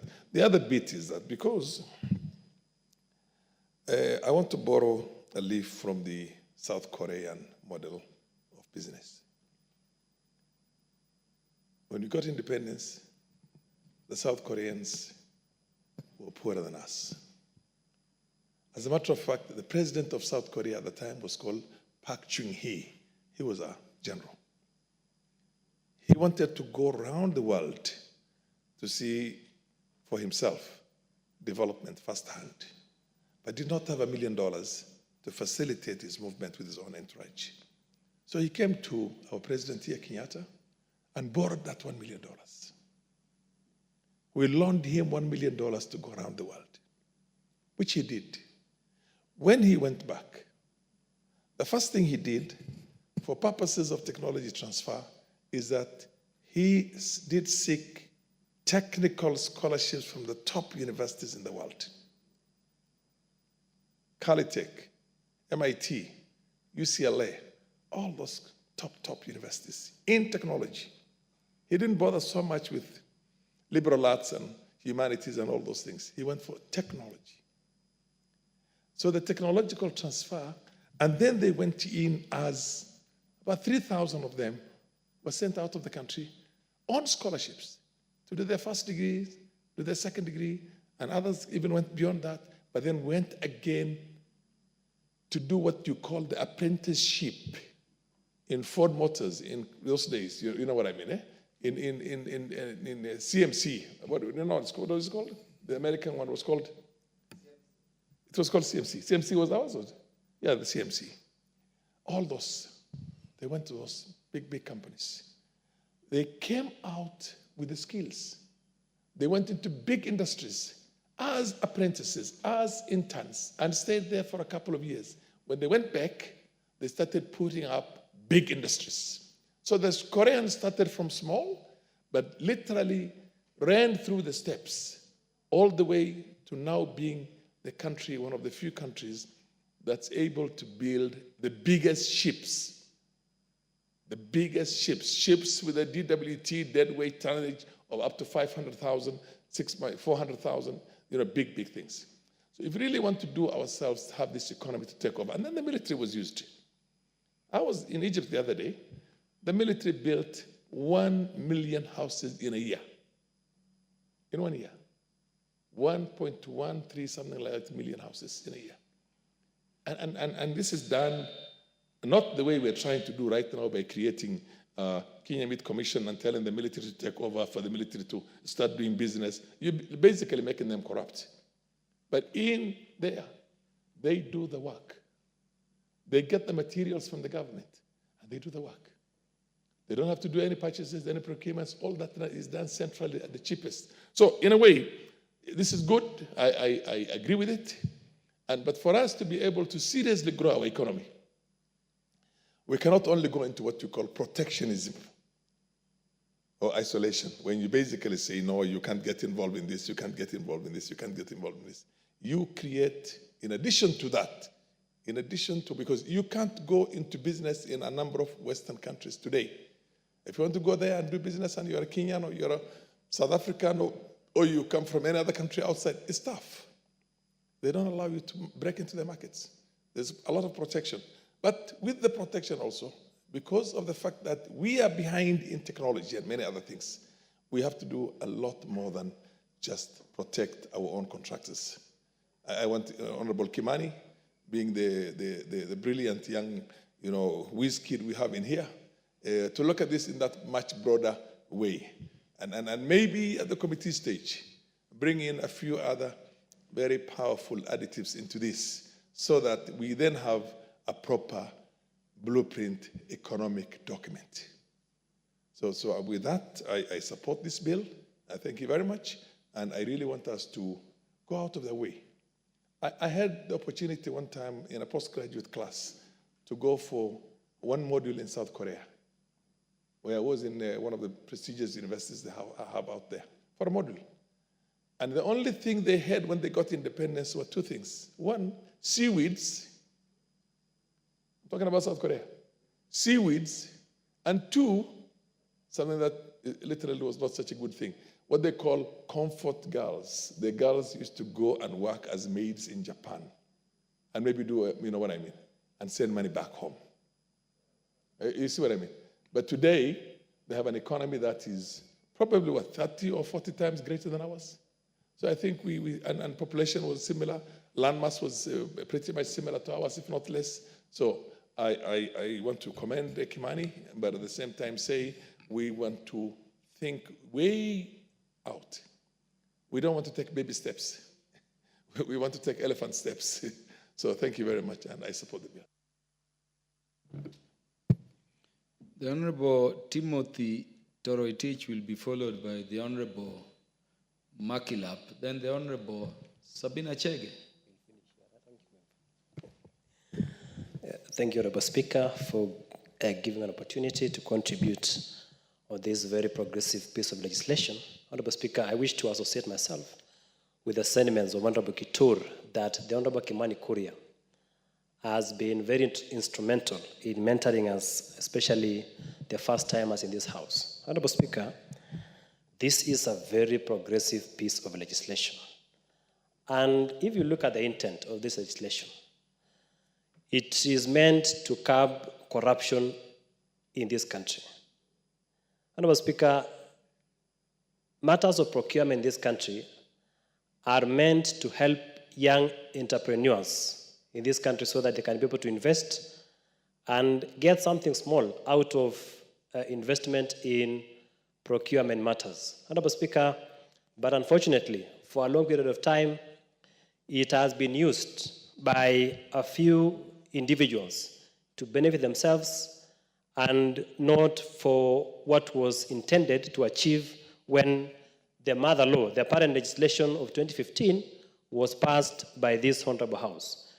But, Honorable Speaker, what is more interesting about this bill is it comes at the backdrop of the recent speech by the President, especially in admonishing the National Treasury for not implementing the e-procurement. So, Honorable Speaker said that this bill comes at a very, very important moment when the President recently addressed this House. And actually, the President admonished the National Treasury for not implementing the e-procurement system for the last 10 years. Honorable Speaker, as I said yesterday, if you look at the intention of this bill, it is to fight corruption. And this House has an obligation to assist the President of this Republic to fight corruption. Honorable Speaker, how do we do it? We must be able to check the executive without fear of any intimidation. Honorable Speaker, the only way we can do that is through a robust oversight. The President is working so hard to transform this country. But as a House, we must be able to check the executive, certain offices in the executive, so that we assist the President fight corruption. Honorable Speaker, we may pass this law, but someone else may circumvent the implementation of this particular piece of legislation. So we need to assist the President as a House, not just to sing along, but to ask certain hard questions as we perform the sacrosanct oversight role of this House. Honorable Speaker, if you look at this bill, under the clause 10, it is meant to empower local manufacturers to ensure that locally produced products or services are prioritized in the procurement and asset disposal process. So, Honorable Speaker, this is meant to empower local manufacturers, and it will create employment, because if we place priority on local manufacturers, it means it will lead to growth of our local manufacturing industries, and that is how we'll be able to create employment in this country.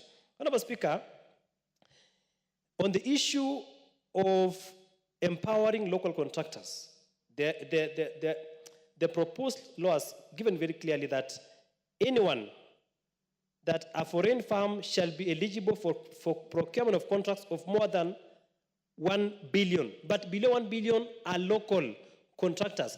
But even for the local, for the foreign contractors, they must enter into a joint venture with the local contractors or local firms or for not less than 30%. Honorable Speaker, that is meant to empower the local contractors. Honorable Speaker, the other issue that we've had in this country is misrepresentation by local firms or by foreigners. Honorable Speaker, I want to thank the mover of the bill because they have given very clearly that a foreigner who registers a company by misrepresenting himself or herself as being a Kenyan shall be liable to a fine not exceeding 5 million shillings. But, Honorable Speaker, this is where I will propose an amendment. In any case, these foreigners are multi-billion companies because a company is a legal entity. And therefore, they are multi-billion. So, Honorable Speaker, the fine of not exceeding 5 million for me is less. In fact, the fine, they should be blacklisted. That is the proposal that I would give, that the fine is insufficient. They should be blacklisted because that is, they will be running local companies out of town. Honorable Speaker, furthermore, if you look at clause 12, is despite saying that the local firms shall be eligible to 30% of what has been bidded for, it goes further to say that a procuring entity shall set out specific goods, works, and services to be undertaken by a local firm under joint venture procurement.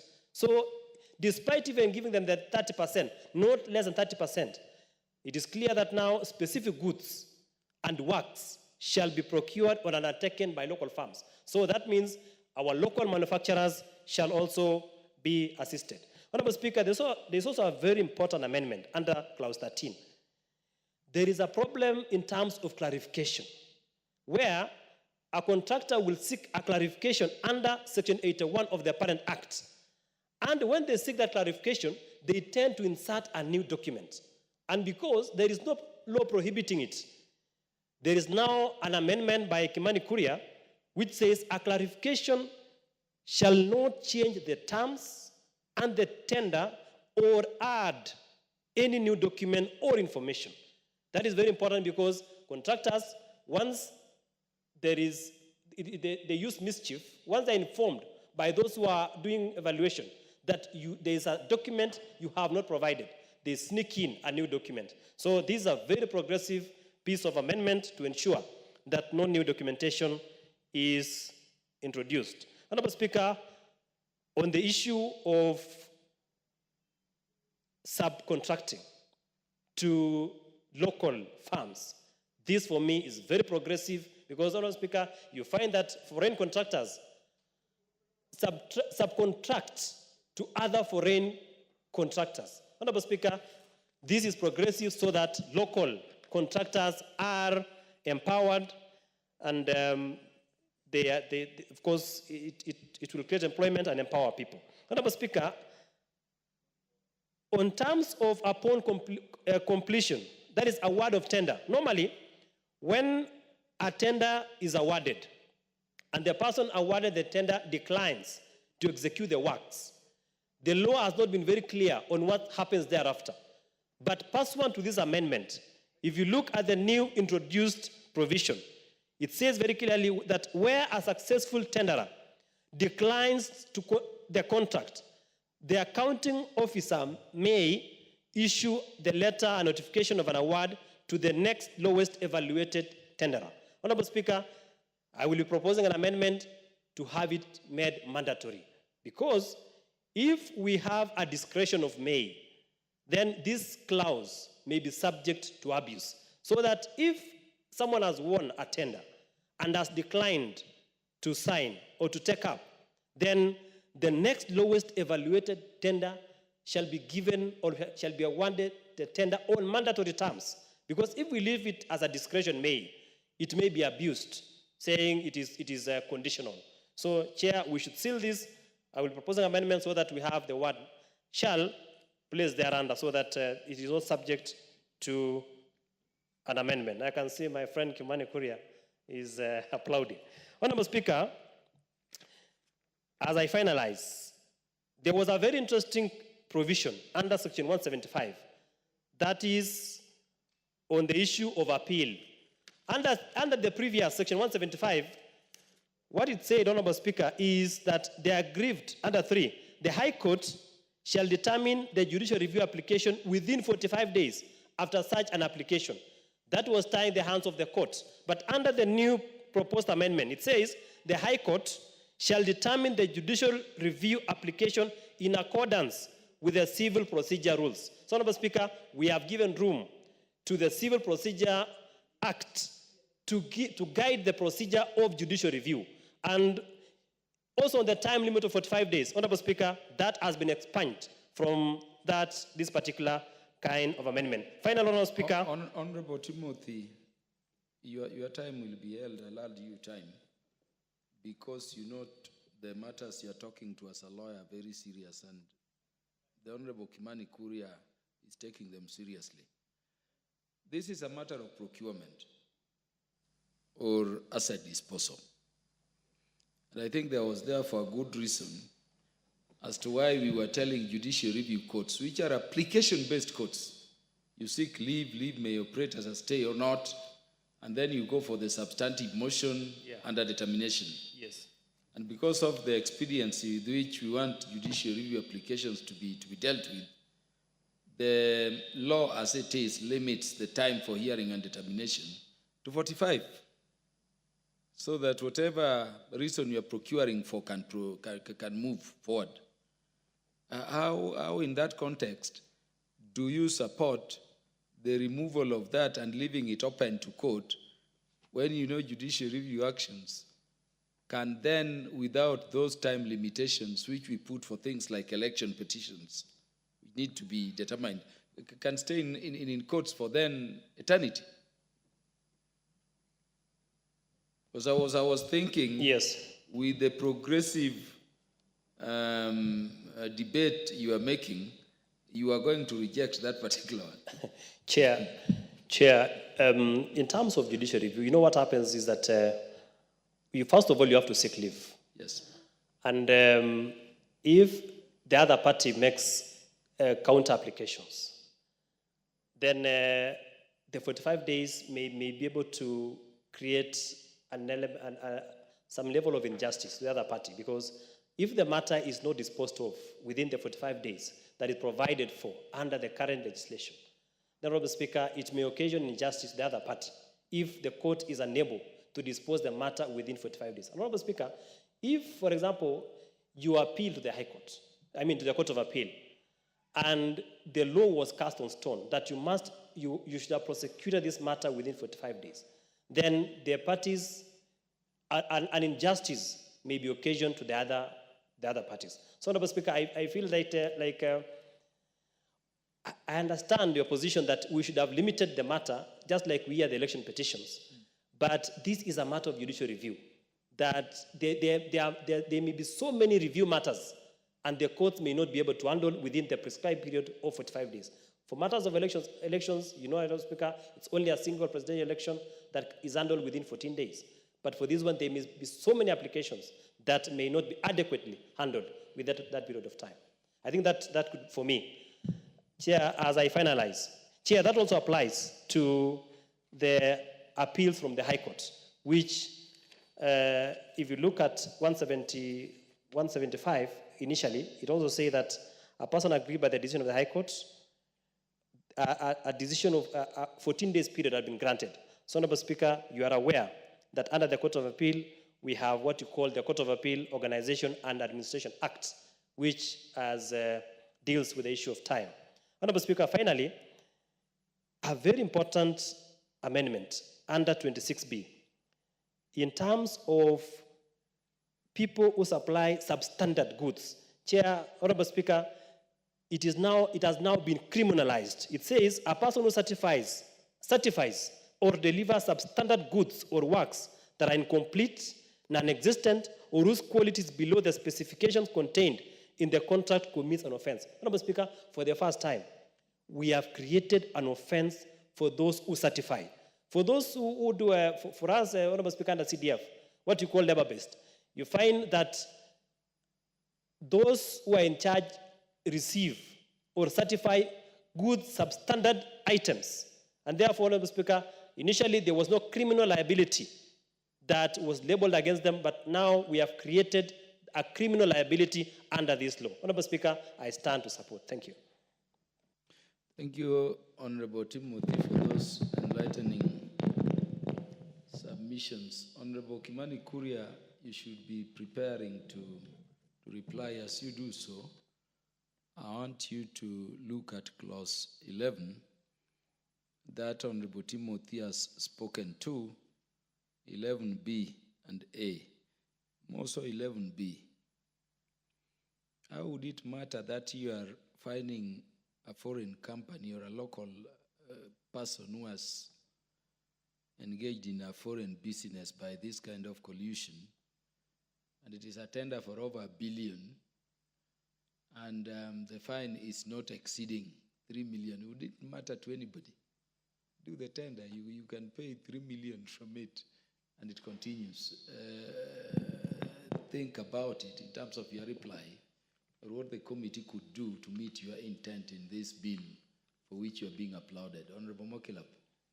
Thank you, Mr. Speaker, for this opportunity.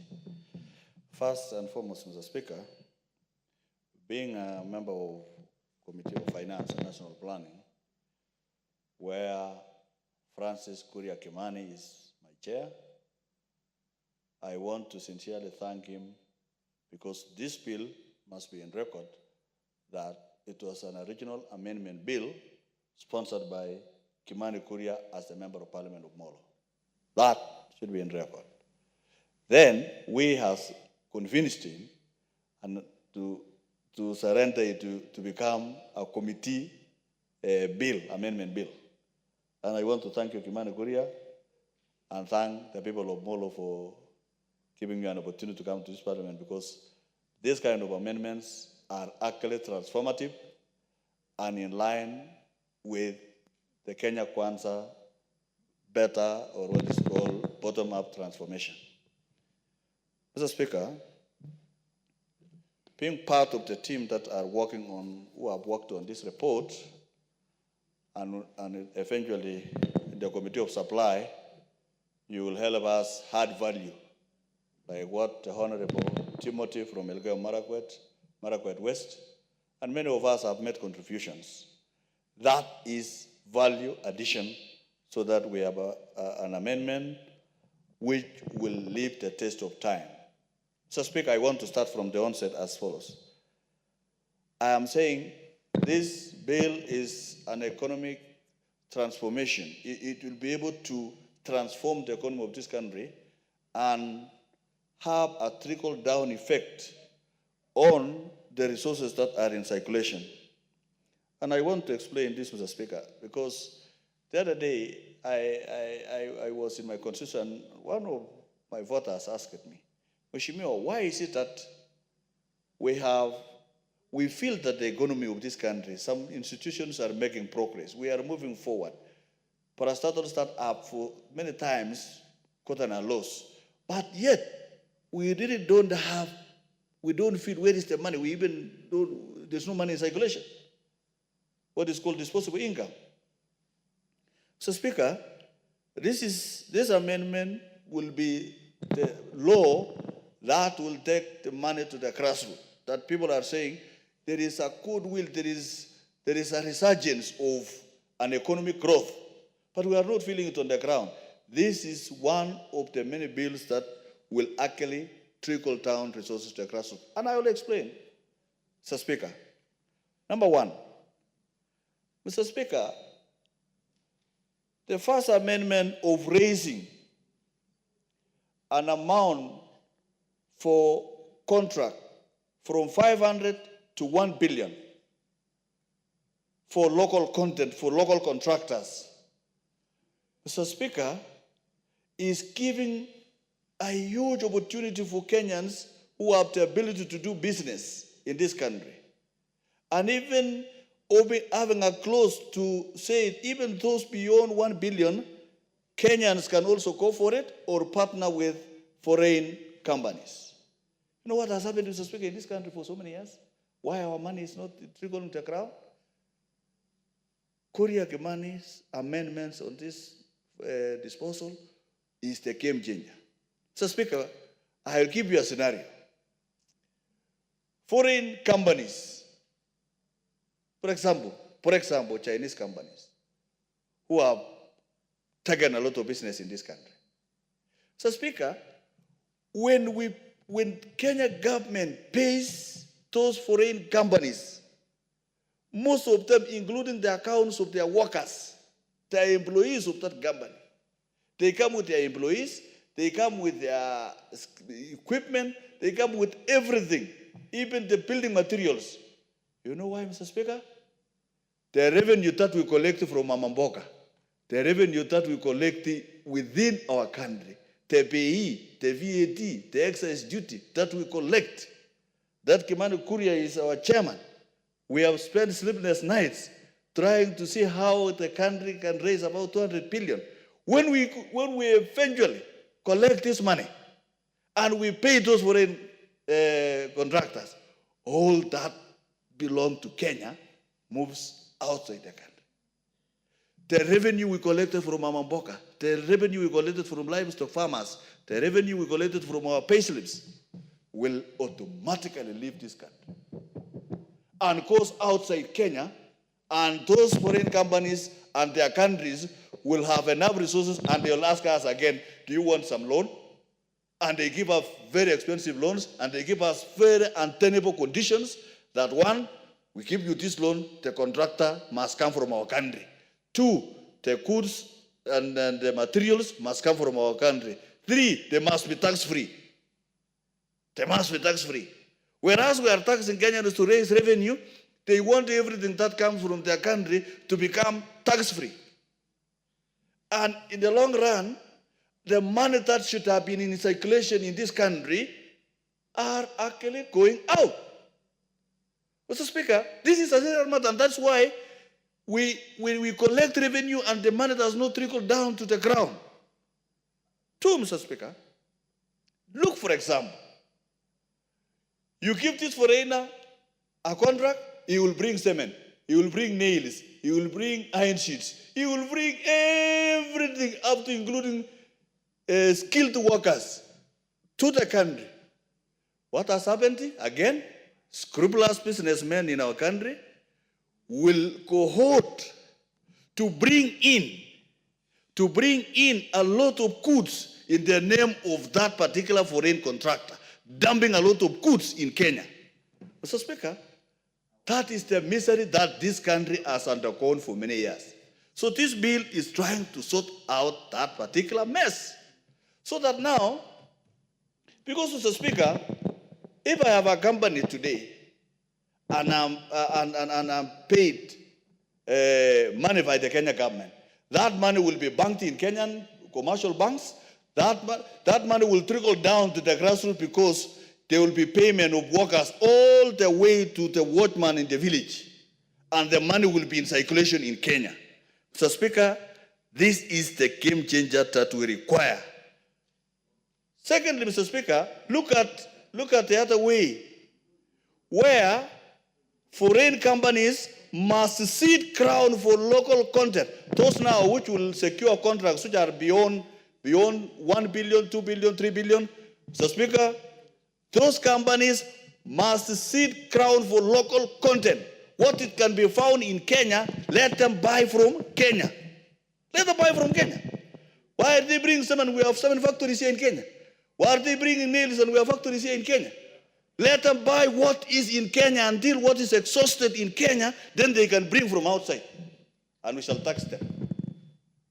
Because we need to create industrialists. Manu Chandaria is an industrialist brought in Kenya, born and raised in Kenya, and he has turned around through the manufacturing. We need more industrialists to come from Baringo North, to come from Homa Bay, to come from Molo. We need Kenyan people to build Kenya. That is the only way this particular, this bill is trying to put across, even partnering with Kenyans. Do you know in some of these countries in the UAE, if you want to go and do business there, Mr. Speaker, you have to partner with a local person to own about 51% shares, and yet it does not do anything. It does not produce the resources. It does not do so many things. So, Speaker, and you work like a donkey and you will share the dividends. So, Speaker, this is a very serious matter. So we are saying, we as a country, through these amendments that we brought us through our chairman here and the Committee of Finance, is trying to raise, to bring in economic growth of our country. This is a transformative bill, and as you just had me another minute, Mr. Speaker, skills transfer. So, Speaker, skills transfer. You know, we learn from one another. I have come to this parliament, I'm in Committee of Finance. This young man, my chairman, has transferred a lot of knowledge to me in committee and outside. Today, I'm very knowledgeable on matters finance. I'm an expert of mathematics. He's an expert of accounts. Today, I have a lot of knowledge. My brother is a CBA, we have a lot of knowledge. We need skill transfer. Our people must work in foreign. Honorable Sabina Chege, Honorable Makilap, you've ended it at a very good note. You can't say more. Thank you, Mr. Speaker. And from the onset, I want to congratulate my brother, Honorable Kimani, and the entire finance team. I will say this bill should have come yesterday, Mr. Speaker. And I know the people who spoke before me have really spoken a lot about this bill. But this bill that, Mr. Speaker, looks at the local contractors and actually gives them preference up to 1 billion Kenya shilling. Number two, speaks on how, when you're doing foreign joint ventures, that 30%, a minimum of 30%, not 1, not 2, not 20, but a minimum of 30% goes to local contractors. It is commendable, Mr. Speaker. The issue of promoting the local manufacturers using local products is very important. And Mr. Speaker, if you allow me to go to clause 3, where they say about the ensuring that foreign procurement contracts that have not been subjected to provisions, international procurement guidelines or laws adhere to the laws of procurement in Kenya, it is important, Mr. Speaker, and I would want especially the people in the Treasury, Mr. Speaker, to listen to this, that a lot of times we contract foreigners, and at the end of the day, then you hear if there's a dispute, that we can only go settle those disputes out of this country. You'll be sent to London, Malaysia, and other countries, and not under this law. It is important that the foreign contractors also accept that they are getting Kenyan money, and if anything that raises a dispute should be handled in Kenya courts, and we have qualified courts, and we have trust in them.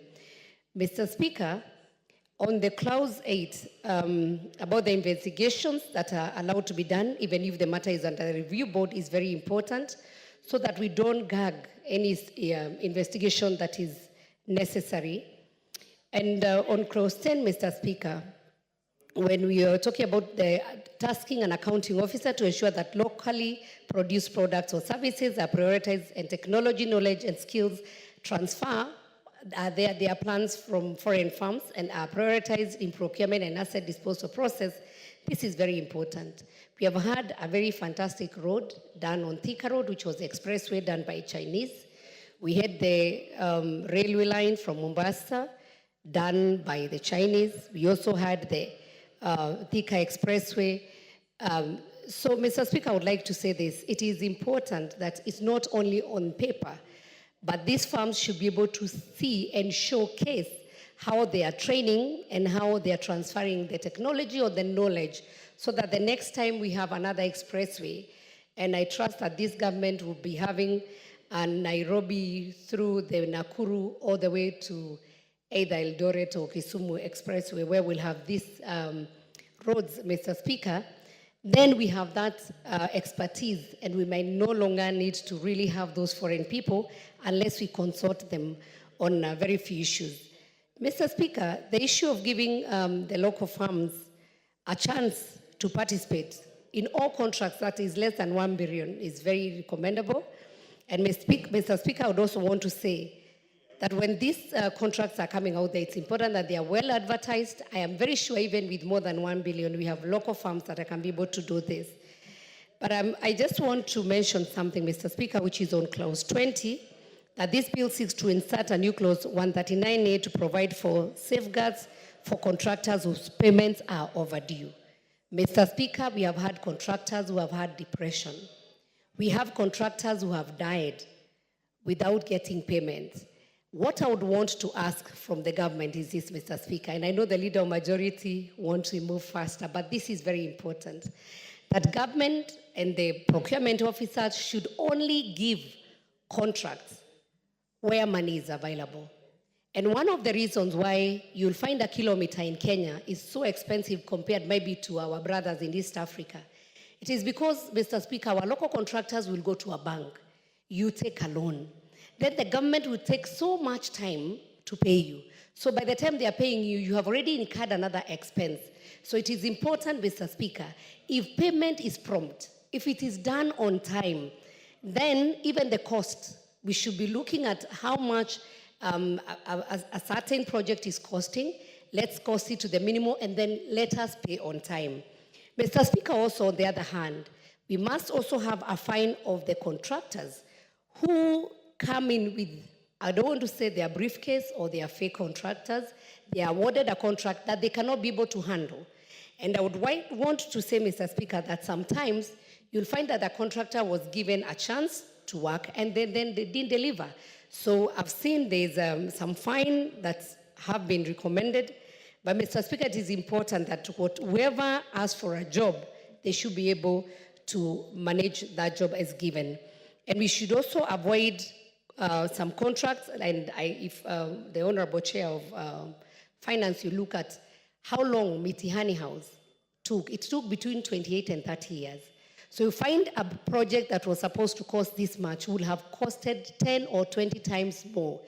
And we know there are some also contractors who actually liaise with procurement officers, so there's intentional delayed payment so that then they can raise certificates.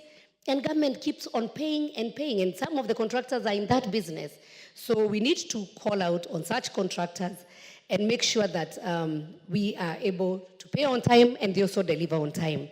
On clause 24, Mr. Speaker, which prohibits subcontracting of local procurement contracts to foreign contractors unless unless they are not able to pay.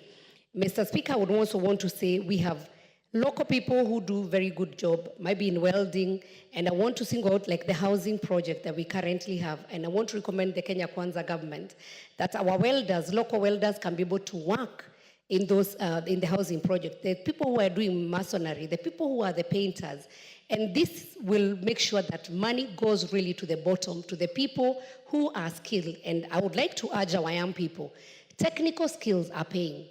I was sharing with a contractor who is having a housing project in Muranga, and was telling me he's getting, challenges getting welders from the local community. Even the local community, young men offering themselves. And I would ask them kindly with a lot of respect, instead of waiting for the politicians to come and incite you about the mountain, it is important you look at the opportunity that this government has given you.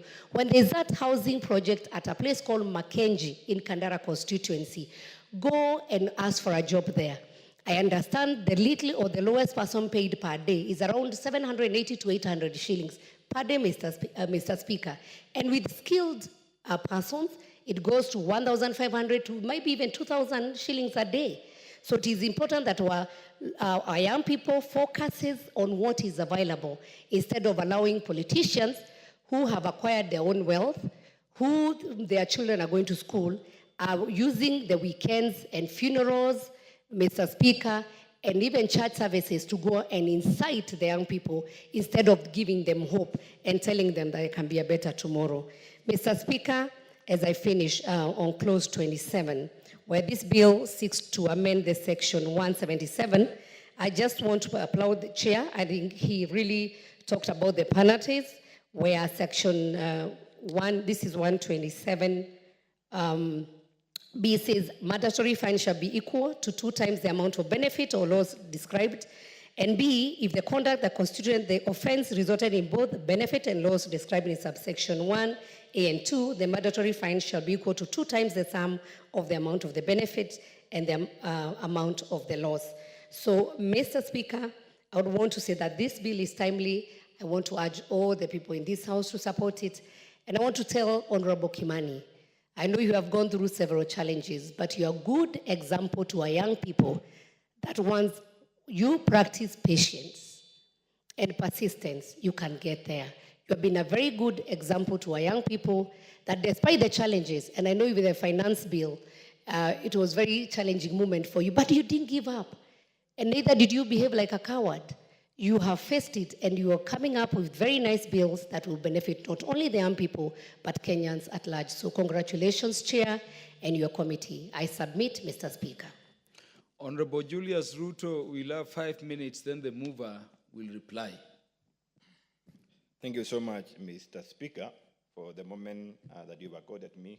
First of all, also, I will start by appreciating my brother, Chair for Finance and National Planning Committee.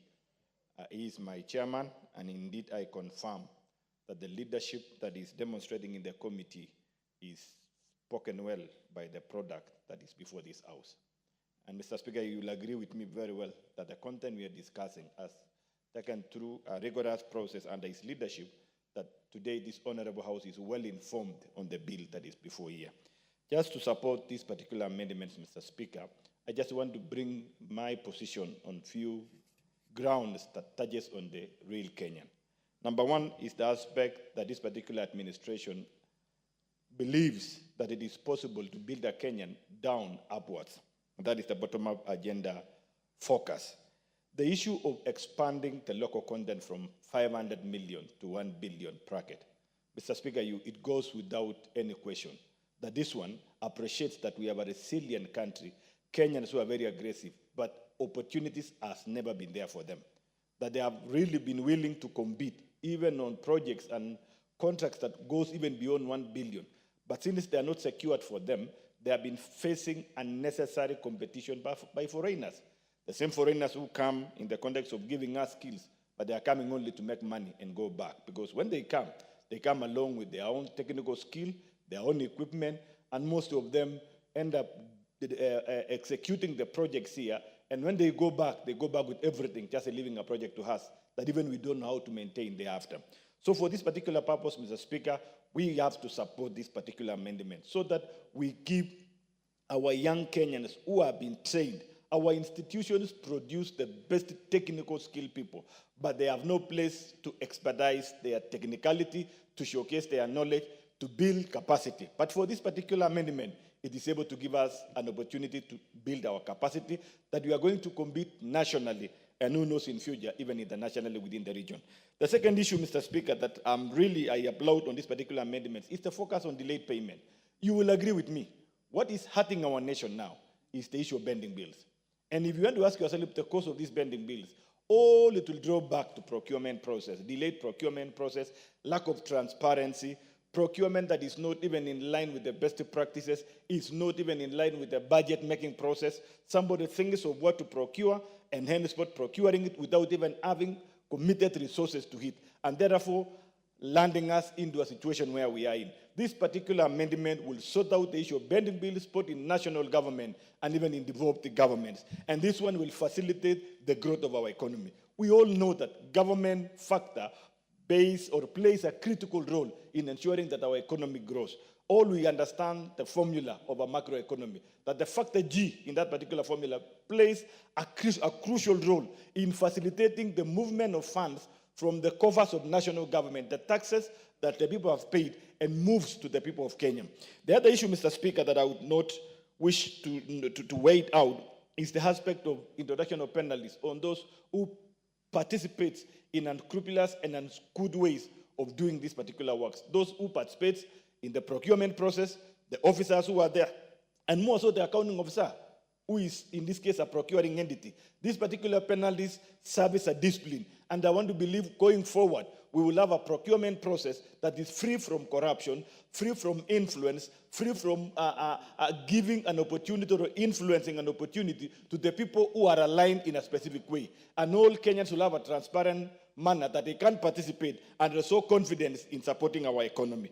Mr. Speaker, as I look at the time that is not on my side, lastly, I want to appreciate that even as we are looking at this particular amendments, Mr. Speaker, there is the aspect of transfer of knowledge of technology and the aspect of finally building our economy. Mr. Speaker, we are suffering with the issue of foreign exchange reserves. With this particular one, we will enable Kenyans to spend their own local currency here as they build our nation, as opposed to where we are using foreign money, and in the long run, we end up losing our foreign currency and still our nation the problem of foreign exchange. Thank you so much, Mr. Speaker. Mover, you don't have to use 10 minutes to reply. Can you make your reply as brief as possible so that we can move to the next business? Thank you, Honorable Speaker. From the onset, I would like to really thank all my colleagues who have really enriched debate on this particular bill. I would like also to thank you for your very, very kind words. I don't take that for granted. And I thank you because you have really enriched this discussion. Honorable Speaker, one of the matters that has been raised is on the issue of a foreigner registering a company in Kenya, and whether that then would qualify to be a local company. And Honorable Speaker, although the Companies Act would require a local sort of sponsor in registration, I think one of the things that maybe will be considering this House to approve is if we change the term from local contractor to citizen contractor, so that we make sure that these local contractors are not just contractors that are registered in Kenya, which could be foreign owned, but most importantly, contractors who are citizens of the Republic of Kenya, Honorable Speaker. About the fine, the part of the fine, Honorable Speaker, that was one of the matters that we'll seek now to address during the Committee of the Whole House. And another question has been raised about whether this bill provides for due diligence by these officers before procurement before an order has been done. Honorable Speaker, one of the matters I was very deliberate upon to address this is to specifically provide for in clause 14 that the conduct of due diligence under subsection 1 includes, but not limited to, obtaining confidential references from persons with whom the tenderer has had prior engagement, visiting the contractor's offices, inspection of the planned equipment and completed works, in addition to confirming the validity of the documents presented. Honorable Speaker, recently we had the infamous or the famous fertilizer scandal, Honorable Speaker. But what we find in that particular transaction, the suppliers of fertilizer were business people, but the fertilizer came from a local manufacturer. So if there was due diligence done by an accounting officer to go and verify that do you have the capacity, do you have this fertilizer that you're going to supply to government, we would end up reducing the costs of a procuring entity, because it happens so many times.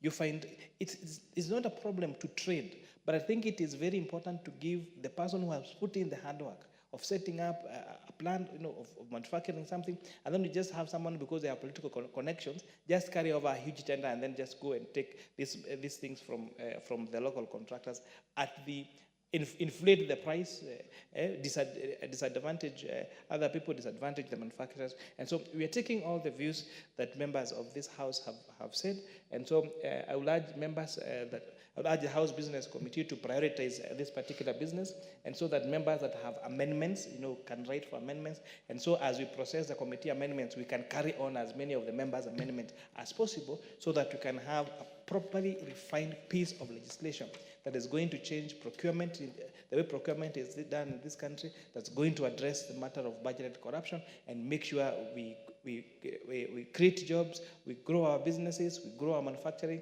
and we buy Kenya and build Kenya. With that, I beg to move, Honorable Speaker, to reply, Honorable Speaker. Question on the bill will be put in future for the convenience of the House. Next order. Order number 15, the Unclaimed Financial Assets Amendment Bill, National Assembly Bill number 15 of 2024, second reading. Mover.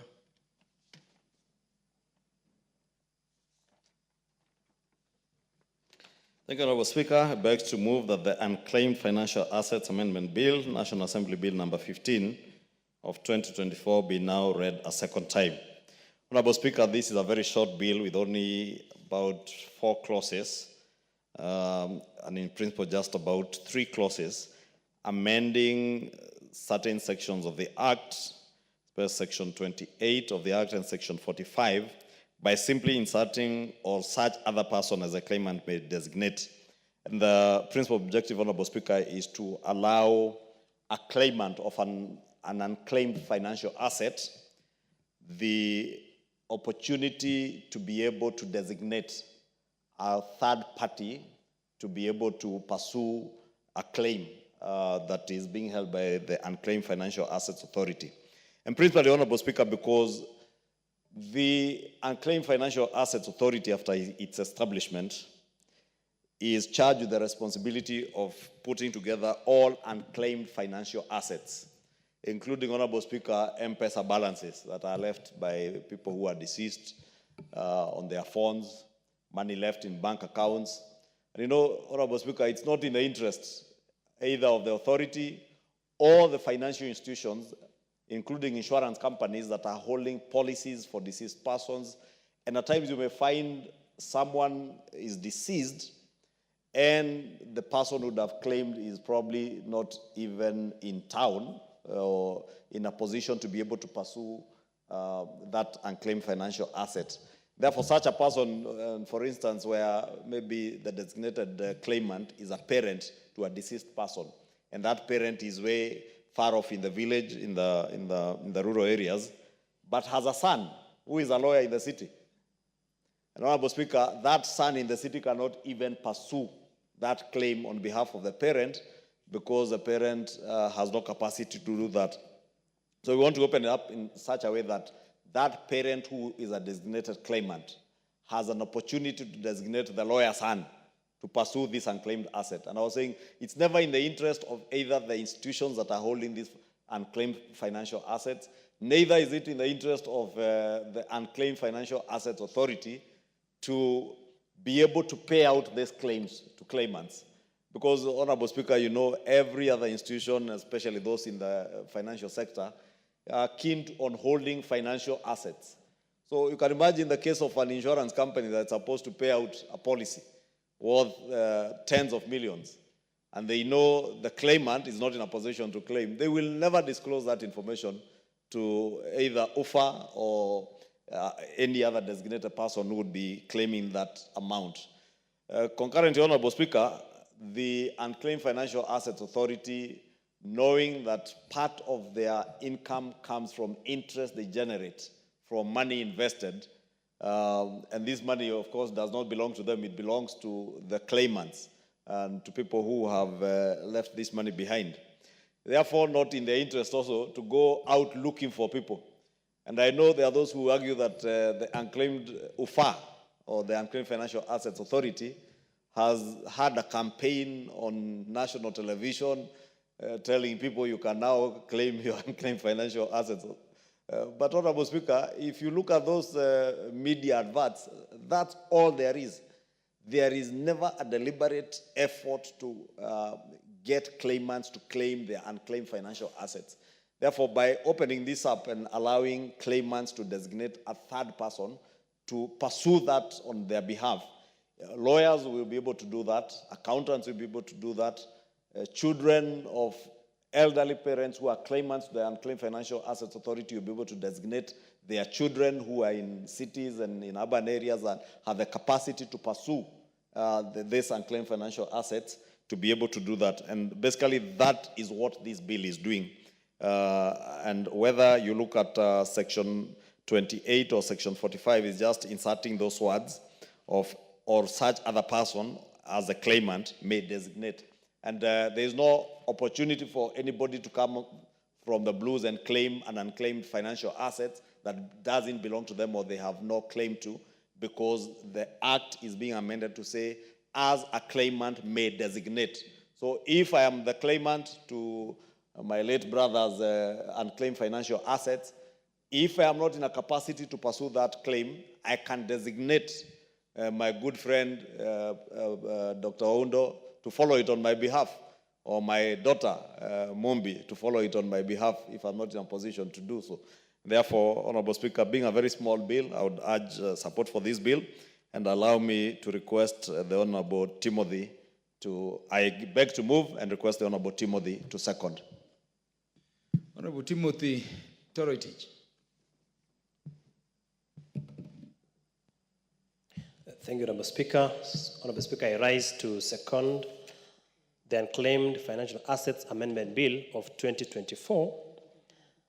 Honorable Speaker, if you look at this, at the law as it is, and if you look at the interpretation of the courts have given it a very strict interpretation. And this has necessitated this particular amendment. Honorable Speaker, designation means it can be either through testate or intestate succession, through a will or through succession generally before our courts, so that when someone has designated a certain property that is unclaimed, then when it is subjected to a court of law, then the court giving under succession, that person may be able to claim that particular asset. So, Honorable Speaker, for me, I think it is a progressive legislation, but should only be limited to lawful designations, to lawful nominations, whether through a will that is attested in matters of attested succession, or where there is no will in intestate succession, where the courts will lawfully designate a person to claim under this particular piece of legislation. Honorable Speaker, I raise to second.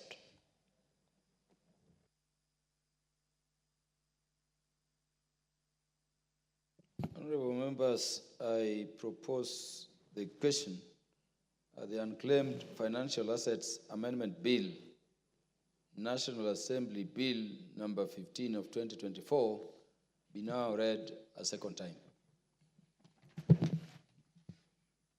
The Honorable Kimani Kuria. I thank you, Honorable Speaker. Honorable Speaker, this is one of the bills, again, that's sponsored by the Leader of Majority Party, that was referred to the Departmental Committee of Finance and National Planning. Honorable Speaker, in as well as we appreciate the need to have someone designate someone else to get to their unclaimed assets on their behalf, Honorable Speaker, one of the matters we are grappling with as a committee is the risk that that puts on that unclaimed asset. Honorable Speaker, as you may recall, these unclaimed assets are financial assets. And therefore, there would be insurance compensations, there would be bank account, money in the bank account, could be M-Pesa, money in the M-Pesa account. And therefore, the reason why they would be in the Unclaimed Assets Authority in the first place is because the owners of these funds may not be aware that that money exists. So you probably opened a bank account many years ago when you were a younger person, and maybe you forgot about it, or you lost a phone that had an M-Pesa balance in it, and therefore the fact that you don't use that number anymore, but there is money in that particular M-Pesa. And therefore, if now we allow someone to designate someone else to be paid that money on behalf, then we could have some unscrupulous, people going around, looking at which monies are there in the fund that have not been claimed, and now claiming that they have been authorized to go and access that money on their behalf. And especially because, again, consider that the real beneficiaries of those funds may not be aware. However, the spirit is very good, because we have a lot of monies that are lying in the claimed assets in billions of shillings that the authority is using to trade in bonds and bills and other transactions at the banks. But how then do we achieve a difference? One of the mandates that is given, if you take the Unclaimed Assets Act, it necessitates all financial institutions to first of all try to find the beneficial owners of those assets and use all means necessary. And it prohibits them from keeping that money or those balances after a stipulated amount of time, but to transfer those assets into Unclaimed Asset Authority fund. But now, maybe what we need to look at is the penalties that are prescribed in the law for failure to do that. Because if then we have these particular financial institutions remit all the unclaimed financial assets to the authority and put the authority to task to use all means necessary to find the beneficial owners of this particular assets, then this matter will not arise. But we are concerned as a committee that the risk is that if this is left like that, we could have people, claiming to be designated to access these funds. And remember, the owners, the real beneficial owners of these assets do not know that they actually own these assets and therefore really deplete the fund. With that, I beg to support Honorable Speaker. The Honorable John Gitonga. Thank you. Thank you, Honorable Speaker. I rise also to put and contribute to this bill. Honorable Speaker, myself, I propose to reject and oppose this proposal of Honorable Speaker getting a third party to enjoy goods from UFA. Honorable Speaker, as per the records, we have over 62 billion Kenya shillings worth of assets in terms of cash and shares, Honorable Speaker, in the unclaimed asset category. And Honorable Speaker, these are unclaimed assets, and it should be known that an unclaimed asset is the one that has not gotten somebody to actually get it. It is a little bit not very clear to me how a third party, Honorable Speaker, can be able to actually say, I was given mandate, and by whose authority, Honorable Speaker, can we claim that somebody has been given mandate to take these assets? Honorable Speaker, I also want to say that with such an amount, it should tell you that interests will come in and unscrupulous people will try to lay hands on assets that are not their own and are not even given a chance to actually claim. Honorable Speaker, I rise to actually say it would be a bad precedent for this House to allow for third parties to claim such assets that are unclaimed. And Honorable Speaker, even the vetting and knowing clearly that these assets were designated to a third party would be something that requires a lot of vetting. And Honorable Speaker, and the bill itself does not provide for that. So I rise to oppose this, and Honorable Speaker, recommend my colleagues also to oppose it. The Honorable Julius Ruto will suffer the fate of doing under 5 minutes. Thank you.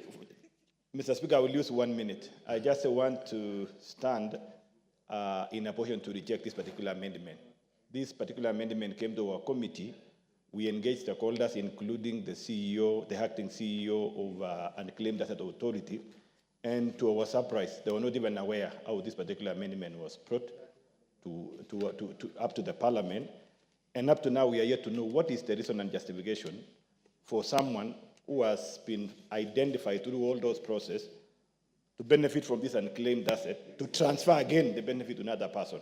We never got the justification up to there, and up to now, I reject this particular amendment. Honorable And Julius we rejected as a committee of finance. And Honorable Julius Ruto, what happens where a person has no known close relative?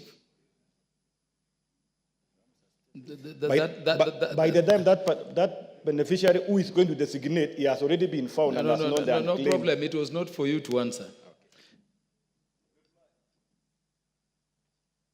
There is no more interest. The mover can reply.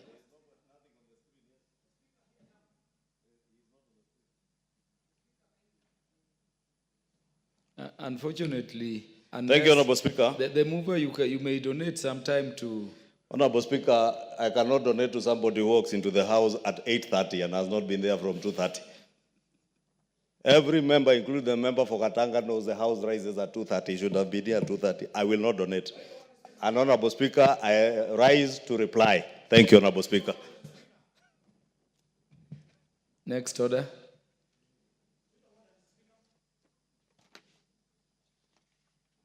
Next order. Order number 16, Committee of the Whole House.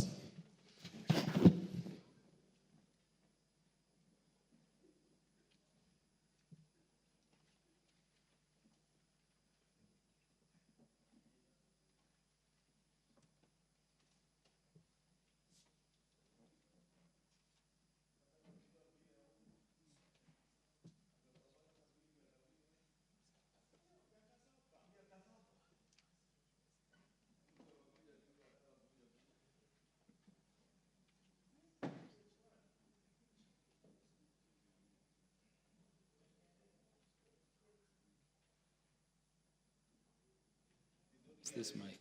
We are in the Committee of the Whole House, Order 16, and we'll start with the Ethics and Anti-Corruption Commission Amendment Bill, National Assembly Bill number 11 of 2024. Clause 2. Honorable members, I propose the question that Clause 2 be part of the bill.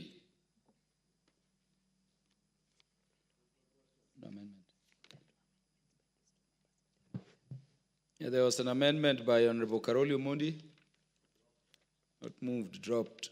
The amendment by Honorable Shakil Shabir, also not moved, dropped. Honorable members, I now put the question that Clause 2 be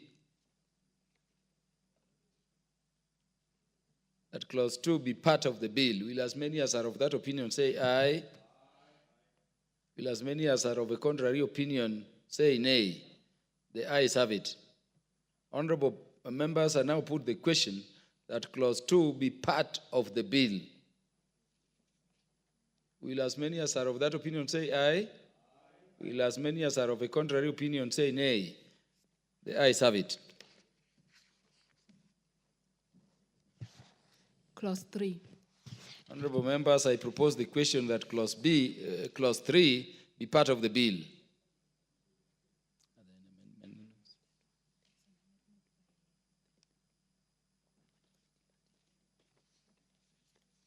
The leader of the majority party.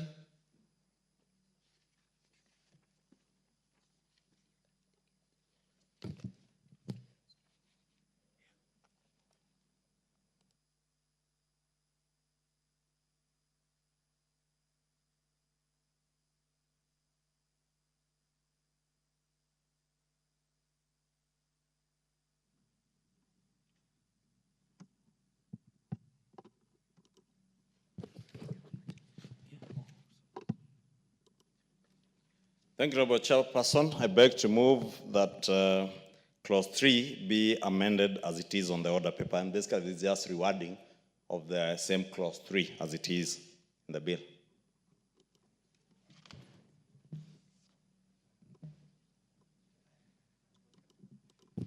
Yeah, the Honorable Speaker had made a communication that if the amendment proposed by the Leader of Majority is carried, all the other amendments to this particular clause will stand dead.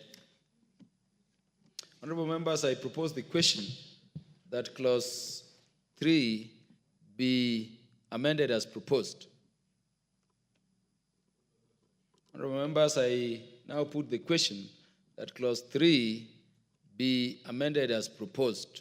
Will as many as are of that opinion say aye? Will as many as of a contrary opinion say nay? The ayes have it. Title.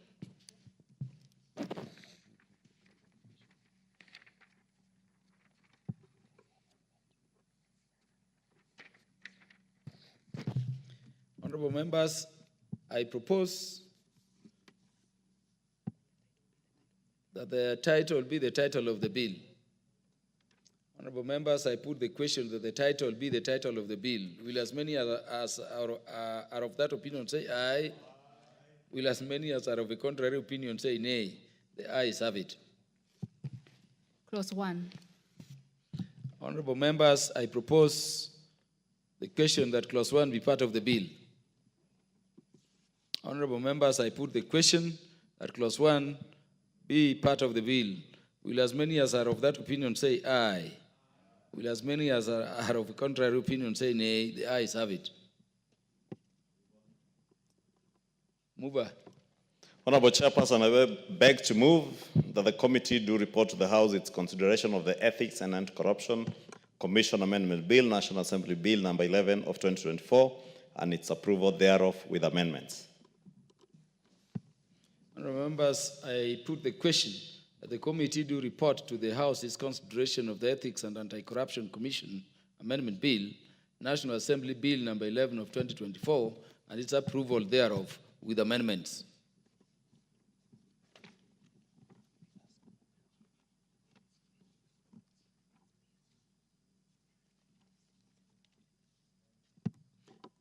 Yeah, the next bill is the Kenya Roads Board Amendment Bill, National Assembly Bill number 18 of 2024. Mover.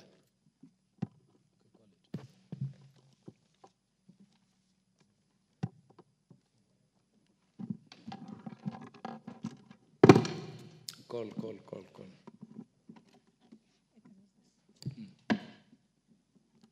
Clause 3 and 4. Honorable members, I propose that clauses 3 and 4 be part of the bill. Honorable members, I put the question that clauses 3 and 4 be part of the bill. Will as many as are of that opinion say aye? Aye. Will as many as are of a contrary opinion say nay? The ayes have it. Clause 2. Honorable members, I propose the question that clause 2 be part of the bill. Honorable members, I now put the question that clause 2 be part of the bill. Will as many as are of that opinion say aye? Aye. Will as many as are of a contrary opinion say nay? The ayes have it. Title. Honorable members, I propose the question that the title be the title of the bill. Honorable members, I put the question that the title be title of the bill. Will as many as are of that opinion say aye? Aye. Will as many as are of a contrary opinion say nay? The ayes have it. Clause 1. Honorable members, I propose the question that clause 1 be part of the bill. Honorable members, I put the question that clause 1 be part of the bill. Will as many as are of that opinion say aye? Aye. Will as many as are of a contrary opinion say nay? The ayes have it.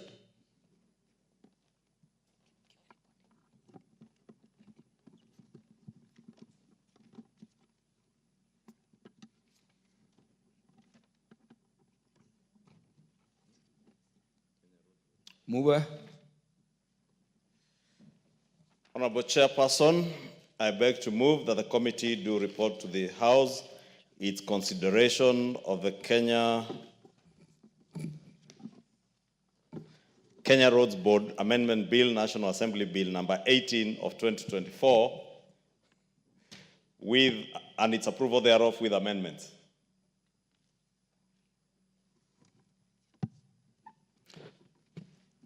Honorable members, I now put the question, which is that the committee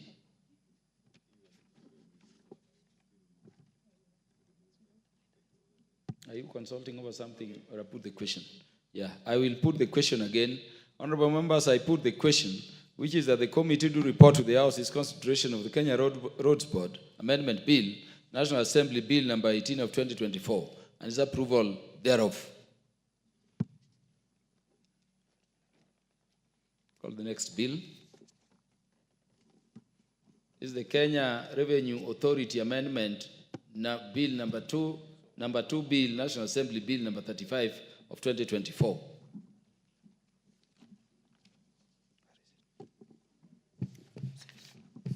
Clause 2. Honorable members, I propose the question that clause 2 be part of the bill. Honorable members, I put the question that clause 2 be part of the bill. Will as many as are of that opinion say aye? Aye. Will as many as are of a contrary opinion say nay? The ayes have it. Clause 3. Honorable members, I propose the question that clause 3 be part of the bill. Honorable members, I put the question. There is an amendment by the majority, I'm informed. Move. Honorable Speaker, having consulted with the Chair of the Finance and Planning Committee, I wish to drop my amendment in favor of his amendment. It caters for what I'd wanted, but in a better version. Do you want to go on record as dropping? Yes, I am dropping my amendment to allow the Chair of the Finance Committee to move his amendment. Chair, Committee Finance, move. Thank you, and I thank you, Majority Leader, for your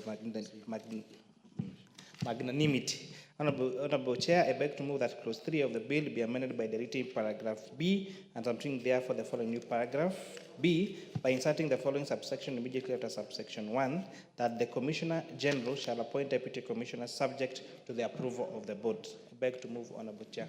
Honorable members, I propose the question that clause 3 be amended as proposed. Honorable members, I put the question that clause 3 be amended as proposed. Will as many as are of that opinion say aye? Aye. Will as many as are of a contrary opinion say nay? The ayes have it.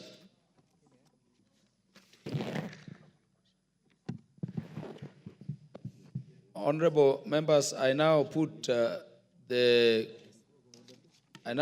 question that clause 3 be part of the bill. Honorable members, I put the question that clause 3 as amended be part of the bill. Will as many as are of that opinion say aye? Will as many as are of a contrary opinion say nay? The ayes have it. Clause 4.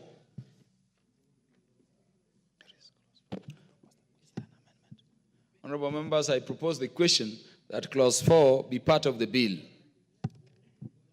Honorable members, I put the question that clause 4 be part of the bill.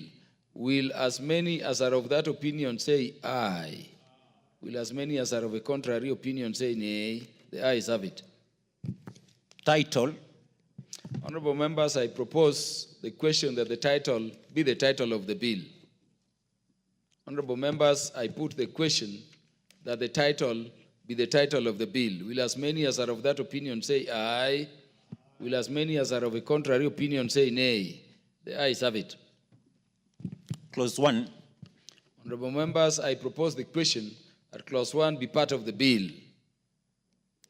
Honorable members, I put the question that clause 1 be part of the bill. Will as many as are of that opinion say aye? Will as many as are of a contrary opinion say nay? The ayes have it. Mover.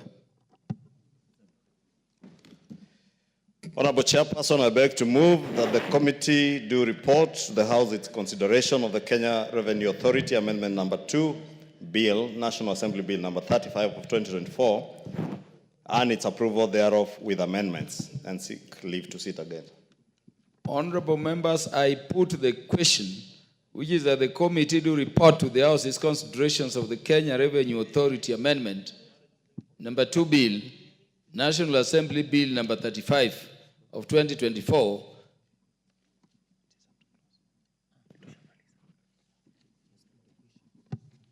and its approval thereof with amendments, and seek leave to... Okay, will as many as are of that opinion say aye? Will as many as are of a contrary opinion say nay? The ayes have it.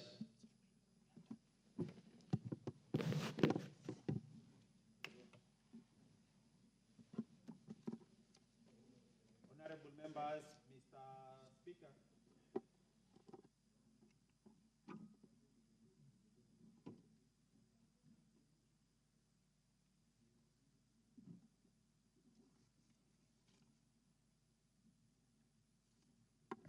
Chairperson.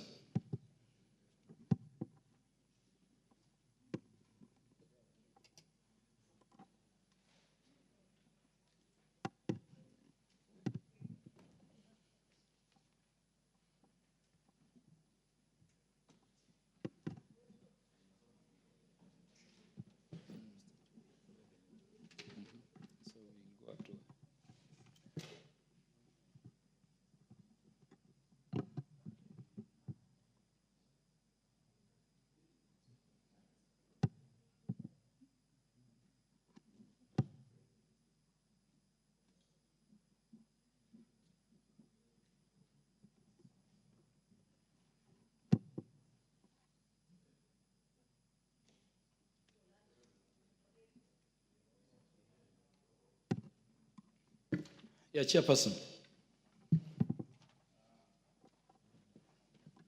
Please.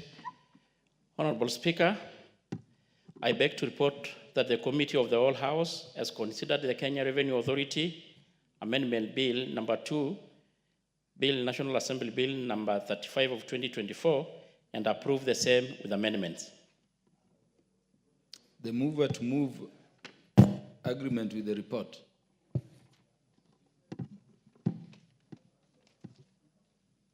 Mover to move agreement with the report.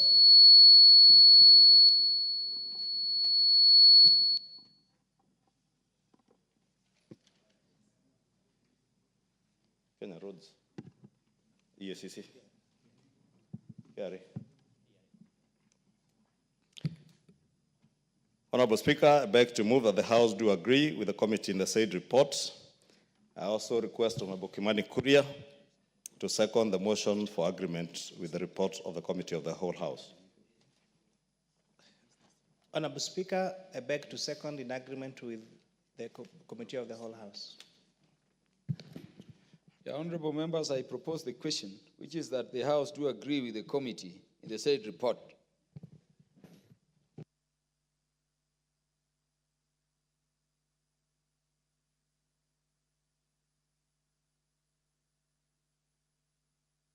Chairperson, go to the Kenya Roads Board one.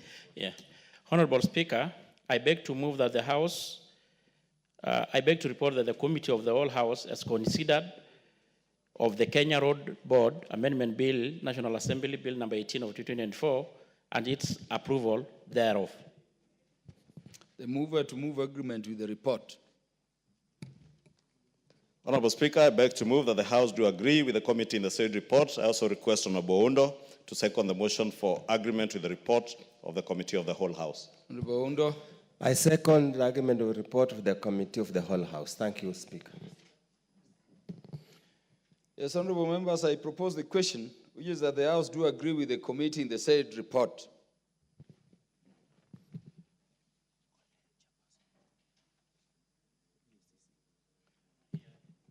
Yes, again, Chairperson, on the one for the ethics and anti-corruption.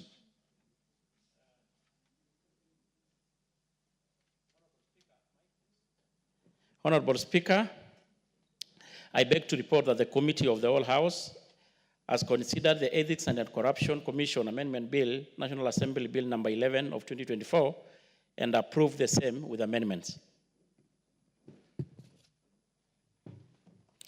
Honorable Speaker, I beg to move that this House do agree with the report of the Committee of the Whole House on its consideration of the Ethics and Anti-Corruption Commission Amendment Bill, National Assembly Bill number 11 of 2024, and also request the Honorable Sabina Chege to second the motion. Honorable Sabina Chege.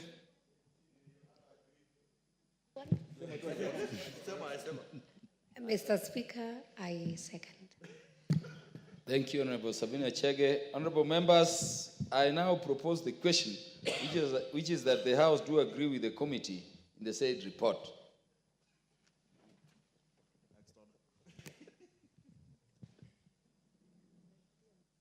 For the convenience of the House, the other matters relevant to those bills will be addressed in future. Next order.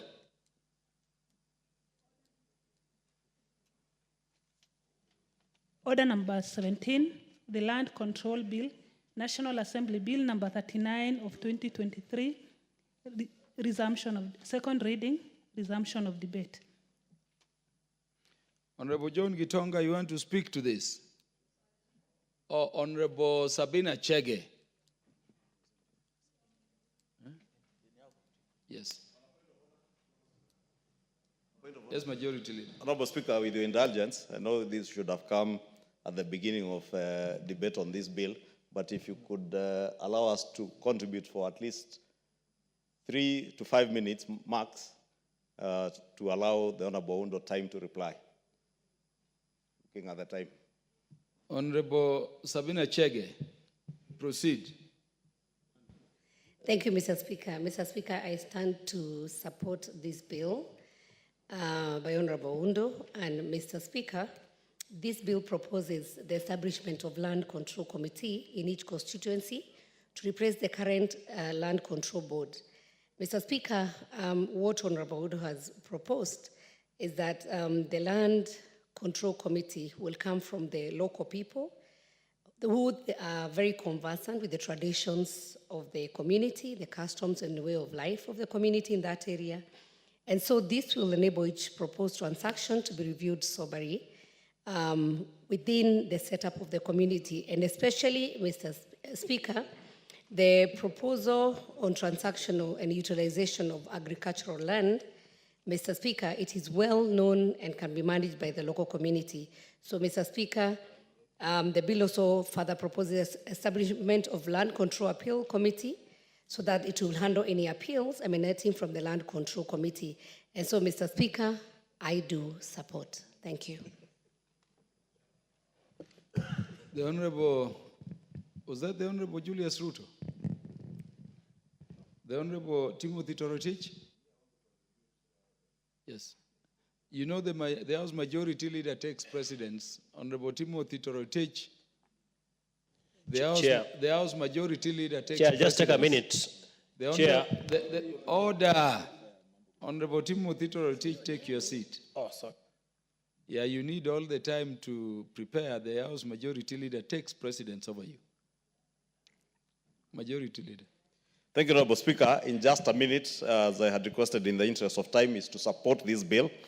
And Honorable Speaker, thank the Honorable Undo because the land control boards as they are today have been center of corruption in all our sub-county and county headquarters. Honorable Speaker, the constitution of those land control boards have been in a way that DCCs or the sub-county administrators, the NGA officers, had a very huge leeway in appointment of the officers, the land control board members. And therefore, you will find situations across the country, Honorable Speaker, where land is being transferred, including agricultural land, as Honorable Sabina was saying, without due regard to all the restrictions that should be there on agricultural land. Across the country, most of our land, especially in the areas that we come from, has been subdivided into 30 by, it started from 50 by 100, it came to 40 by 80, they are now at 30 by 66. And all this happens under the purview of the land control boards, Honorable Speaker. And therefore, with the proposals in the bill, I want to support that the land control committees and with the constitution as Honorable Undo has proposed, will work very well to stem this culture of corruption at the land control boards and ensure that you get people from the localities who understand the issues of that locality. Because we have seen DCCs appointing people to those land control boards, including people who have conflicts of interest. We have very many surveyors and land brokers who sit in those land control boards. Therefore, even in having the constituency offices, I know even under the current regulations, the constituency offices do nominate, I think, 2 people, but the improved version of what Undo is proposing is much better, and therefore support. The Honorable Timothy Torotich may proceed now.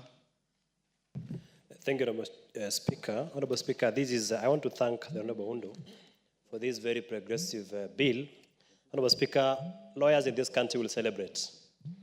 If you look at the Land Control Act, which was passed in 1967, it has had so many piecemeal amendments, and therefore, Honorable Speaker, this is progressive because it will align with the 2010 Constitution, the Land Registration Act, and the Land Court Act of 2011, the National Commission Act, and other legislations which were passed post-2010 Constitution. Honorable Speaker, this piece of legislation will regulate consents on matters to do with subdivision and consents of transfer of land.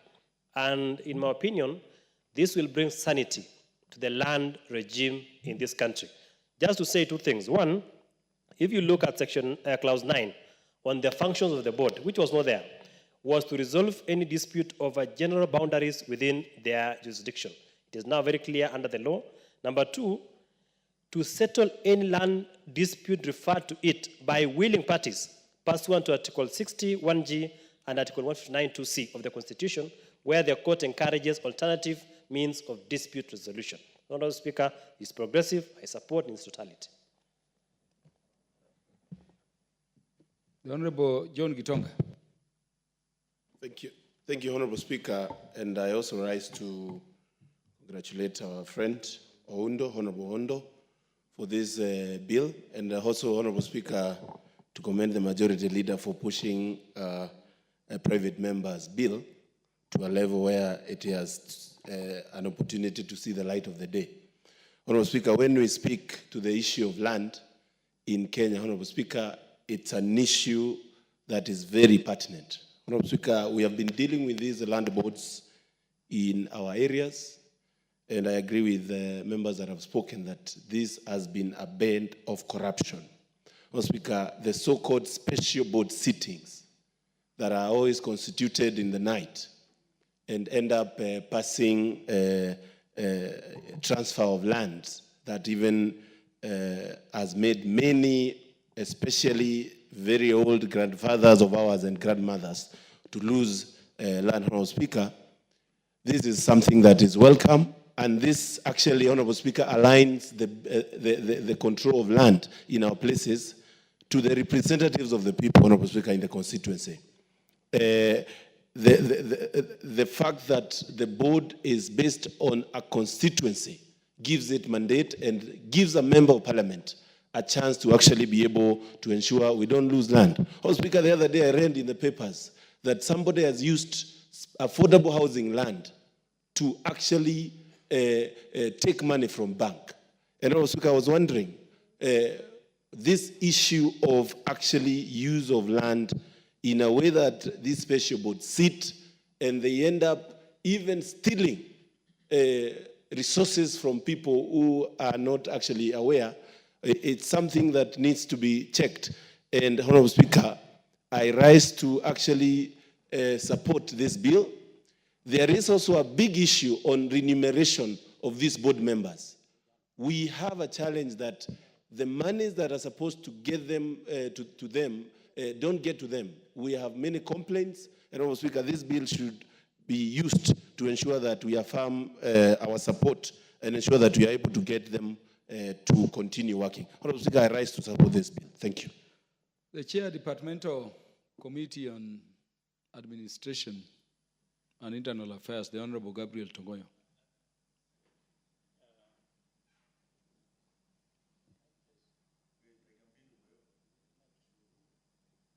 Thank you so much, Honorable Speaker, and want to really appreciate for giving me an opportunity to contribute to this very progressive and important bill. And from the very onset, I want to really congratulate my brother, Dr. Honorable Owindo, for coming up with this bill. Honorable Speaker, as it has been already said by many speakers, the issues of land in this country are very emotive. And in fact, the word land to different communities mean different things. And of course, as the issue of currently the issue of land control board has constituted, in the majority part of this country are dysfunctional and has been actually a root of corruption and even the cause of majority of insecurity, actually issues of insecurity in this country, because it is so much, of course, riddled with corruption. And I think the amendment as proposed by the member will go a long way to try to streamline such issues, and especially in communities where illiteracy is so high. We get that the members of the board has got what they call special sitting, where they can actually able even to transact and they give consent at night and during even weekends. So, Honorable Speaker, I really support this bill. And more importantly also, I think it should be able to help even the country in looking into issue of securing food security, as it also aims to streamline issue of zoning so that agricultural land is remain for the purpose, for the main purpose. Honorable Speaker, I consider this is a very progressive bill and we should support as a House and as a country. And I really want to support. Thank you, Honorable Speaker. Thank you. The Honorable Makilap. Thank you, Mr. Speaker. I want to, first of all, thank Dr. Oundo for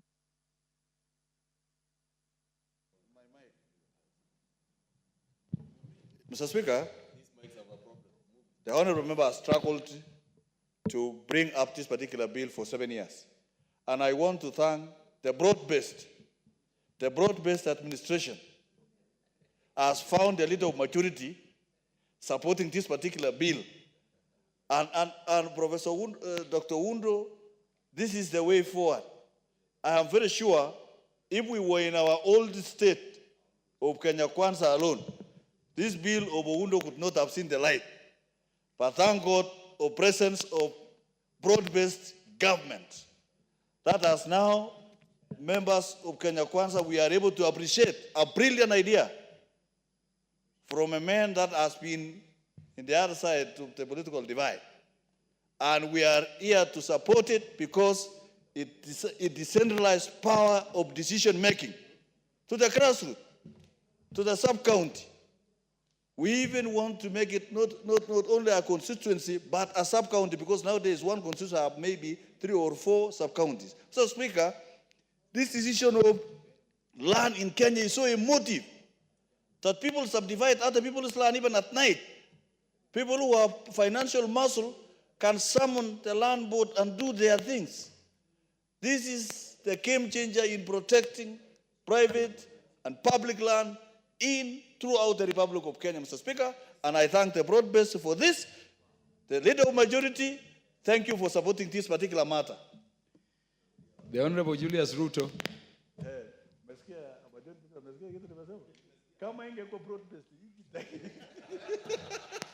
Thank you so much, Mr. Speaker.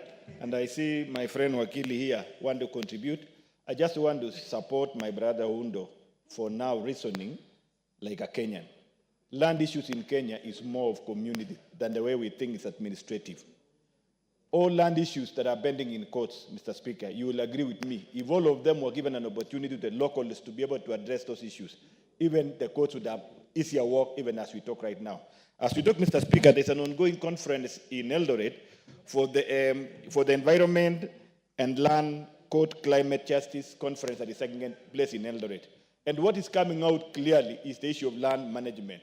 And what the discussion that is taking place by the delegates there is that if we find a way of bringing back the issues to the community to participate, these matters would have been addressed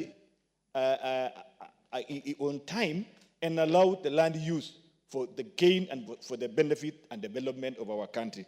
I support. Thank you so much, Mr. Speaker. Lastly, the Honorable,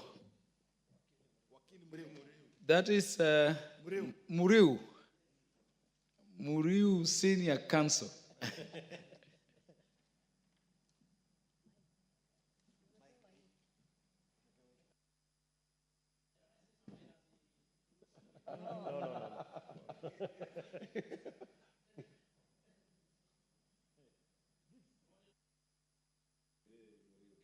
Yes, Honorable Muriu. Speaker. Thank you, Mr. Speaker, for giving me this opportunity. Try under 2 minutes because of time. Yes, Mr. Speaker. I'll be very, very brief, and my mind is to contribute and support this bill brought by Honorable Wundo, and just to say 2 things. The purpose of legislation is to create certainty in our laws, whereby people can be able to plan ahead, especially when it comes to matters of land. The second, Mr. Speaker, land is the most emotive and it's the only asset most Kenyans think about. It's one which encompasses all the assets of Kenyans, and therefore, the moment it creates certainty in terms of land control, we are building wealth for our people. Second, Mr. Speaker, the absolute power corrupts absolutely. There are instances whereby the DCCs convene, number one, committees. They have a committee of their own where they can be able to control and make a decision. Have committees whereby they have what they call special sittings and deprive people's land. And finally, this law will be able to work best in a situation whereby land control and land use laws are also aligned. Why am I saying that is because you find that in areas whereby we've been growing coffee, that land has become residential. Now, suddenly, the residential area and the regulation around it now becomes a commercial area whereby people are becoming resident. And therefore, there is a bit of conflict in terms of the land use. And therefore, Mr. Speaker, as we address this bill, I think in the hopefully along the way, we need to be able to harmonize the agricultural land use laws and the commercial. Thank you, Mr. Speaker. Honorable Gabriel Tongoyo, what is out of order? Anyway, not really point of order, but Honorable Speaker, thank you. I know I did raise actually and supported the bill, but I think it's also good that, and I hope we'll have an opportunity, because in the bill, I think there's a part.